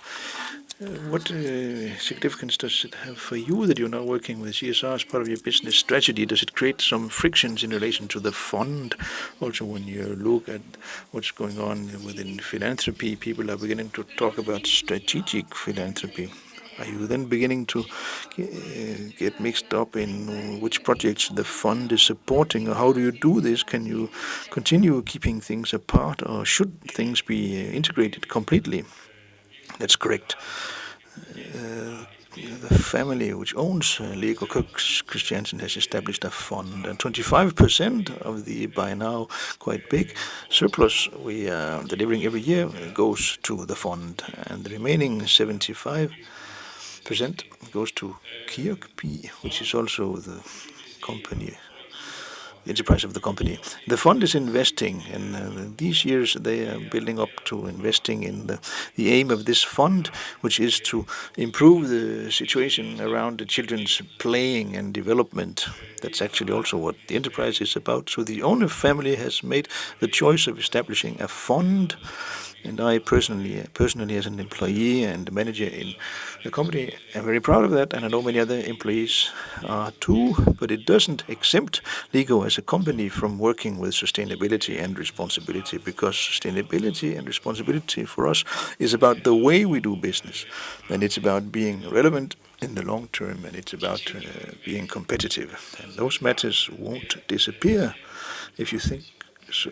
If you can look at sustainability as philanthropy, you look at it in a too narrow sense. We feel we need to create some important synergies between the fund and the company, but we are working with it. So there are no gross dilemmas so far. Not in precisely this relation. There are many synergy possibilities, but of course there are many dilemmas within sustainability, which could be, for instance, in your case. Well, there you got me. We want some juice and power.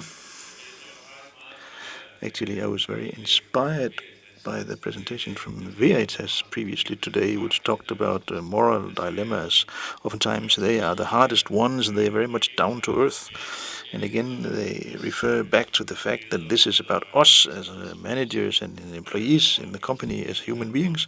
How do we relate to some of those moral dilemmas? A big part of our production takes place within the company. Our own big sites in Mexico and Europe, and we are building it in Asia, but we also have about 10% coming from the supply chain. And some of the big suppliers we're working with in Asia, they have issues with working conditions, which is well known from the media, I think. And one of the dilemmas we meet as a company is what is working hours that we can accept for those employees. And there is a tradition in China of working very many hours, and also a tradition that, and you can find a lot of observations on employees who work 70 plus hours a week. ILO prescribes 60 hours a week, and when you dive into that, of course, you may be holy in that sense, saying you want to live up to the 60 hours because some people are saying that's what you should do. You could also dive down into it and say, but why does this problematic exist? And then find out that there is a big wish by many employees. They travel from mainland China to somewhere where they are going to work 4 months, and then they want to work as many hours as possible a day in order to return to their families afterwards. So somehow, what should you do as a global company operating in many different local environments with many different traditions and conditions? And then as a company, we have had to make up our mind. What do we think is correct? ILO says 60 hours a week, and we concluded that we think it's correct with the 60 hours a week, based on the fact that we have a number of other values about balance, family, work life. Parents should also be there for their children. We have some values about safety, product safety in relation to children, but also employee safety. And when we assume responsibility for the safety for the employees of our great suppliers, then we need to be consistent in the way we set up our policies. So we have a policy of about 60 work hours a week in China. And then you can move this dilemma further on and say, does it mean that you can't find some places in China, some suppliers who do not respect those rules? Yes, you can find that. But also to build up the capacity with suppliers. I think Tom referred to that too. It's not a question of being in Denmark or some other place in the world and saying you have to do like this because then it won't happen. You have to be there and have the capacity to work under different conditions and to create a better society. Yes, because what's your experience in this context? You said version 1.0. The company has a tendency to cut off the hand, so to speak, from the supplier because child labor was being used. But what did you experience in this context? Well, our situation was not a possibility because thousands of farmers are cultivating cocoa beans. You can't just cut them off, but you also, if you want to help them, you have to integrate them and find some organizations and NGOs who know more about this than we do and create some partnerships and in this way push development forward. And it takes time for us and trying to find out how can we help and find the partnerships needed. But as I said earlier, when it starts rolling, it's easier to take the next decisions in this process. So some of you use partnerships, like you mentioned, actively to test your strategies. Interface, who was supposed to be here today, they had a dilemma with they had an alternative for nylon and production for their carpets. It was a innovative product based on corn, but it was a modified gene-modified product. So they invited some NGOs and asked them and told them, we found a solution. What do you think about this? Go or no go? And it was a no-go. So it was back to the drawing board. So I think maybe it's something you have considered to implement this as an active part of your working process, meaning these unavoidable dilemmas that we mentioned. Well, I can't really find examples in regards to our products, but we do it in relation to the way we work with different fields and subjects. One example from before with the CO2 emission, they've worked together with a NGO in order to develop a way to measure the CO2 emission per ship. And they just created a website where everybody can go in and look at Emma Maersk. Emma Maersk, the ship, has emitted that much CO2 in 2012, 2013, and for every year they can do that. And we invite our competitors, of course, so they can put in their ships so anybody can compare. And we do this because we think we have a competitive advantage. And we also try to make it have some business sense to do this. And we need others who have another expertise and skills, but another network as well, and they can communicate another way to push or to promote this message to the world and to our competitors. Yes, we do it in another way, actually. We have a business model that's built upon partnership. So when most of us agreements with CSR via partners and the NGOs in order to avoid some of these moral dilemmas and to get the skills and expertise we need and have people who know what we need and they can support us in this sense. So you stay with your expertise or your specialist field, so to say. Yes, you could say that. And that means that sometimes we have dilemmas. And in this kind of cooperation, it's to avoid things about corruption, because in a global company of this size, you have to have some framework. And to avoid, for example, things about corruption, we support public initiatives, public institutions, that's global. So in Denmark, we sometimes have to say no to good possibilities because we are working via a partner where there could be a suspicion of corruption and wrong ethics. So when you are a global company, you have to get in line with these matters, and we do everything through partnerships. So we heard some different examples of the dilemmas and conflicts you can have internally, but also heard different communication strategies you can use in order to handle this by not communicating or actually communicating actively on the street even. And some of the things the Danish company could improve is the ability to communicate about what they're doing in regards to CSR. And the question is then to find this fine balance in if you're communicating too much or you're not communicating enough. So I think in order to conclude this debate, maybe you have some good advice for the people around here in this room that what can be the kind of issues you could be facing. We don't communicate this because we follow the advice that the thinking that if you don't say anything you won't get into trouble. So maybe you have, based on your experience on the dilemma you faced, what wouldn't you communicate? Well, I think the important thing is to find out what are the problems in my business sector and how can I know about them and get more robust. And when I know this, you can have more courage and start to communicate about it.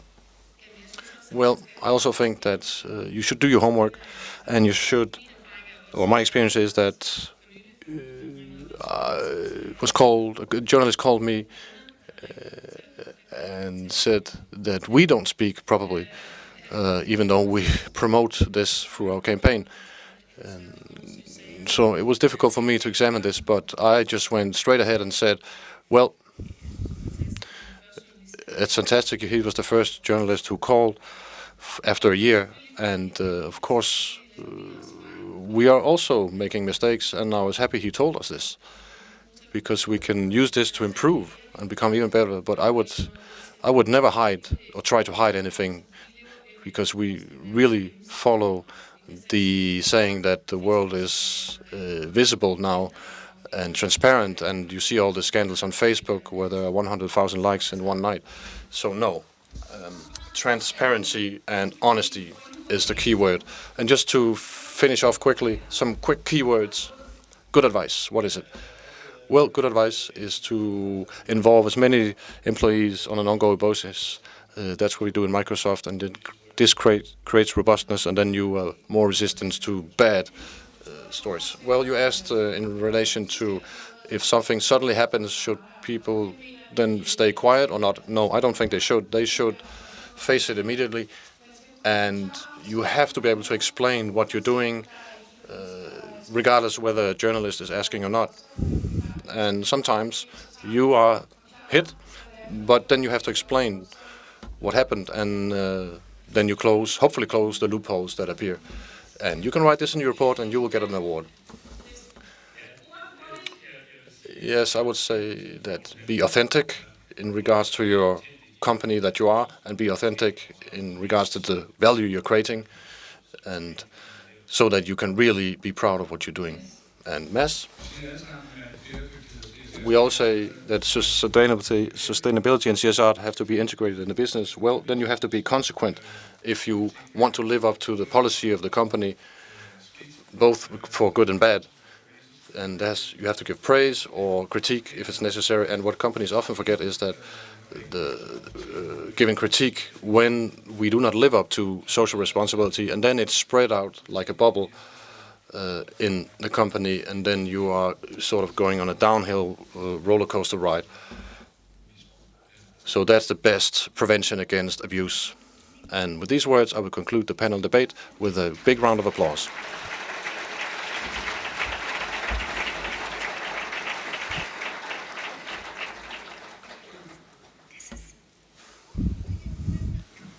Do we have sound? Yes. I have to ask. One of these horrible journalists who call us once in a while, Thomas, you have your CSR work, put it under communication and branding. What about you others? Does it mean anything where you have placed the CSR in your department or in your company? Because if it's not a strategy, you don't get this flow downwards. So if you put it in branding, it's damage control, isn't it?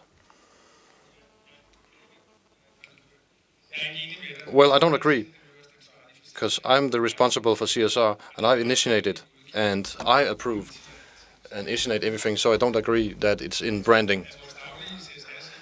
Our daily manager reports to our marketing manager. Well, that's the way we organize it. But with us, it's placed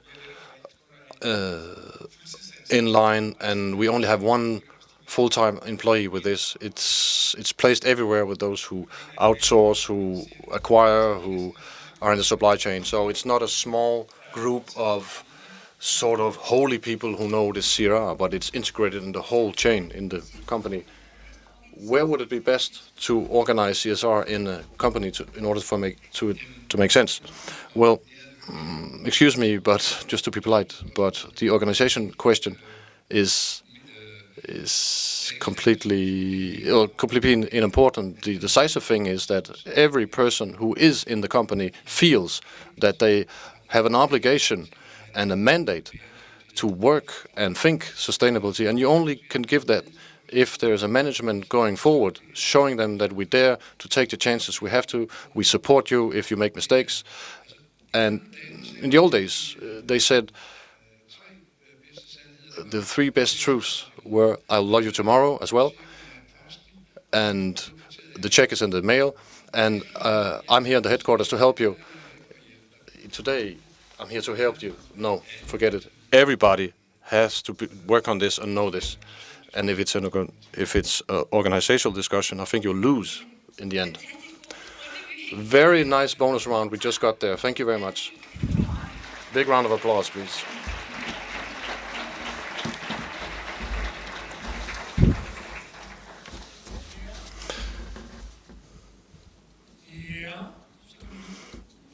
Yes, now the panel is walking off stage and we need microphones and people. Now we'll read something that I really look forward to.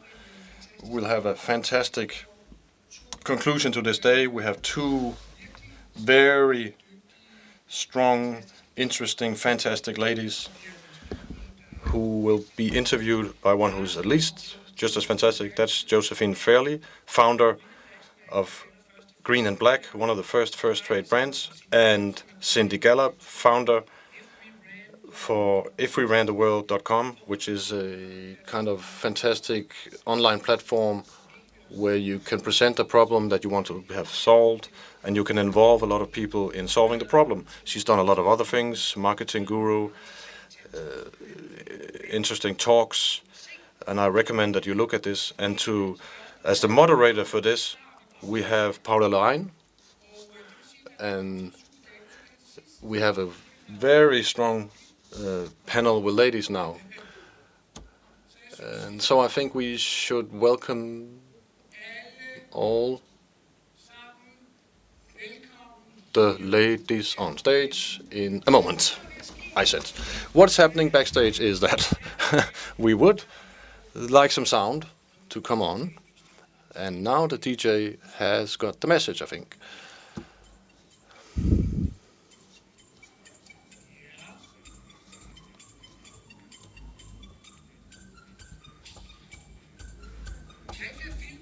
We don't have any more films or products to show you or give you, so we just have to wait.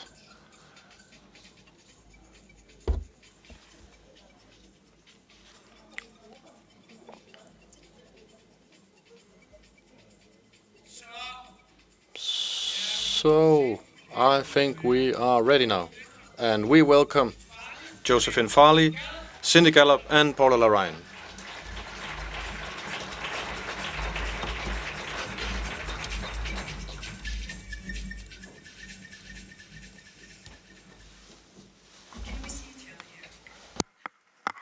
Goddag. Welcome, and thank you, Henrik.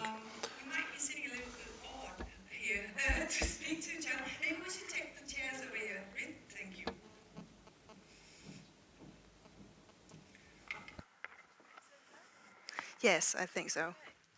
This will be fine. Sorry about being so practical. I think this might be better. Well, yeah, I think this is a great opportunity because we have 2 capacities here, actually 2 world capacities inside of business, but also in the world of doing good. Joe Fairley and Cindy Gallop, largely you agree on where we should go or where we are going. But how to get there is a different matter, and that's where I see some discrepancies between you. And please allow me to focus on the discrepancies first, and then we can move on and see if we can agree on something. Joe, can I just say, by the way, yeah?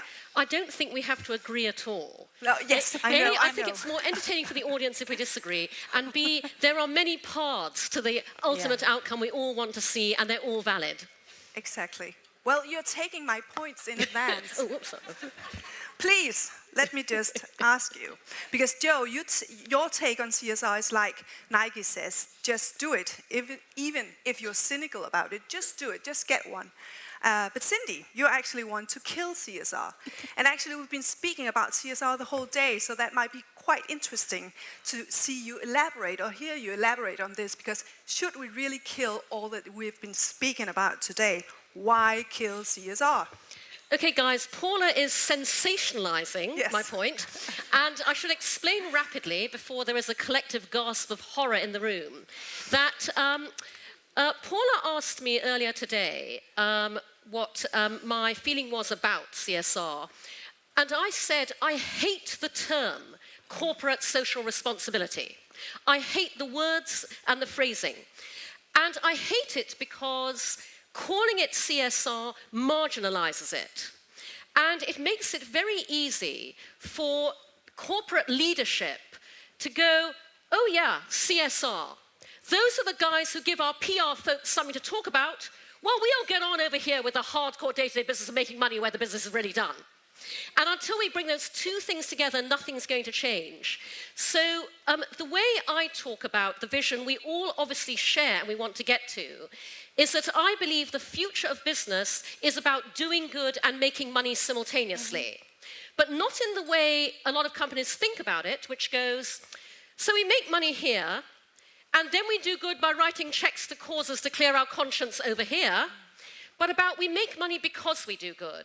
We find a way to integrate social responsibility into the way we do business on a day-to-day basis that therefore makes it a key driver of future growth and profitability. So obviously I don't want to kill CSR per se, but one of the quickest ways to make people think differently about something is to change the language around it. And I would love to change the term CSR to something else. Yes, thank you for making that point. Joe, she has a point here, right? You totally agree on this. Yeah. But how to get there? Do we need to take away the term CSR, or can we use it as it is? Well, I loved what my friend Anita Roddick used to call, she just used to say, doing good through doing business, and which is exactly what Cindy's talking about. But you can, it's much easier when you start a company. If you decide that you want to have a company with a purpose, to ingrain it in its DNA so that you start from day one going, this is what we want to do. But it shouldn't stop much bigger business from embracing CSR values or the values of doing good while they're doing business. And so I don't think, what I see is I see a lot of big companies who are paralyzed to do anything because they think that whatever they do isn't going to be perfect. And I would rather see companies try and fail, as Jonathan said earlier, than not do anything at all. And a lot of companies don't do anything at all. And so I don't think that you should criticize companies when they make a mistake, when they don't get it right first time, because they are trying. But you also said, you have made this point before, that you don't care if people are cynical about it, that they just use it for greenwashing, for example. Why is that? Well, I don't really care why big companies get involved in CSR. I'd love it to be in their DNA from the minute they decide to do something. But what I've seen is that once a company embarks on a CSR program, for want of a better term, while we come up with something better, it changes the mindset of the people who are working on that, and it starts to change the company. The end result is still the same because some good is coming out of it, whether it's building a school somewhere, whether it's providing clean water, whether it's cutting the energy bill, whatever the thing is that the result is the same, whatever their intention was. But my experience is that the people who engage with that actually change, and that starts to change the company from within. And the Prince of Wales in the UK has an observation about organic farming. He used to say he didn't care why people became organic farmers. This is at the time when there was a healthy organic premium, and people were rushing in to get a better price for their milk or their crops or whatever, because he said the system changes the farmer. Because once people start farming organically, actually they embrace the principles of it. It changes them. And I think the same is true of CSR. Isn't it all right to start somewhere and you know, just use the term we have at the moment, like Joe says? Isn't that all right, just to start somewhere, or is it inauthentic? I'd like to pull apart the two components of that question, because I couldn't agree more with Joe on this point. Absolutely, start anywhere, and it doesn't matter what your motives are. You know, just the sheer fact of doing it will change things. But I still would love to change the term from corporate social responsibility, because the very unfortunate thing about CSR is that unless you are actually working in it or engaging it, the moment you hear that term, it's boring. It is reeking of worthy but dull syndrome. I know it's very good for me. Oh my God, I'm half asleep already. So and that's the people who know what it means. Yeah, no, absolutely. The rest of the world goes, not for me. You know, and so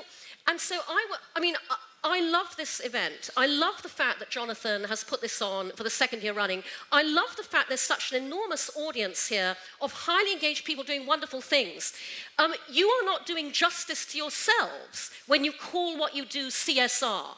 I want a term more vibrant, more dynamic, more intriguing and compelling to the rest of the world that really engages everybody, and that will stop the CEO or the chairman of the board going, yeah, CSR, that's what takes up the last 10 pages of our corporate brochure, fine. But in order to have that, to get there, to get new terms, we need to at least agree on core values, don't we? Where we want to go. What are the core values? Do we even agree on that? I like to quote my mother at this point. She used to have a phrase which is very simple. She said, do as you would be done by. Now, she meant this on a very personal level. But actually, I think that a company can actually take that phrase, do as you would be done by. You know, are we treating people as kindly as we would like to be treated ourselves? If we were a planet, are we treating that planet in the way that we would like to be treated ourselves? And that is a fantastically simple frame of reference. And if you are ticking those boxes, then that is responsible business. And it's so simple for me. Is it that simple to find core values that are the same? I agree with Joe in terms of kind of the baseline of core values. But I'd like to build on that, because actually, your individual core values as a business can be absolutely the reason why you get to do good and make money simultaneously. So in every industry sector currently, I observe the syndrome of collaborative competition. Collaborative competition is when everybody in a sector competes with everybody else in the sector by doing exactly the same thing everybody else in the sector is doing. And that's why so many sectors are in deep, deep trouble. I believe the future is about competitive collaboration. So what I mean by that is, in the first instance, I believe the future of business is collaboration in a way that we don't see currently. Because when you reach out to your so-called competitors and all of you band together to collaborate to make things in the industry better for everybody, on the premise of a rising tide floats all boats, then that's what then enables you to be uniquely competitive off that using your own unique values. So we will all agree, as Joe says, on the fundamental principles of do as you would be done by. But then within every single one of you as an individual, and within every single one of the organization and companies you work for, there is a particular set of values that are your values. And identifying exactly what those are and then living them and acting on them is absolutely what enables what we're calling CSR. Because I believe the business model of the future is shared values plus shared action equals shared profit. Financial profit and social profit. When you connect with your audiences on the basis of values you both share, the values you are living and the ones they respond to, when you both take action, you authenticate value by turning them into action, and you can then see shared benefit. That's when we absolutely have the business world that we're all striving for. But I also love the kind of peer pressure element as well, when it translates to the corporate world. When you get a company that does something and makes a noise about it, and everybody else feels like, we'd better do that too, because our consumers want that positive action. And I am You've done that, right? The proudest moment of my life was at, my company was sold to Cadbury's, which was sold to Kraft. Big shock, huge multinational company. There was a dinner for the outgoing CEO of Cadbury's, a fantastic guy called Todd Stitzer. And my little company, Green and Blacks, was the first fair trade marked product in the UK in 1994. At Todd's outgoing dinner, which was about 3-4 years ago, he turned to Craig's and my table, my husband and I's table, and said, I want to thank Joe Fairley and Craig Sams for showing Cadbury's the way with fair trade, which was the first time I'd ever had any acknowledgement that what we did, how we showed that fair trade worked and how it was good for business, influenced Cadbury's to take dairy milk fair trade. And then the most fantastic thing happened. Kit Kat went fair trade. And then because Kit Kat went fair trade, Maltesers went fair trade. So it's actually becoming an imperative in the confectionery industry. And that happened because one little company, my company, stood up and did something. And so it can have this wonderful ripple effect. And the best thing is when competitive companies think, actually, we'd better change the way we do things because, you know, everyone's looking at us going, why aren't you doing that? And when you say everyone is looking at you, you mean the consumers, I mean the obviously. consumers, yeah. But where does the change start if you want to go on with a new development, you want to create a new order? Does it start with consumers or does it start with business? I think it's both. I mean, companies can decide to create great sustainable products, but people have got to buy them. And actually, but what I do rely on much to bring about change much more quickly is the market rather than government. You know, people are quite vocal about what they want. Government's paralysed and tied up in knots on all sorts of things. So I think it starts with consumers. Do you agree in this? Do you think that consumers are the ones that are going to change the world in this, or is it going to be leadership inside of companies? I actually think it's both, potentially, because the old top-down model of making things happen through hierarchies, organizations, institutions is broken. Today it's about a new bottom-up model. Collective action, collaborative people power. And people understand that when they see it in action in Arab Spring or social media, but they don't understand its enormous applicability to business. And so, you know, when I say the business model of the future is shared values plus shared action, it's absolutely about brands and companies understanding that now you and consumers operate on the same level. You come together on the same basis, and you share the same values, and you act together to achieve the same things. And the future of business really is, and I feel this particularly strongly because my background is brand building, marketing, advertising, and this is what my venture, If We Ran the World, is designed to create. Even the most future-forward brands currently in their marketing and business programs have only gotten as far as a level that is co-creation. They invite consumers to create content and to share it. I believe the future is co-action.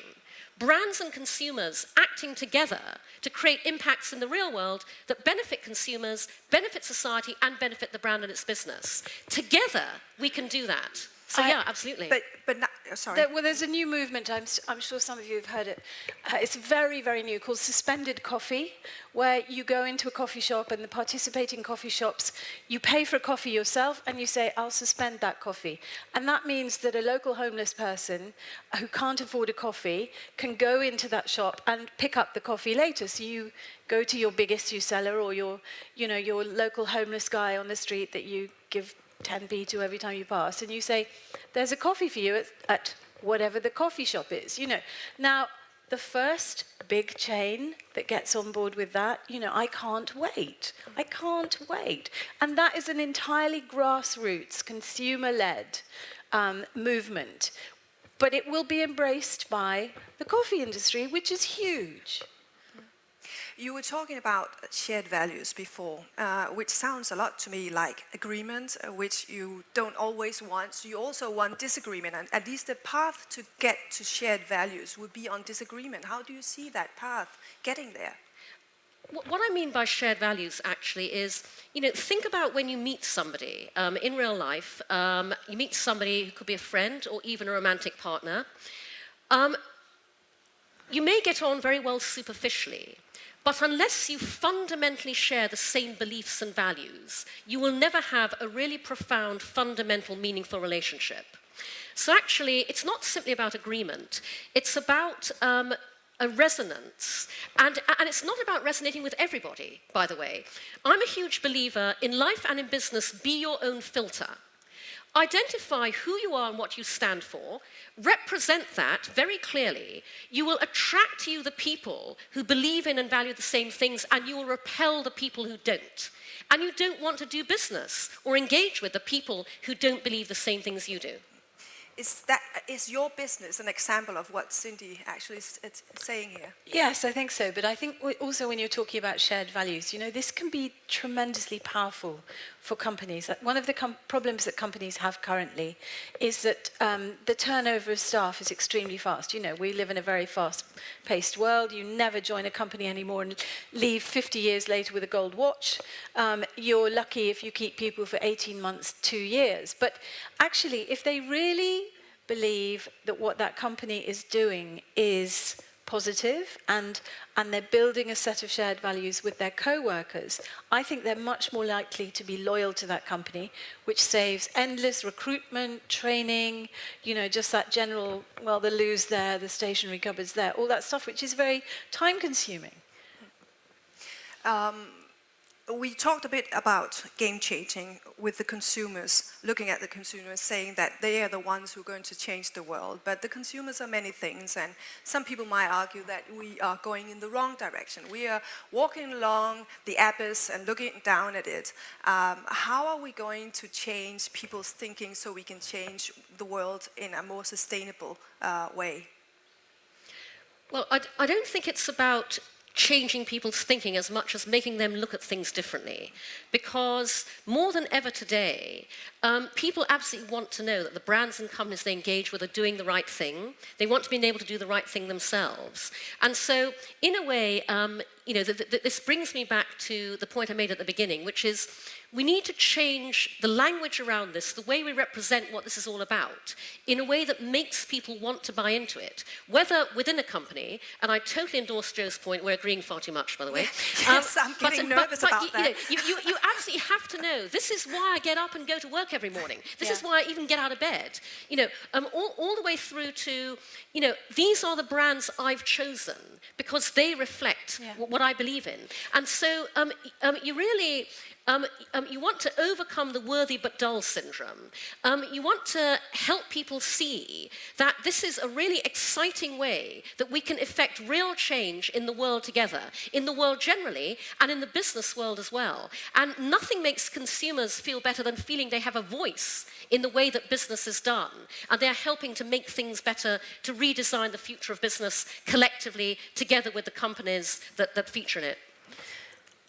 I think it starts with children. I mean, I think we have to, in schools, instill values in children that they carry with them through life. I mean, you do get people who change their lives around in their midlife because it's usually because something really bad happens, like a 9/11, or they have a personal crisis of some kind and they decide that their values need to change. But actually it's much easier to start with children, and I think that why I became the person I did become, and I wanted to have a business that made a difference, is two factors.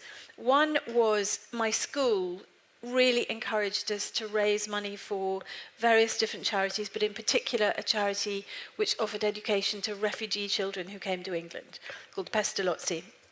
And that really made an impression on me. And, you know, as well as saving milk bottle tops for guide dogs and all that kind of thing. And it made me into a kind of person. There was a program in England called Blue Peter, which was hugely powerful. Every kid watched it. And they were constantly engaged in some kind of program to again, build a school in Africa, or, you know, knit jumpers for little African babies that had nothing to wear, or again, raise money for guide dogs, etc. Those were hugely influential, and those values have stayed with me through my whole life. So I think if you can start with kids, they make, you know, a better kid makes a better teenager, makes a better adult. And actually, I want to pick up on that point. Totally agree with that. I also think that we should change the way values are inculcated and the education system later on in life. We need to change the way that MBAs are educated and trained. And I say that because I gave a talk a few months ago to the Said School of Business at Oxford about redesigning the future of business. And I was very struck by, you know, a number of the questions the students asked me, that because I was talking about everything we're talking about today, and they were saying things like, but what will the shareholders think? But, you know, what about the money? And, you know, we are training MBAs in completely the wrong kind of way. Most MBA courses are outmoded because business is no longer done like that, and business should no longer be done like that. And yet there are MBA graduates coming out into the world of business globally every day who are perpetuating the old world order that we want to change. So totally agree with the education point through the system to even training business graduates as well. Just picking up on the new world order, one of the things that we discuss a lot is the growth mentality that we've had the last 50 years and the sustainability discourse. I don't agree that we can wait until younger people, children, grow up and become cleverer than us. What do we do in the meantime to change people's mentality? I know you don't want to talk about change mentality, but we need to do something. We are walking by that abyss. It's really tough. I mean, growth, you know, people talk about conscious consumerism. It's still consumerism. They talk about, you know, green shopping. It's still shopping. This is the great paradox that we all have to deal with. And you know, we can all do our bit to make companies better, etc. But I think that is where a huge shift needs to come. That growth cannot be the be-all and end-all if we are to, you know, literally survive as a human race. I remember seeing Vandana Shiva speak on a panel, a fantastically inspiring Indian environmentalist, and somebody asked her from the audience, Vandana, do you think it's too late to save the planet? And Vandana, who's so wise, just sat there and said, the planet will be fine without us. and nice actually, you know, that's what it boils down to. We are talking about the survival of the human race here, and currently we are still tinkering at the edges. Yes. So, I mean, I believe that there is way too much talking in this world and too little doing. We have like 6 minutes left then of talking. Right. Actually, by the way, guys, and I hasten to add, everything I'm talking to you about, I'm doing. I'm trying myself and experimenting and failing and trying again. But I say that because the only way you convince people is communication through demonstration, is for pioneering companies to pave the way and to showcase studies that show we can have a future where the model is the more good you do, the more money you make. The more money you make, the more good you do. But we have to put those actual case studies out there. And then, as Joe says, that very powerful dynamic of, oh, everybody else is doing it, will kick in and other people will want to jump on that particular train. We have to demonstrate by doing. So by doing, like you're doing, actually starting businesses that are all by doing good from the beginning. Yes, but also changing, you know, all big businesses should be doing something. You know, I just think everyone is honor bound in business to put something back. But does it apply to the weapon industry, for instance? Right.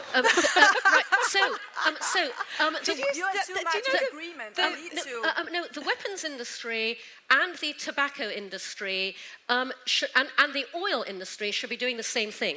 They should be actively looking to completely reinvent their business model and where they take their business in a way that reflects everything we're talking about.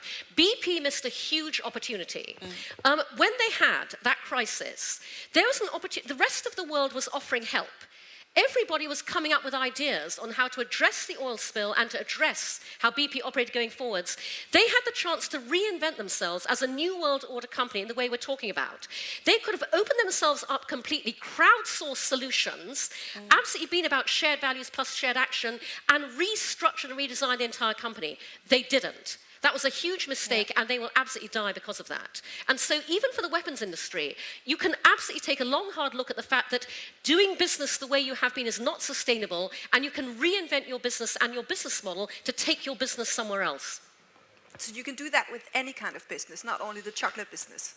Yes, I think weapons is harder. Yes, okay.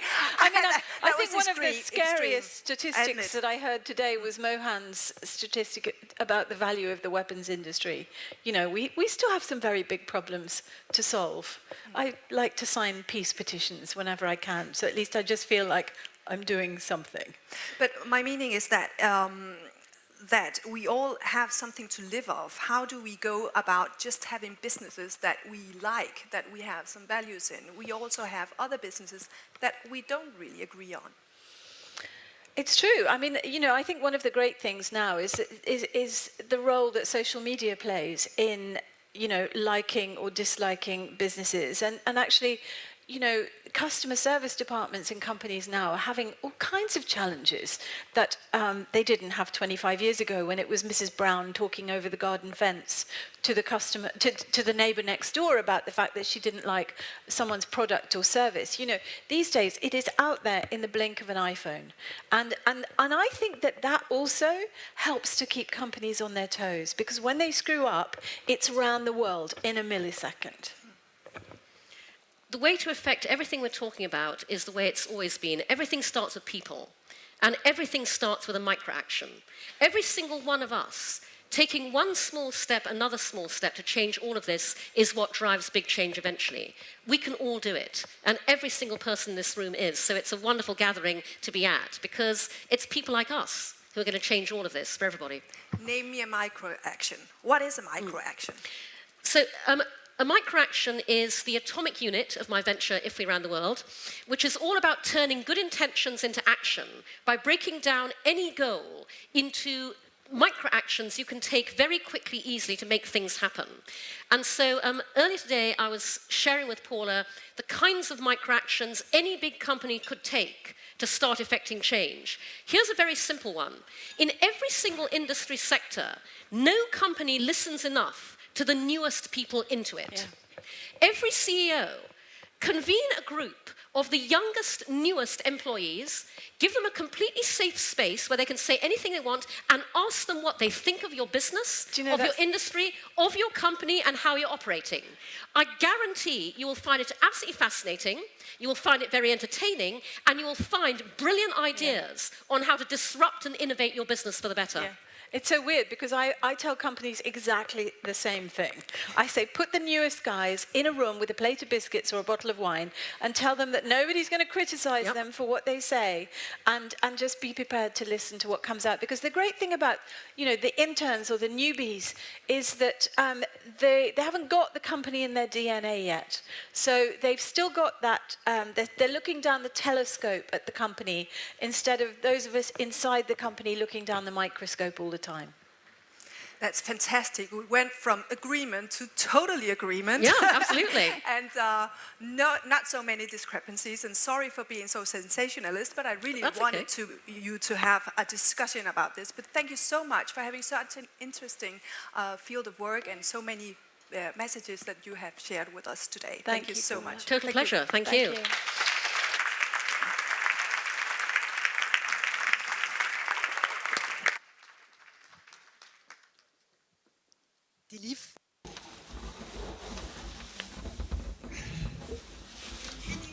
I can't help, Paula, say thank you to the three tough ladies very nice conclusion to the meeting. We would like to see all the volunteers who have helped us today as mascots and so forth, and you all know who you are, to come up here on stage so we can give you a big hand.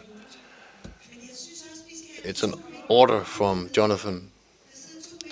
But I think we should also bring up the two guys in the booth. But they're still interpreting, so they can't leave the booth. Okay. Du må gerne klappe af dem, hvis I har lyst. Ja.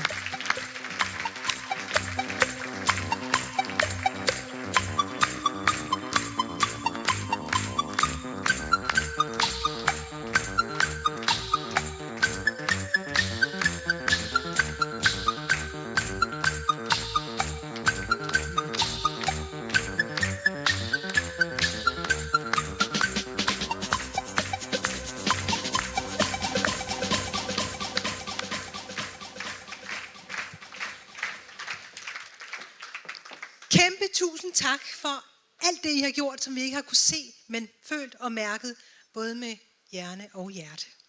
Tusind tak. Tak til jer. Tak til jer alle sammen. Tusind tak. Godt gået.